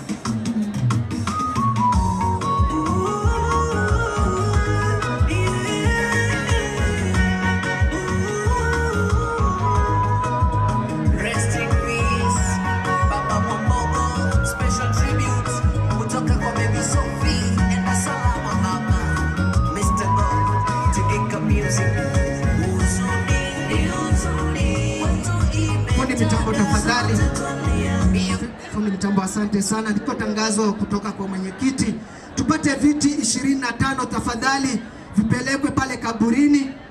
Viti 25 vipelekwe pale kaburini. Kabla tufike pale, tafadhali viwe vimepangwa mahali pale.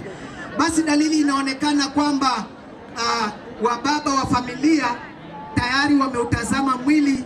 Kama nitakuwa sijakosea, hiyo dalili inanionyesha kwamba wababa wa familia tayari wameutazama mwili, na ikiwa si hivyo basi niashiriwe. Ikiwa wababa wa familia wameutazama mwili, ninaweza kuingia upande wa mama wa familia. Tafadhali wamama wa familia, niwape muda muweze kuutazama mwili. Familia, wakina mama, tafadhali muweze kuutazama mwili. Ombi langu ni kwamba tafadhali mnapofika katika ile jeneza, tuomboleze kwa hali nzuri, tusiegemee jeneza, tuomboleze kwa hali nzuri pale. Alafu wale majirani tuweze kusaidiana na kina mama, tusaidiane na wale ambao watakuwa wamezidiwa na hisia pale waweze kupata msaada. Kwa hivyo wamama wa familia, nawapa muda mchache kabisa ambao tutaweza kutazama mwili. Karibuni. Fundi mitambo, tupe wimbo tafadhali.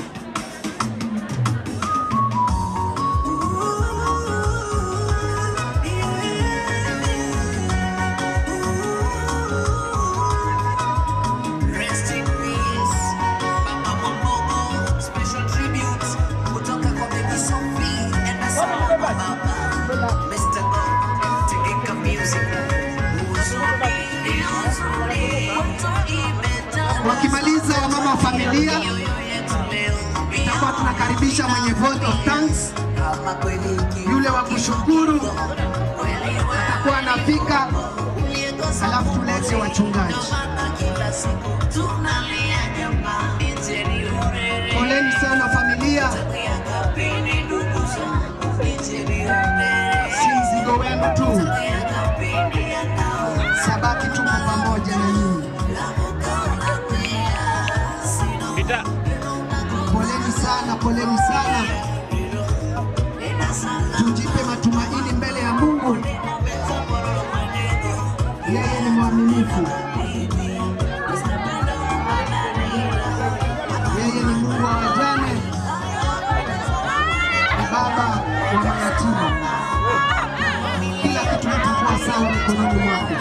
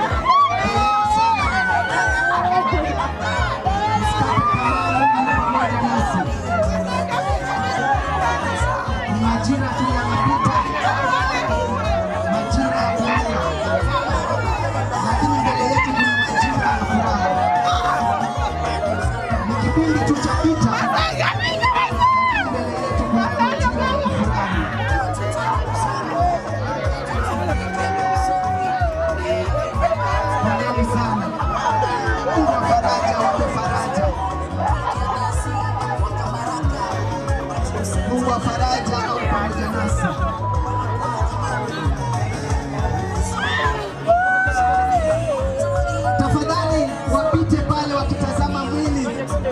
Huo msafara upite ukitazama mwili, tafadhali usisimame hapo. Msafara wa kutazama mwili upite tafadhali pale, nisaidieni. Tusaidiane tafadhali, ule msafara upite. Tupite tafadhali pale tukitazama mwili ili tuweze kuokoa muda.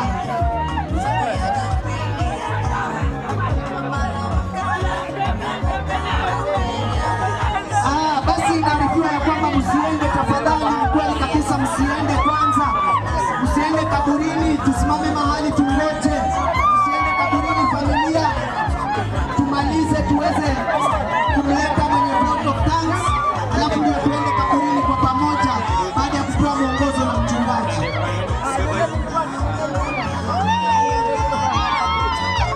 Tusiende tafadhali, tusiende kaburini. Naweza kutafuta mahali pazuri mkasimama hapo, tusubiri vote of thanks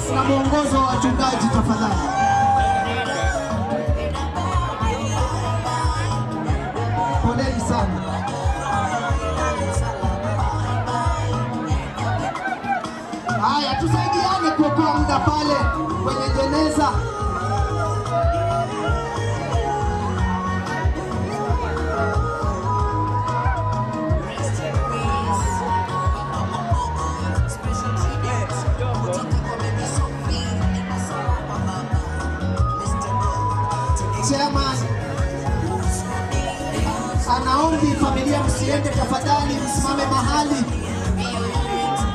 simameni mahali tafadhali. Haya, fundi mitambo, shika. Wacha tumpishe mwenye kutupa shukurani wakiendelea kukamilisha kabla tuwalete wachungaji. Karibu. Bwana Yesu asifiwe. Basi tuombe.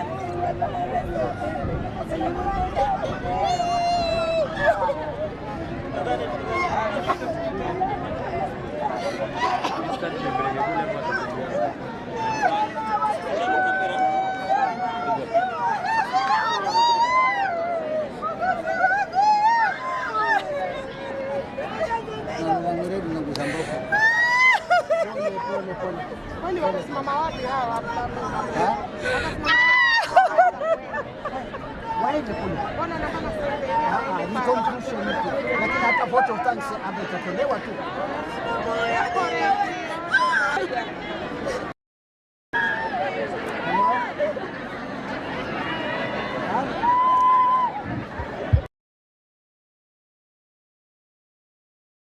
Waombolezaji wenzangu, nataka nichukue nafasi hii kwa njia ya kipekee niweze kutoa vote of thanks, nitoe shukrani kwa niaba ya familia ya mzee Timothy Mwambogo Tuva, na kwa ujumla familia ya mzee Simba 40. Lakini kabla nifanye hivyo, nataka niseme ya kwamba hata katika utaratibu wa kibiblia, katika utaratibu wa vitabu vya kidini na katika utaratibu wa kidunia, kuna msemo unasema nature abhors a vacuum. Haiwezekani kukuwe na vacuum mahali. Wakati Elia alikuwa anapaa, kulikuwa na Elisha alichukua hatamu baada ya Elia. Wakati Yesu alikuwa anapaa, alikuja Roho Mtakatifu. Tuva Timothy Mwambogo Tuva amesema hapa ya kwamba alikuwa amepewa instructions, na hizo instructions zilikuwa strict instructions kutoka kwa mzee, na mzee alitambua hilo. Alijua ya kwamba muda wangu uko karibu kufika. Kwa hivyo akajua automatic heir, yule ambaye anachukua baada yake ni kijana wake mkubwa. Kwa hivyo akampatia instructions. Kwa hivyo katika familia ya mzee Timothy Mwambogo Tuva hakuna vacuum, lakini tunaweza kukiita hiki kama kipindi cha mpito. Hiki kipindi cha mpito kina majonzi na kina ugumu wa moyo, na ndiposa neno la Mungu limetutia moyo kwamba tukiwa katika hiki kipindi kigumu cha mpito, neno la Mungu linaendelea kutupa faraja. Kwa hivyo sisi familia ambao tuko hapa na marafiki wa mzee Timothy Mwambogo Tuva, marafiki wa Tuva mwenyewe Felix Tuva, na marafiki wa watoto wa mzee Timothy Mwambogo, na majirani hapa, kuna majirani wa kwa Mapinga, kuna majirani hapa kwa Jele, kuna majirani wengi. Kwa hivyo wataendelea kuwa support ya karibu ya hali na mali. Kwa hivyo nyinyi wenyewe mkipiga picha vile Mwambogo ameondoka, sasa ile pengo ndio ijazwe. Ingawa Tuva ako tayari kujaza, lazima kuwe na washauri ambao watakuwa karibu sana. Mimi mwenyewe niko hapa, niko available kuwa miongoni mwa wale ambao watashauri ile familia ambayo imeachwa. Lakini nyongeza ya hapo ni kwamba mimi ndio babake Felix Tuva ambaye nimebaki sasa, kwa sababu mimi ndio konde, na hapa kuna ndugu yangu mdogo Menza na kina Katumbi na kina Kimera na kina Mwanengo ambao wako hapa, akina Pendo. Mimi na hao tuko na jukumu ya kuhakikisha ya kwamba ile familia ambayo imeachwa, ingawa wengine wanaonekana wakubwa kama Felix agiria wa manambaki natakala bomu kariricha kuhopa mlomo. Kwa hivyo Tuva atakuwa chini ya uongozi wangu, maana mimi ndio babake sasa ambaye nimebaki. Kwa hivyo nataka nichukue nafasi hii kwa njia ya kipekee ni shukuru nyinyi wote ambao mmefika kuomboleza na sisi kutoka siku ile ya kwanza ambao mauti ilimkuta Timothy Mwambogo Tuva tarehe 21 mwezi wa Januari mwaka wa 2025. Ilikuwa nafikiri kulikuwa na giza, ilikuwa saa 2:00. Kawaida kungekuwa na mwangaza, lakini asubuhi hiyo mauti ilipomkuta kulikuwa na giza kidogo. Kwanza watu wengi hasa wale ambao walikuwa wanamjua Mwambogo vizuri hawakutaka kuamini, lakini ndivyo ilivyo. Kwa hivyo nataka niwashukuru karibu nusu ya hawa ambao wako hapa walifika pale mochari siku hiyo. Wale ambao hawakufika pale General Hospital walifika Star. Sisi tuliondoka baadaye baada ya kumweka, lakini wengine walikuwa wametoka mbali kushuhudia, kama vile mamajusi walitaka kushuhudia kuzaliwa kwa Yesu kule Bethlehem. Watu wa Sabaki na maeneo mengine pia walitaka kufika kushuhudia kama ni kweli, kwa sababu zilikuwa habari ambazo zilikuwa haziaminiki. Kwa hivyo nataka niwashukuru sana watu wa Sabaki. Nataka nimshukuru kiongozi wa Sabaki MCA kwa sababu alipopata hizi habari hizi alilia na sisi familia na tuliona mchango wake. Hata hapa mnaona pamekuwa safi, pamelimwa vizuri. Yeye ametoa mchango wake mkubwa sana. Lakini hakuishia hapo. Baadaye alirudi kwa familia na akaomba kujua ikiwa kulikuwa na mapungufu yoyote, na hayo mapungufu ingawa hakuyamaliza peke yake, alichangia pakubwa kuhakikisha ya kwamba kulikuwa na utaratibu mzuri. Kwa hivyo nataka kwa njia ikiwa Jonathan ako hapa kwa sababu MC ameshaondoka, ikiwa Jonathan ako hapa na sisi wengine, sisi wote ambao tuko hapa ambao wanaweza kumfikia MCA waweze kumpelekea shukrani zetu. Lakini pia vile vile nataka nishukuru madiwani wa zamani wakiongozwa na mheshimiwa meneja katika ofisi ya MCA Mwalimu Kazungwa Ng'andu ambaye ako hapa na tumemuona akifika hapa akatambulisha madiwani wenzake wa zamani, na tumesikia mchango wao wa mawazo na vile walimjua Mwambogo, lakini pia walitoa mchango wao katika mchango ule uliofanyika juzi pale. Tuliona walikuja wa kuwakilishwa na wakatoa mchango wao. Kwa hivyo shukrani za dhati na za kipekee zifikie madiwani wa zamani.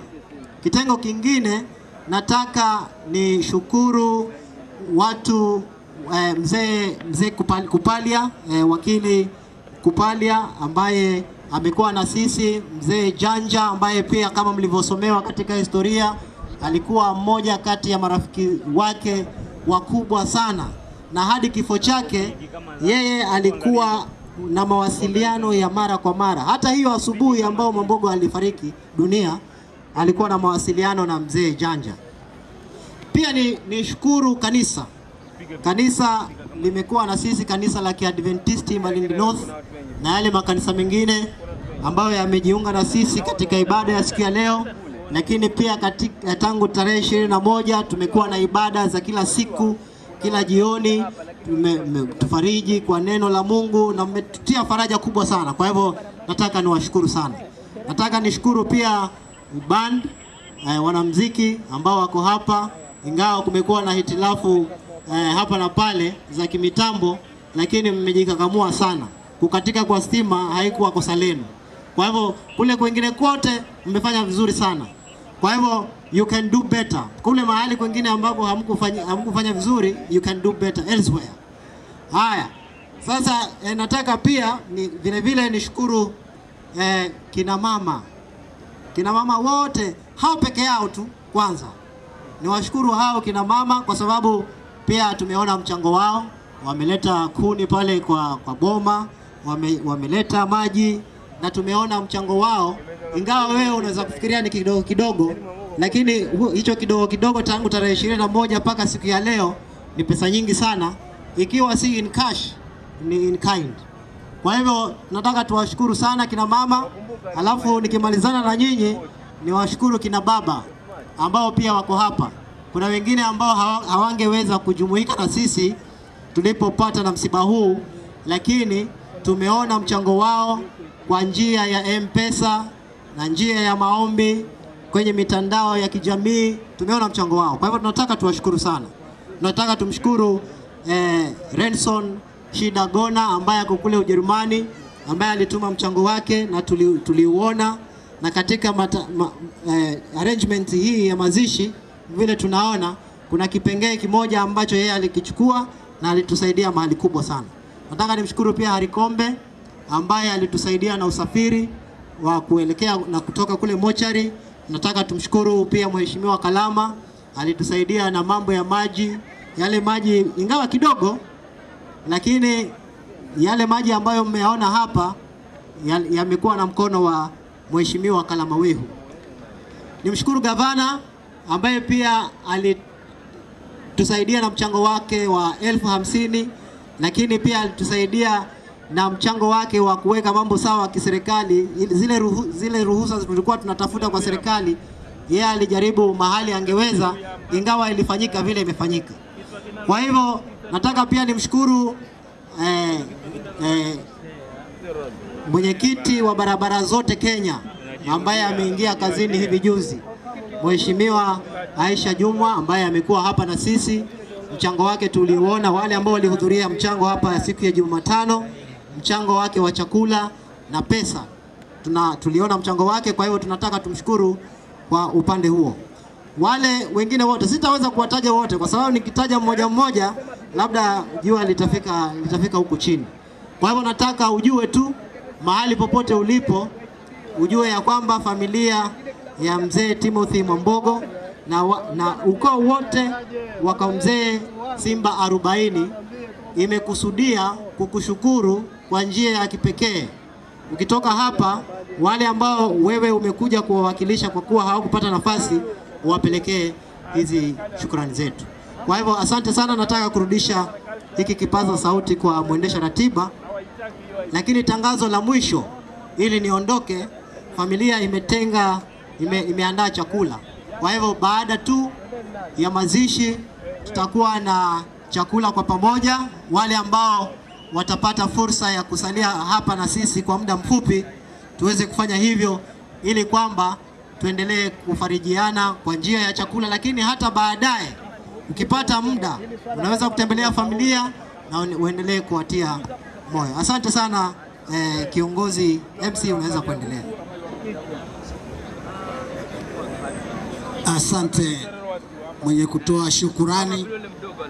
Mabibi na bwana, kile kitu ambacho kimebaki, napenda pale kuwe kuna vijana wa nguvu, maana tunaelekea kule kabrini. Mchungaji wa SDA, tafadhali, mwongozo ni upi? Sasa watu wote ni wachache tu, tumesema baki hapa, utapewa nini hino? Baki hapa tu, utapewa nini hino? Kamati baki baada ya mazishi.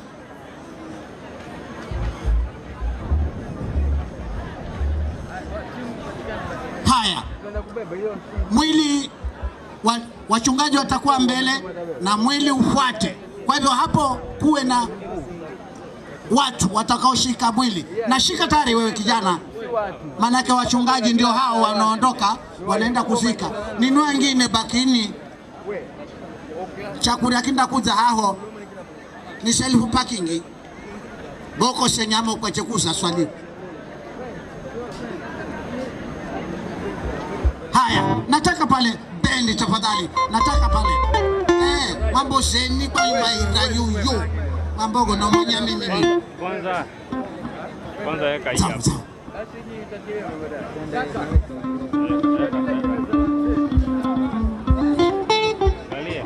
Haya, mwili ushiko kule na wachungaji na waza kuwaona pale tayari.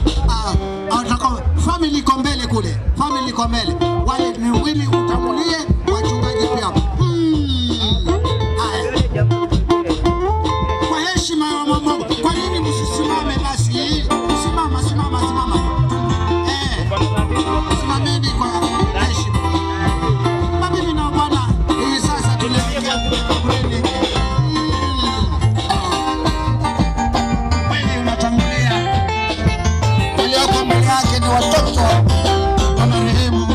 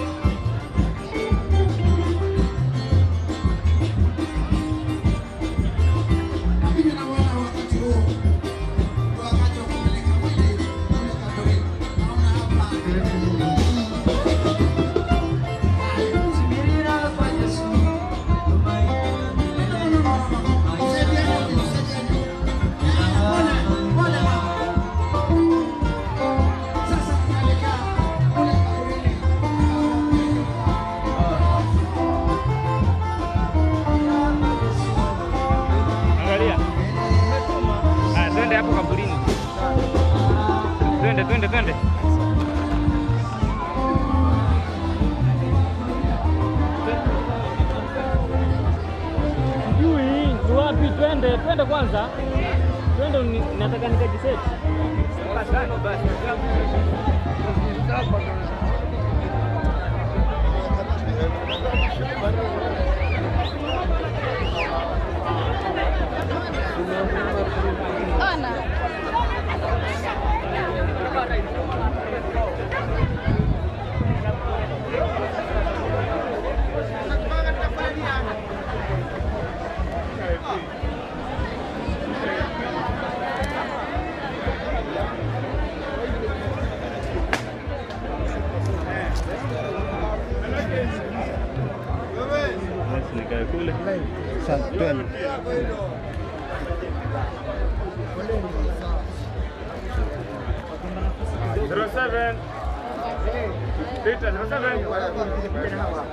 Alafu ndarani bana machero.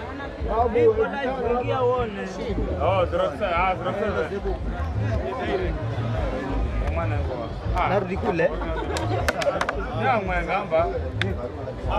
Ukianza kuja huko wewe. Ayo kita mkoroge hawa.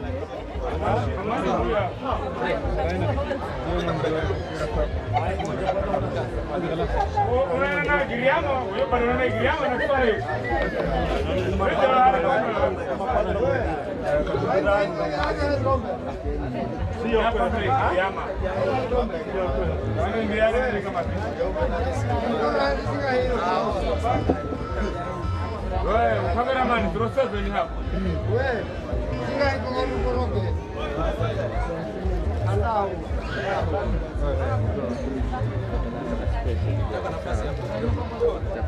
Safi. Kidogo. Ngoja kama.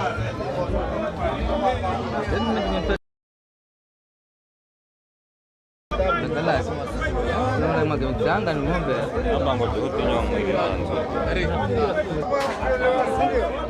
Wewe, hapa ondokeni hapa kidogo.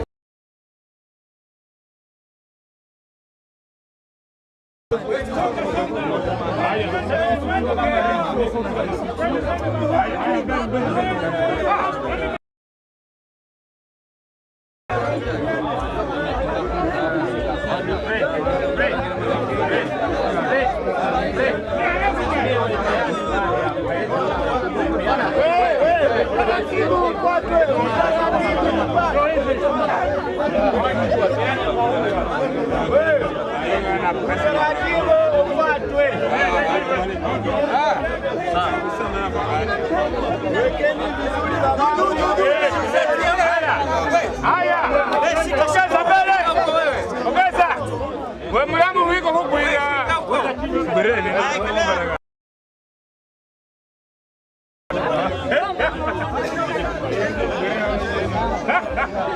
wapeni nafasi hawa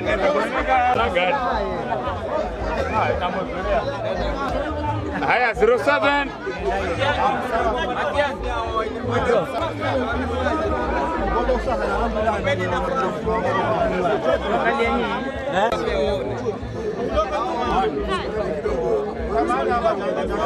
sogeni nyuma kidogo huko. Magoti hapa mbele. Wape nafasi hawa nyuma.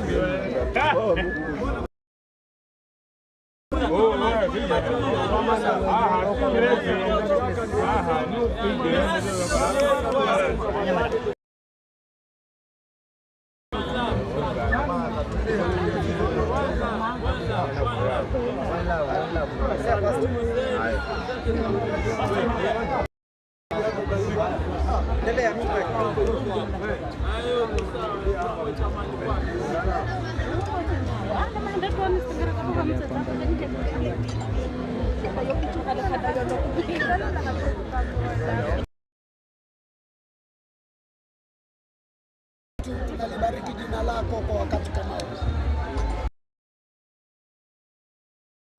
maana ulituambia Bwana, mwili Bwana hautaishi milele, na wakati huu ambapo Bwana tuenda kuulaza mwili huu na neno la baraka kwa watu wote. Hasa ninaomba Roho wa faraja awe pamoja nasi tunapoulaza mwili huu kwa matumaini ya ufufuo. Bwana ukafanya hivyo na jina lako libarikiwe. Tunajibarikisha kwako na kubariki mahali ambapo atalazwa mtumishi wako mpaka wakati wa kufufuka. Ni kwa Yesu Kristo tumeomba na kuamini. Amen.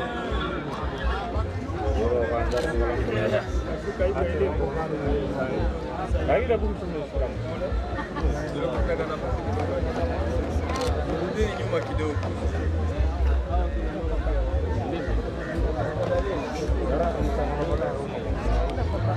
Tuwe watulivu na tukae kimya, tuendelee na huduma. Kuna maneno tunaongea mwili unaposhuka, tafadhali tuwe wavumilivu. Wewe Rasta. Wewe Rasta.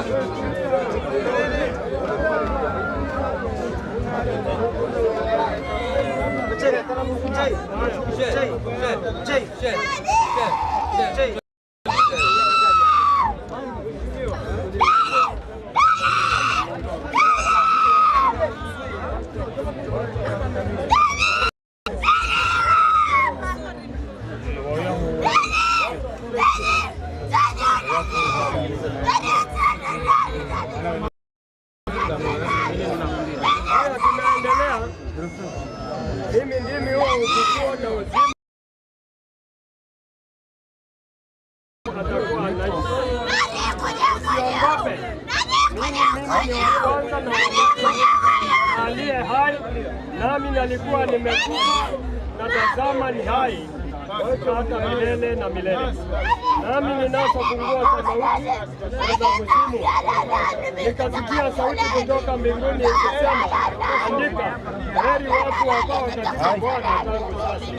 Naam, nasema Roho, wapate kupumzika baada ya taabu zao kwa matendo yao ya kufuatana nao. Lakini ndugu, hatutaki msijue habari zao waliolala mautini, msije mkahuzunika kama wengine wasio na matumaini. Maana ikiwa tuamini kwamba Yesu alikufa akafufuka, hivyo hivyo nao waliolala katika Yesu Mungu atawaleta pamoja naye, kwa kuwa atawaambieni haya kwa neno la Bwana, kwamba sisi tulio hai tutakaosalia hata wakati wa kuja kwake Bwana, hakika hatutawatangulia waliokwisha kulala mauti, kwa sababu Bwana mwenyewe atashuka kutoka mbinguni pamoja na mwaliko na sauti ya malaika na parapanda, nao waliokufa katika Kristo watafufuliwa kwanza. Kisha tulio hai tutasalia pamoja nao tukifarijiana kwa maneno. Asante, tunataka tuombe hapa sasa. Tunataka tuombe kwa sababu huduma ambayo juu.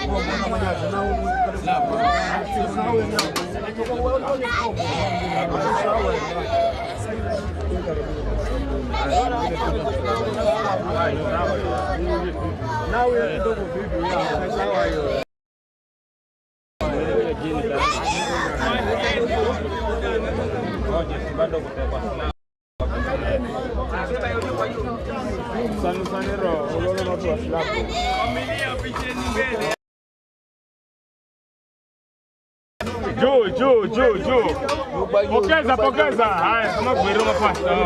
Kama juu. Uko wapi? Tena juu.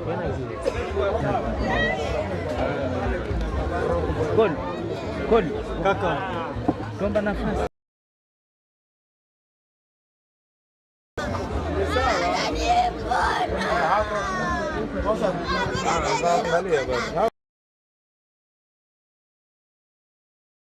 Hata busa jeneza. Una hakika pengine labda. Sasa namba hapo, namba hapo. Wewe tuangalie kabisa. Namba moja tunakutest. Kwa sababu wenyewe walikuwa wamesema kwamba zile mbao mbili pale chini. Toa hizo mbao chini. Hizo mbao zitolewe huko chini. Tashika. Ingia bro. Ngoja. Silabu ndio kusanduku. Inaguza sanduku. Inaguza sanduku. Mbao chini. Kwa kawaida si sanduku. Elezea. Kupa kwa wewe sawa. Ndio kwanza mricheje kuliko hiyo. Sawa. Handiko nguo mwanzo salamu.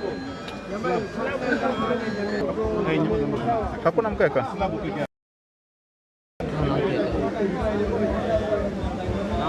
Fundi.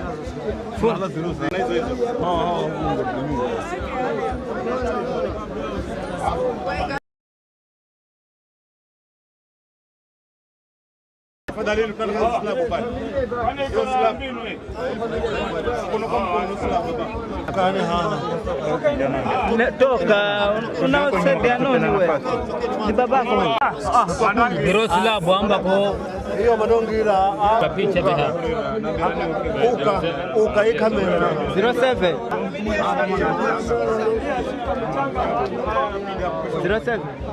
lola hatu hazi 07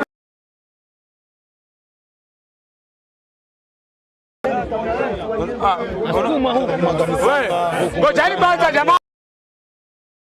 Bado wanamwaga mchanga hapa. Unaona bro? Unaona? Kwa sawa. Maana sasa wachukua ndio nafasi ya wafanyakazi yao. Kwa magunde katika tumaini na hakika katika ufufuo katika Yesu Kristo Bwana wetu. Wale watano wa ufufuo atamfufua mtu wetu. Basi morea. Sisi kwanza wema jamtangana na mwili wake. Amelewa. Masikatu. Tunafuna kama nyanya. Kutoka katika kile kiti cha enzi. SJ hii wao mwana rina nenda. Acha na grab ni sije. Haleluya. Vingana rene. Wala maombolezo. Anasema ndiko makunza nako kwa kanisa. Wala maumivu. Alata kuweko tena. Ngolo pete pete. Kwa nyoko bokare. Kishenya mama pite hapo. Tunaomba Mungu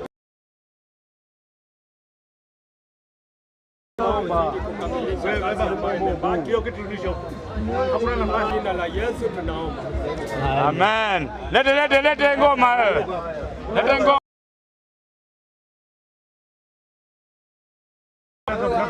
Kana shinda. Napima. Ndio mfano.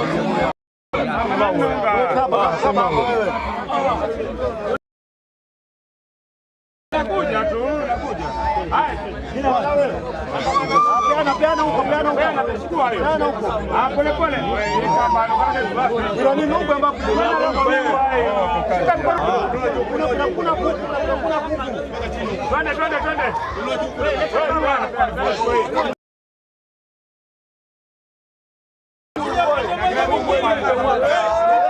Twende. Dulani. Haya twende juu.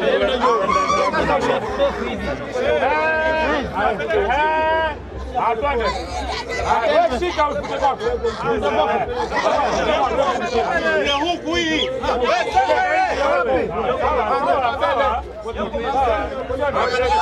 Mwisho hiyo.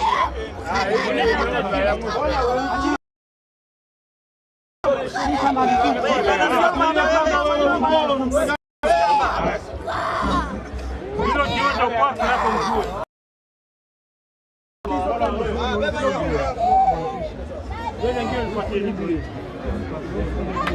Ayo, fundi konde. Itofuke mwenye simiti kuna. Wewe jamaa. Oha wewe. Upande kuneno kwenye isiereze. Aha, una tapara mbili ndio kaereza. Tirosege. Ndio ni mwaweza zika. Tirosege na malao aona. Fikara. Inahitaji watu ile inakuja tunapongea. Hapo hapo chukua. Makao kwa. Wewe. Mama na sita sisi. Nagale kando mwanangu. Wewe. Wewe.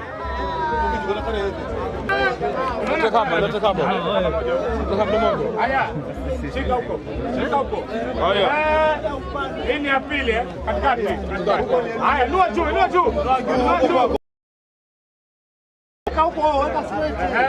Haya, twende. Pole pole jamaa. Awachilia chini pole pole.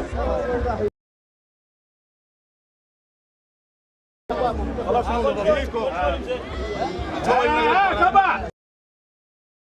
Napata viviko ndugu yangu. Kana washomo na kostera. Nitashikari au kashuza. Toa kamba bro. Lazima namba. Kwa kamba. Mazoro kwa kinyocho kamba. Kamba tena. Kwa kamba. Haya. Mazoro kama shomera na tarehe sila ba kushomera na huli. Kama ukara ndio shoma unahodera.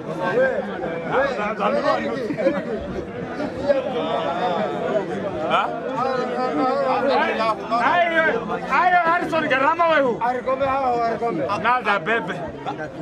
Bebe ya zangu kwenye karnene kwa sababu.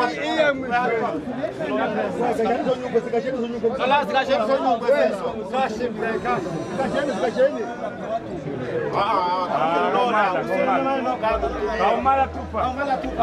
Sana uchuji sana. Sana uchuji. Hakika shika hapo mbele. Shika hapo. Haya twende. Wewe. Wewe peleka kwanza huko mbele. Haya.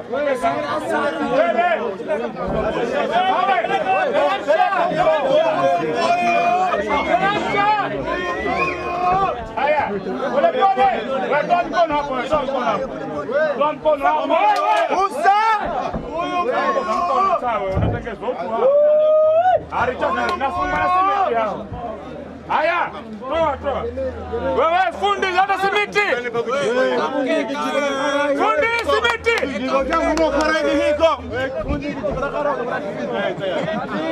Haya wewe atoa hasi Hakuna haja na lokea kafenzi. Wewe leta na kamba laini. Asa. Wewe. Kila kitu kuzoondeka nyingine. Wewe mbona unafunda kibarua wao? Kaninyo sini. Ondokeni sahi.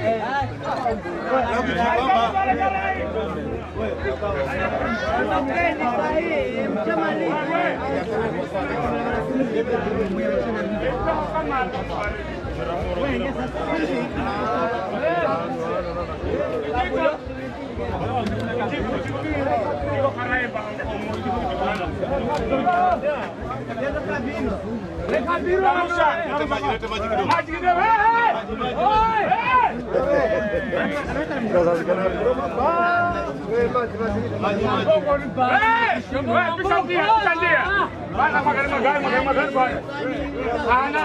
Fala magari sir kong grama de fala lagi.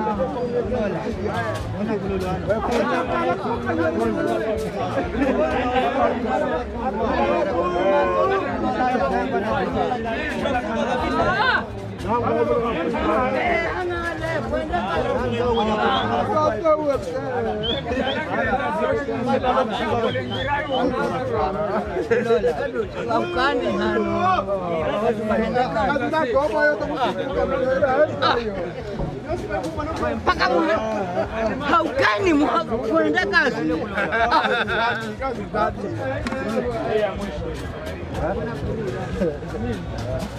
Haukani kuenda kazi. Lola, Desemba mtaka ni bandari.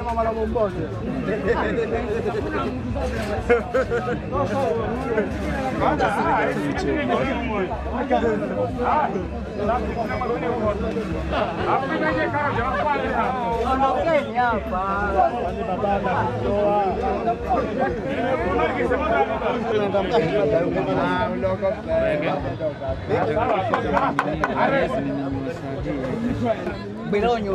Lipa Dakota. Kazi yangu yofundi. We, aje yano. We, kajaji.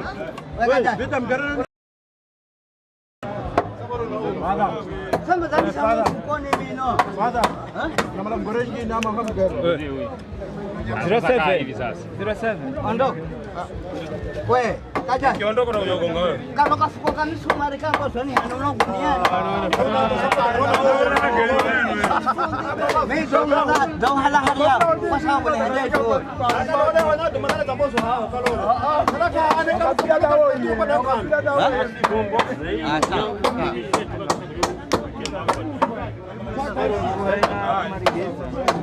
Aina shida. ndo fanya kwa msumari. Iko tight hiyo. Haiteremka. Inateremka kwanza na mfungo wa koto. Nataka sio mzano. Hizo fara mtara. Yaani samu duniani kaikara ukadaria. Hamna. Iangalie huko kana. Nataka sikomba pesa. Bwana. Pima samba mbao. Urira we tatuma hiyo we. Nikapima na kana msumari hapa. Nasema kada ngena bei hiyo. Hakuna.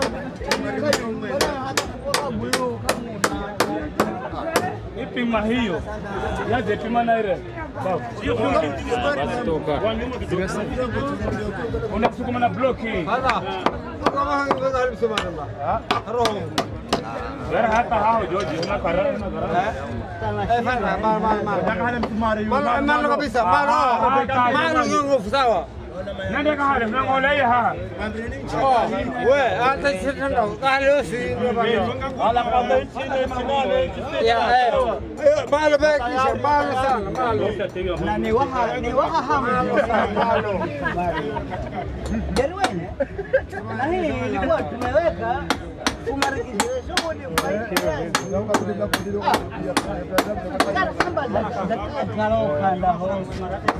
ni wajinga hawa nao.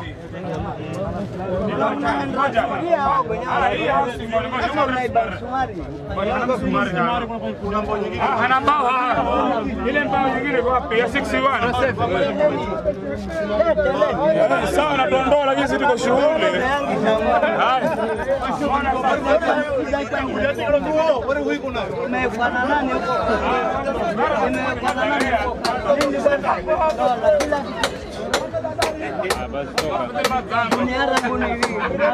Mimi ndio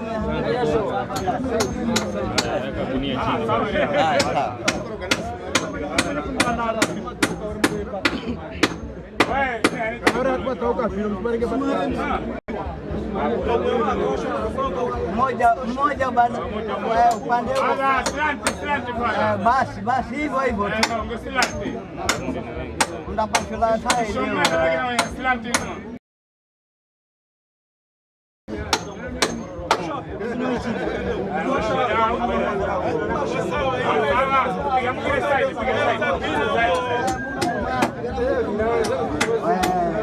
Mwenga unatoka na wewe. Sasa mimi sumaliza group.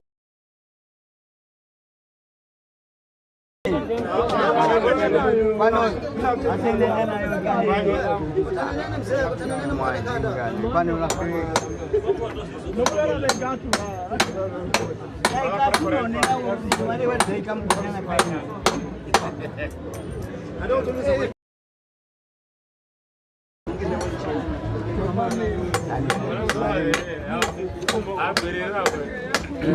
Hai.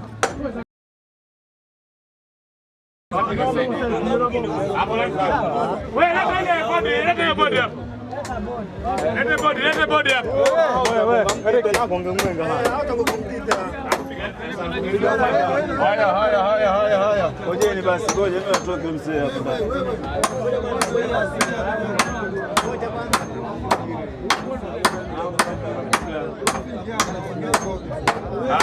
Ambulan father. Ambulan father. Ambulan Jomba.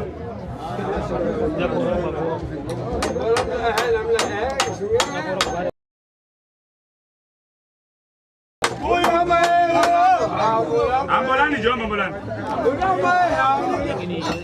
Aya, Fransia Jomba. Fransia Jomba. Boyo. Aya.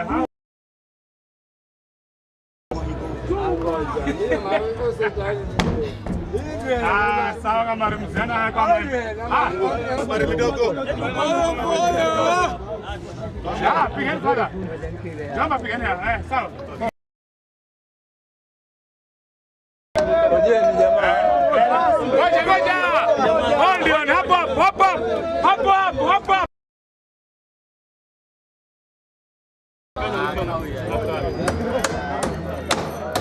Oh yeah. Haina shida tena hiyo.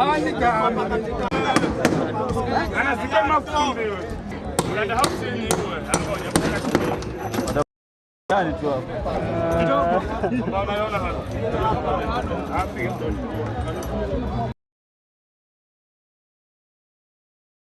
Hoje vamos a minha cigazinho. Mbuyu. Minha cigazinho. Alete. Aya ukani. Wewe taona.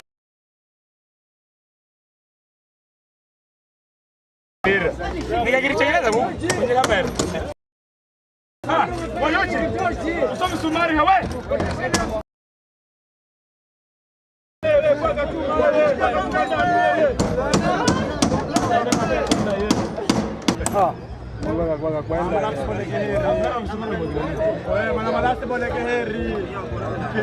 Haya, ngoja sasa nifanya. Yeye na gonga chuma kile anataka kushonga ngine. Baba ufundi wa hiko wewe.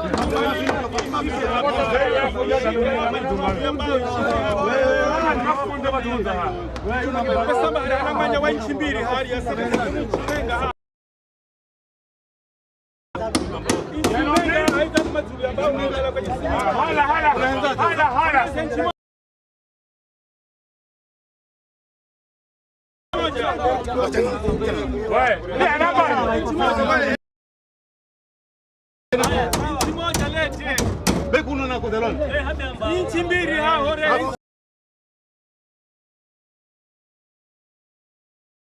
Huko kuna. Nire tunachuma. Chochuma. Acha wako kwenda repima wewe. Toka.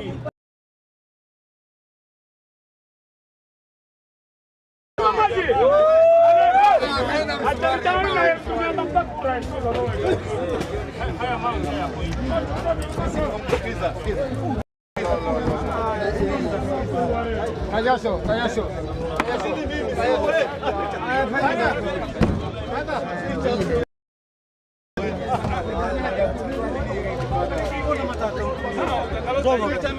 Mbona kuleta uhusiano? Mbona kuja tangu juzi hapa? Mbona sikuwa mpirani? Nani ambao? Wewe kwa msimamo. Wewe teke. Kuri nani ambao? Gulo hawa ya gulo msimamo nani wewe. Nani? Maana mjireni.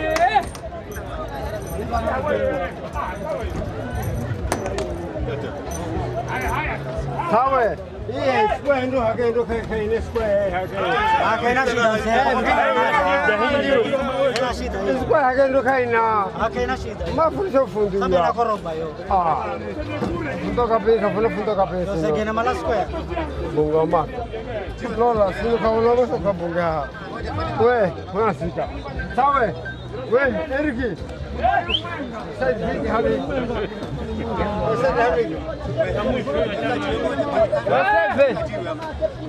Você de raciocínio.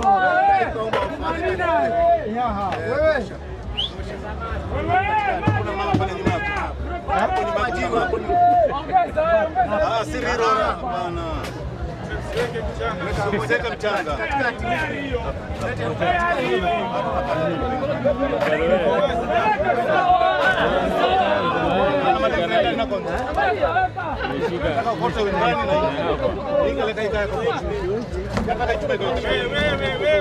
Sawa, aenda kwa huyu wewe. Sawa kwa neno akija huku. Sina kuja huku ametoboa huko. Sawa hiyo. Tayari. Unasema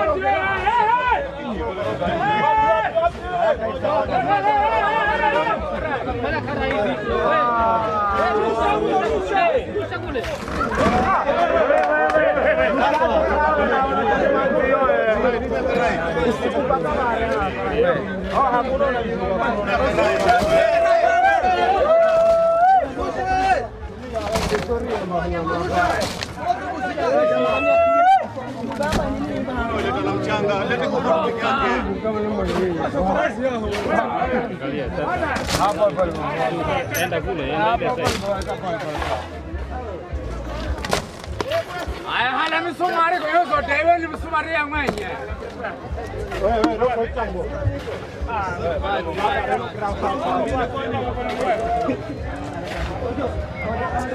Leta na karai tuzuie kwanza huko. Leta na karai kwanza tuzuie kituko. Unabeba na karai mwanzo tuzuie.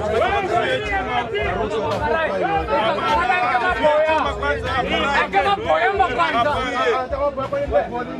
Neka karai kama boya elewa. Wewe father, kisa kwa karai kama boya kwanza. Mna mayana nini? Hata mnaanza jameni, mna mayana. Jembe! Jembe mwenyewe. Oya. Hapo bora kwanza.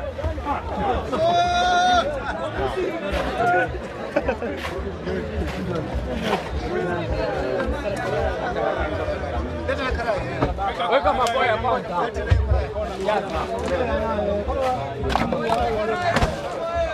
Weka kwa karai kwanza. Weka kwa karai kwanza, hakuna kurusha.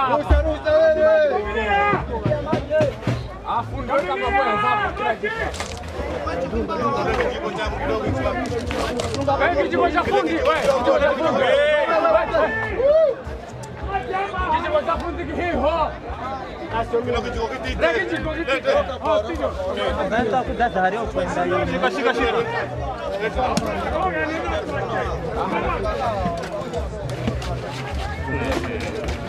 Jaza kwa karai, kurusha bado hapa. Jaza kwa karai. Wewe maji. Peano kwa pande mbili.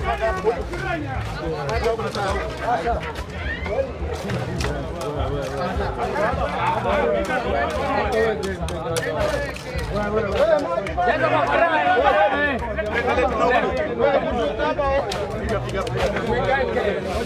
Sido mzuri, kwani unarusha nini hapa? Tena kwa huko. Mwaga ndani wewe.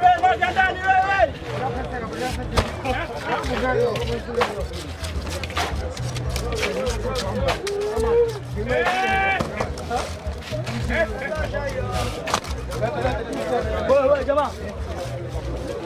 Maji wewe. Eriki unateka, au toka unateka maji hapa?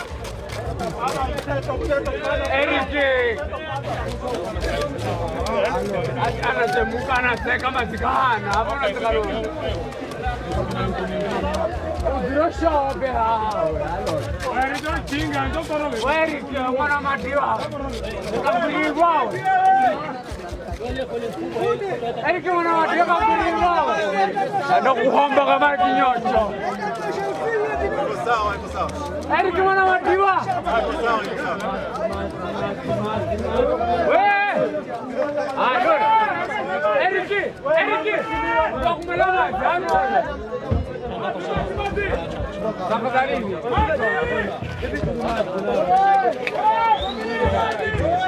Eriki.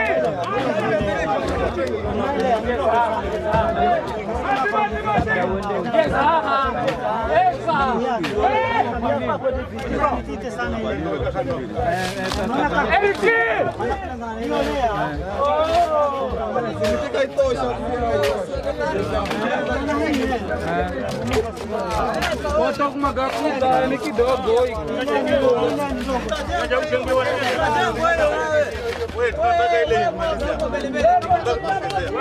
Tunataka ile malizia hapo. Eriki! Engineer Eriki! Maji! Fundi subiri! Kesho!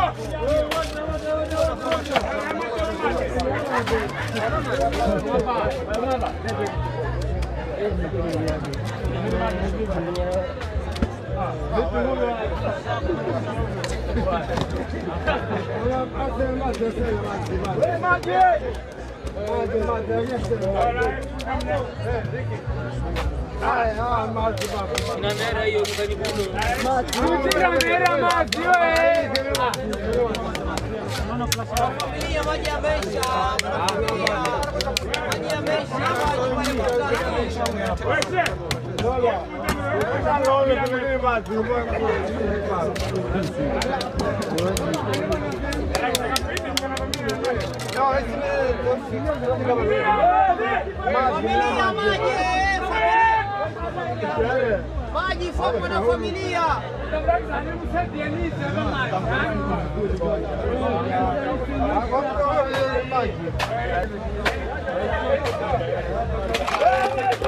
Water telephone, water telephone.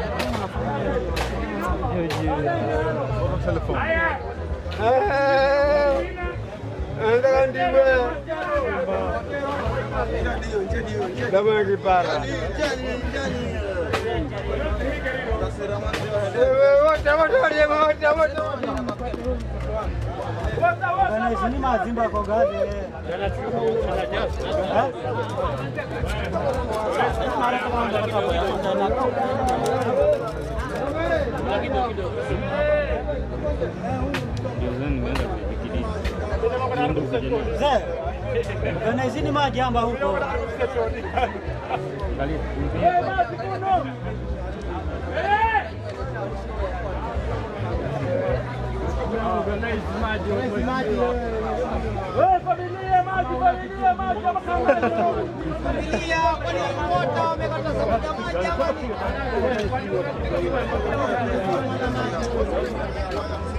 Tuacheni jamaa tuondoke.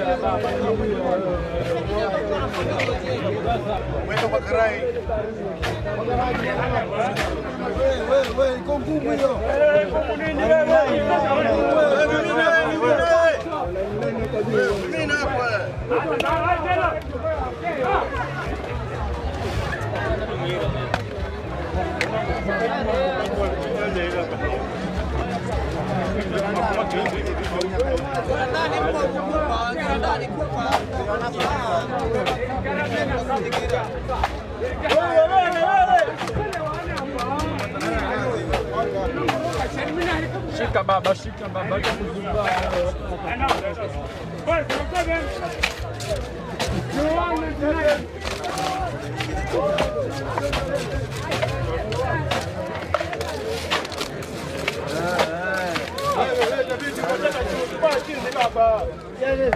Wewe watu mwagia bwana, wana familia wanawamwagia pole pole. Sawa sawa.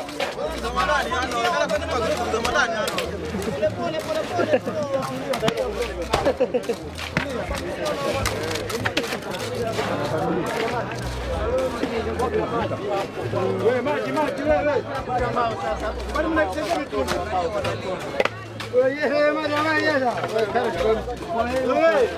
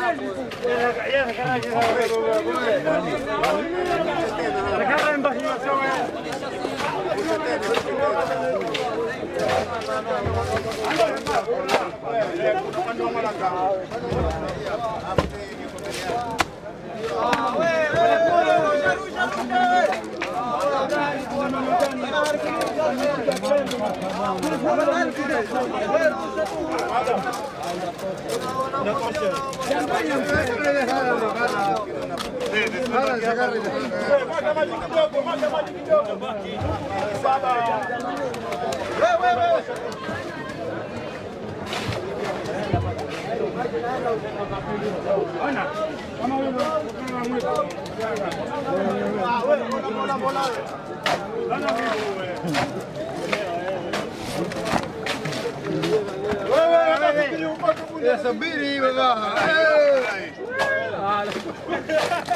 Haya kama tuko. Haya.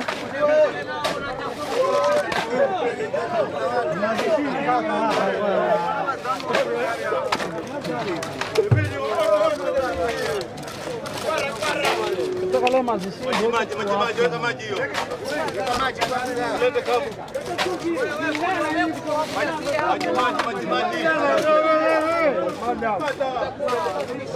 Maji wewe. Wapi soma pale. Wewe.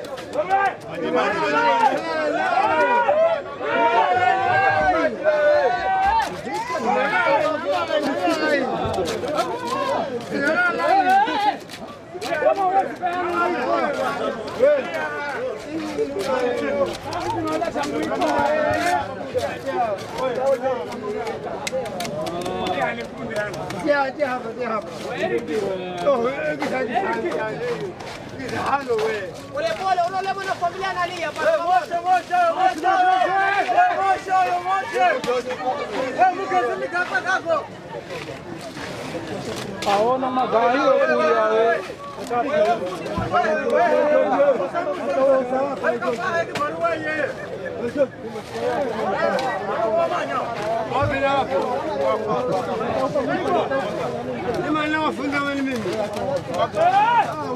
sawa, lakini wafundi wanne wapi?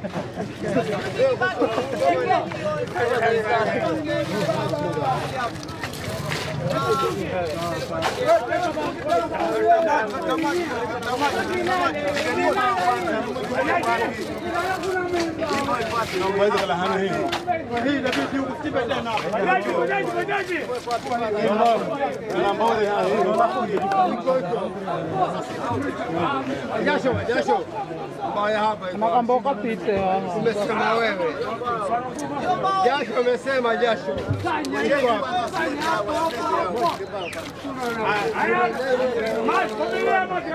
Inomba waweze kala hano.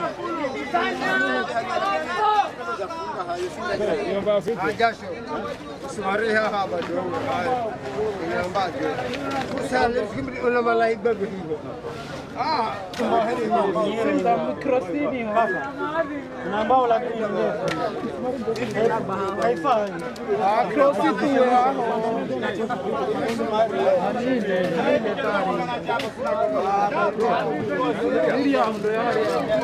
na kukadira are tumeria.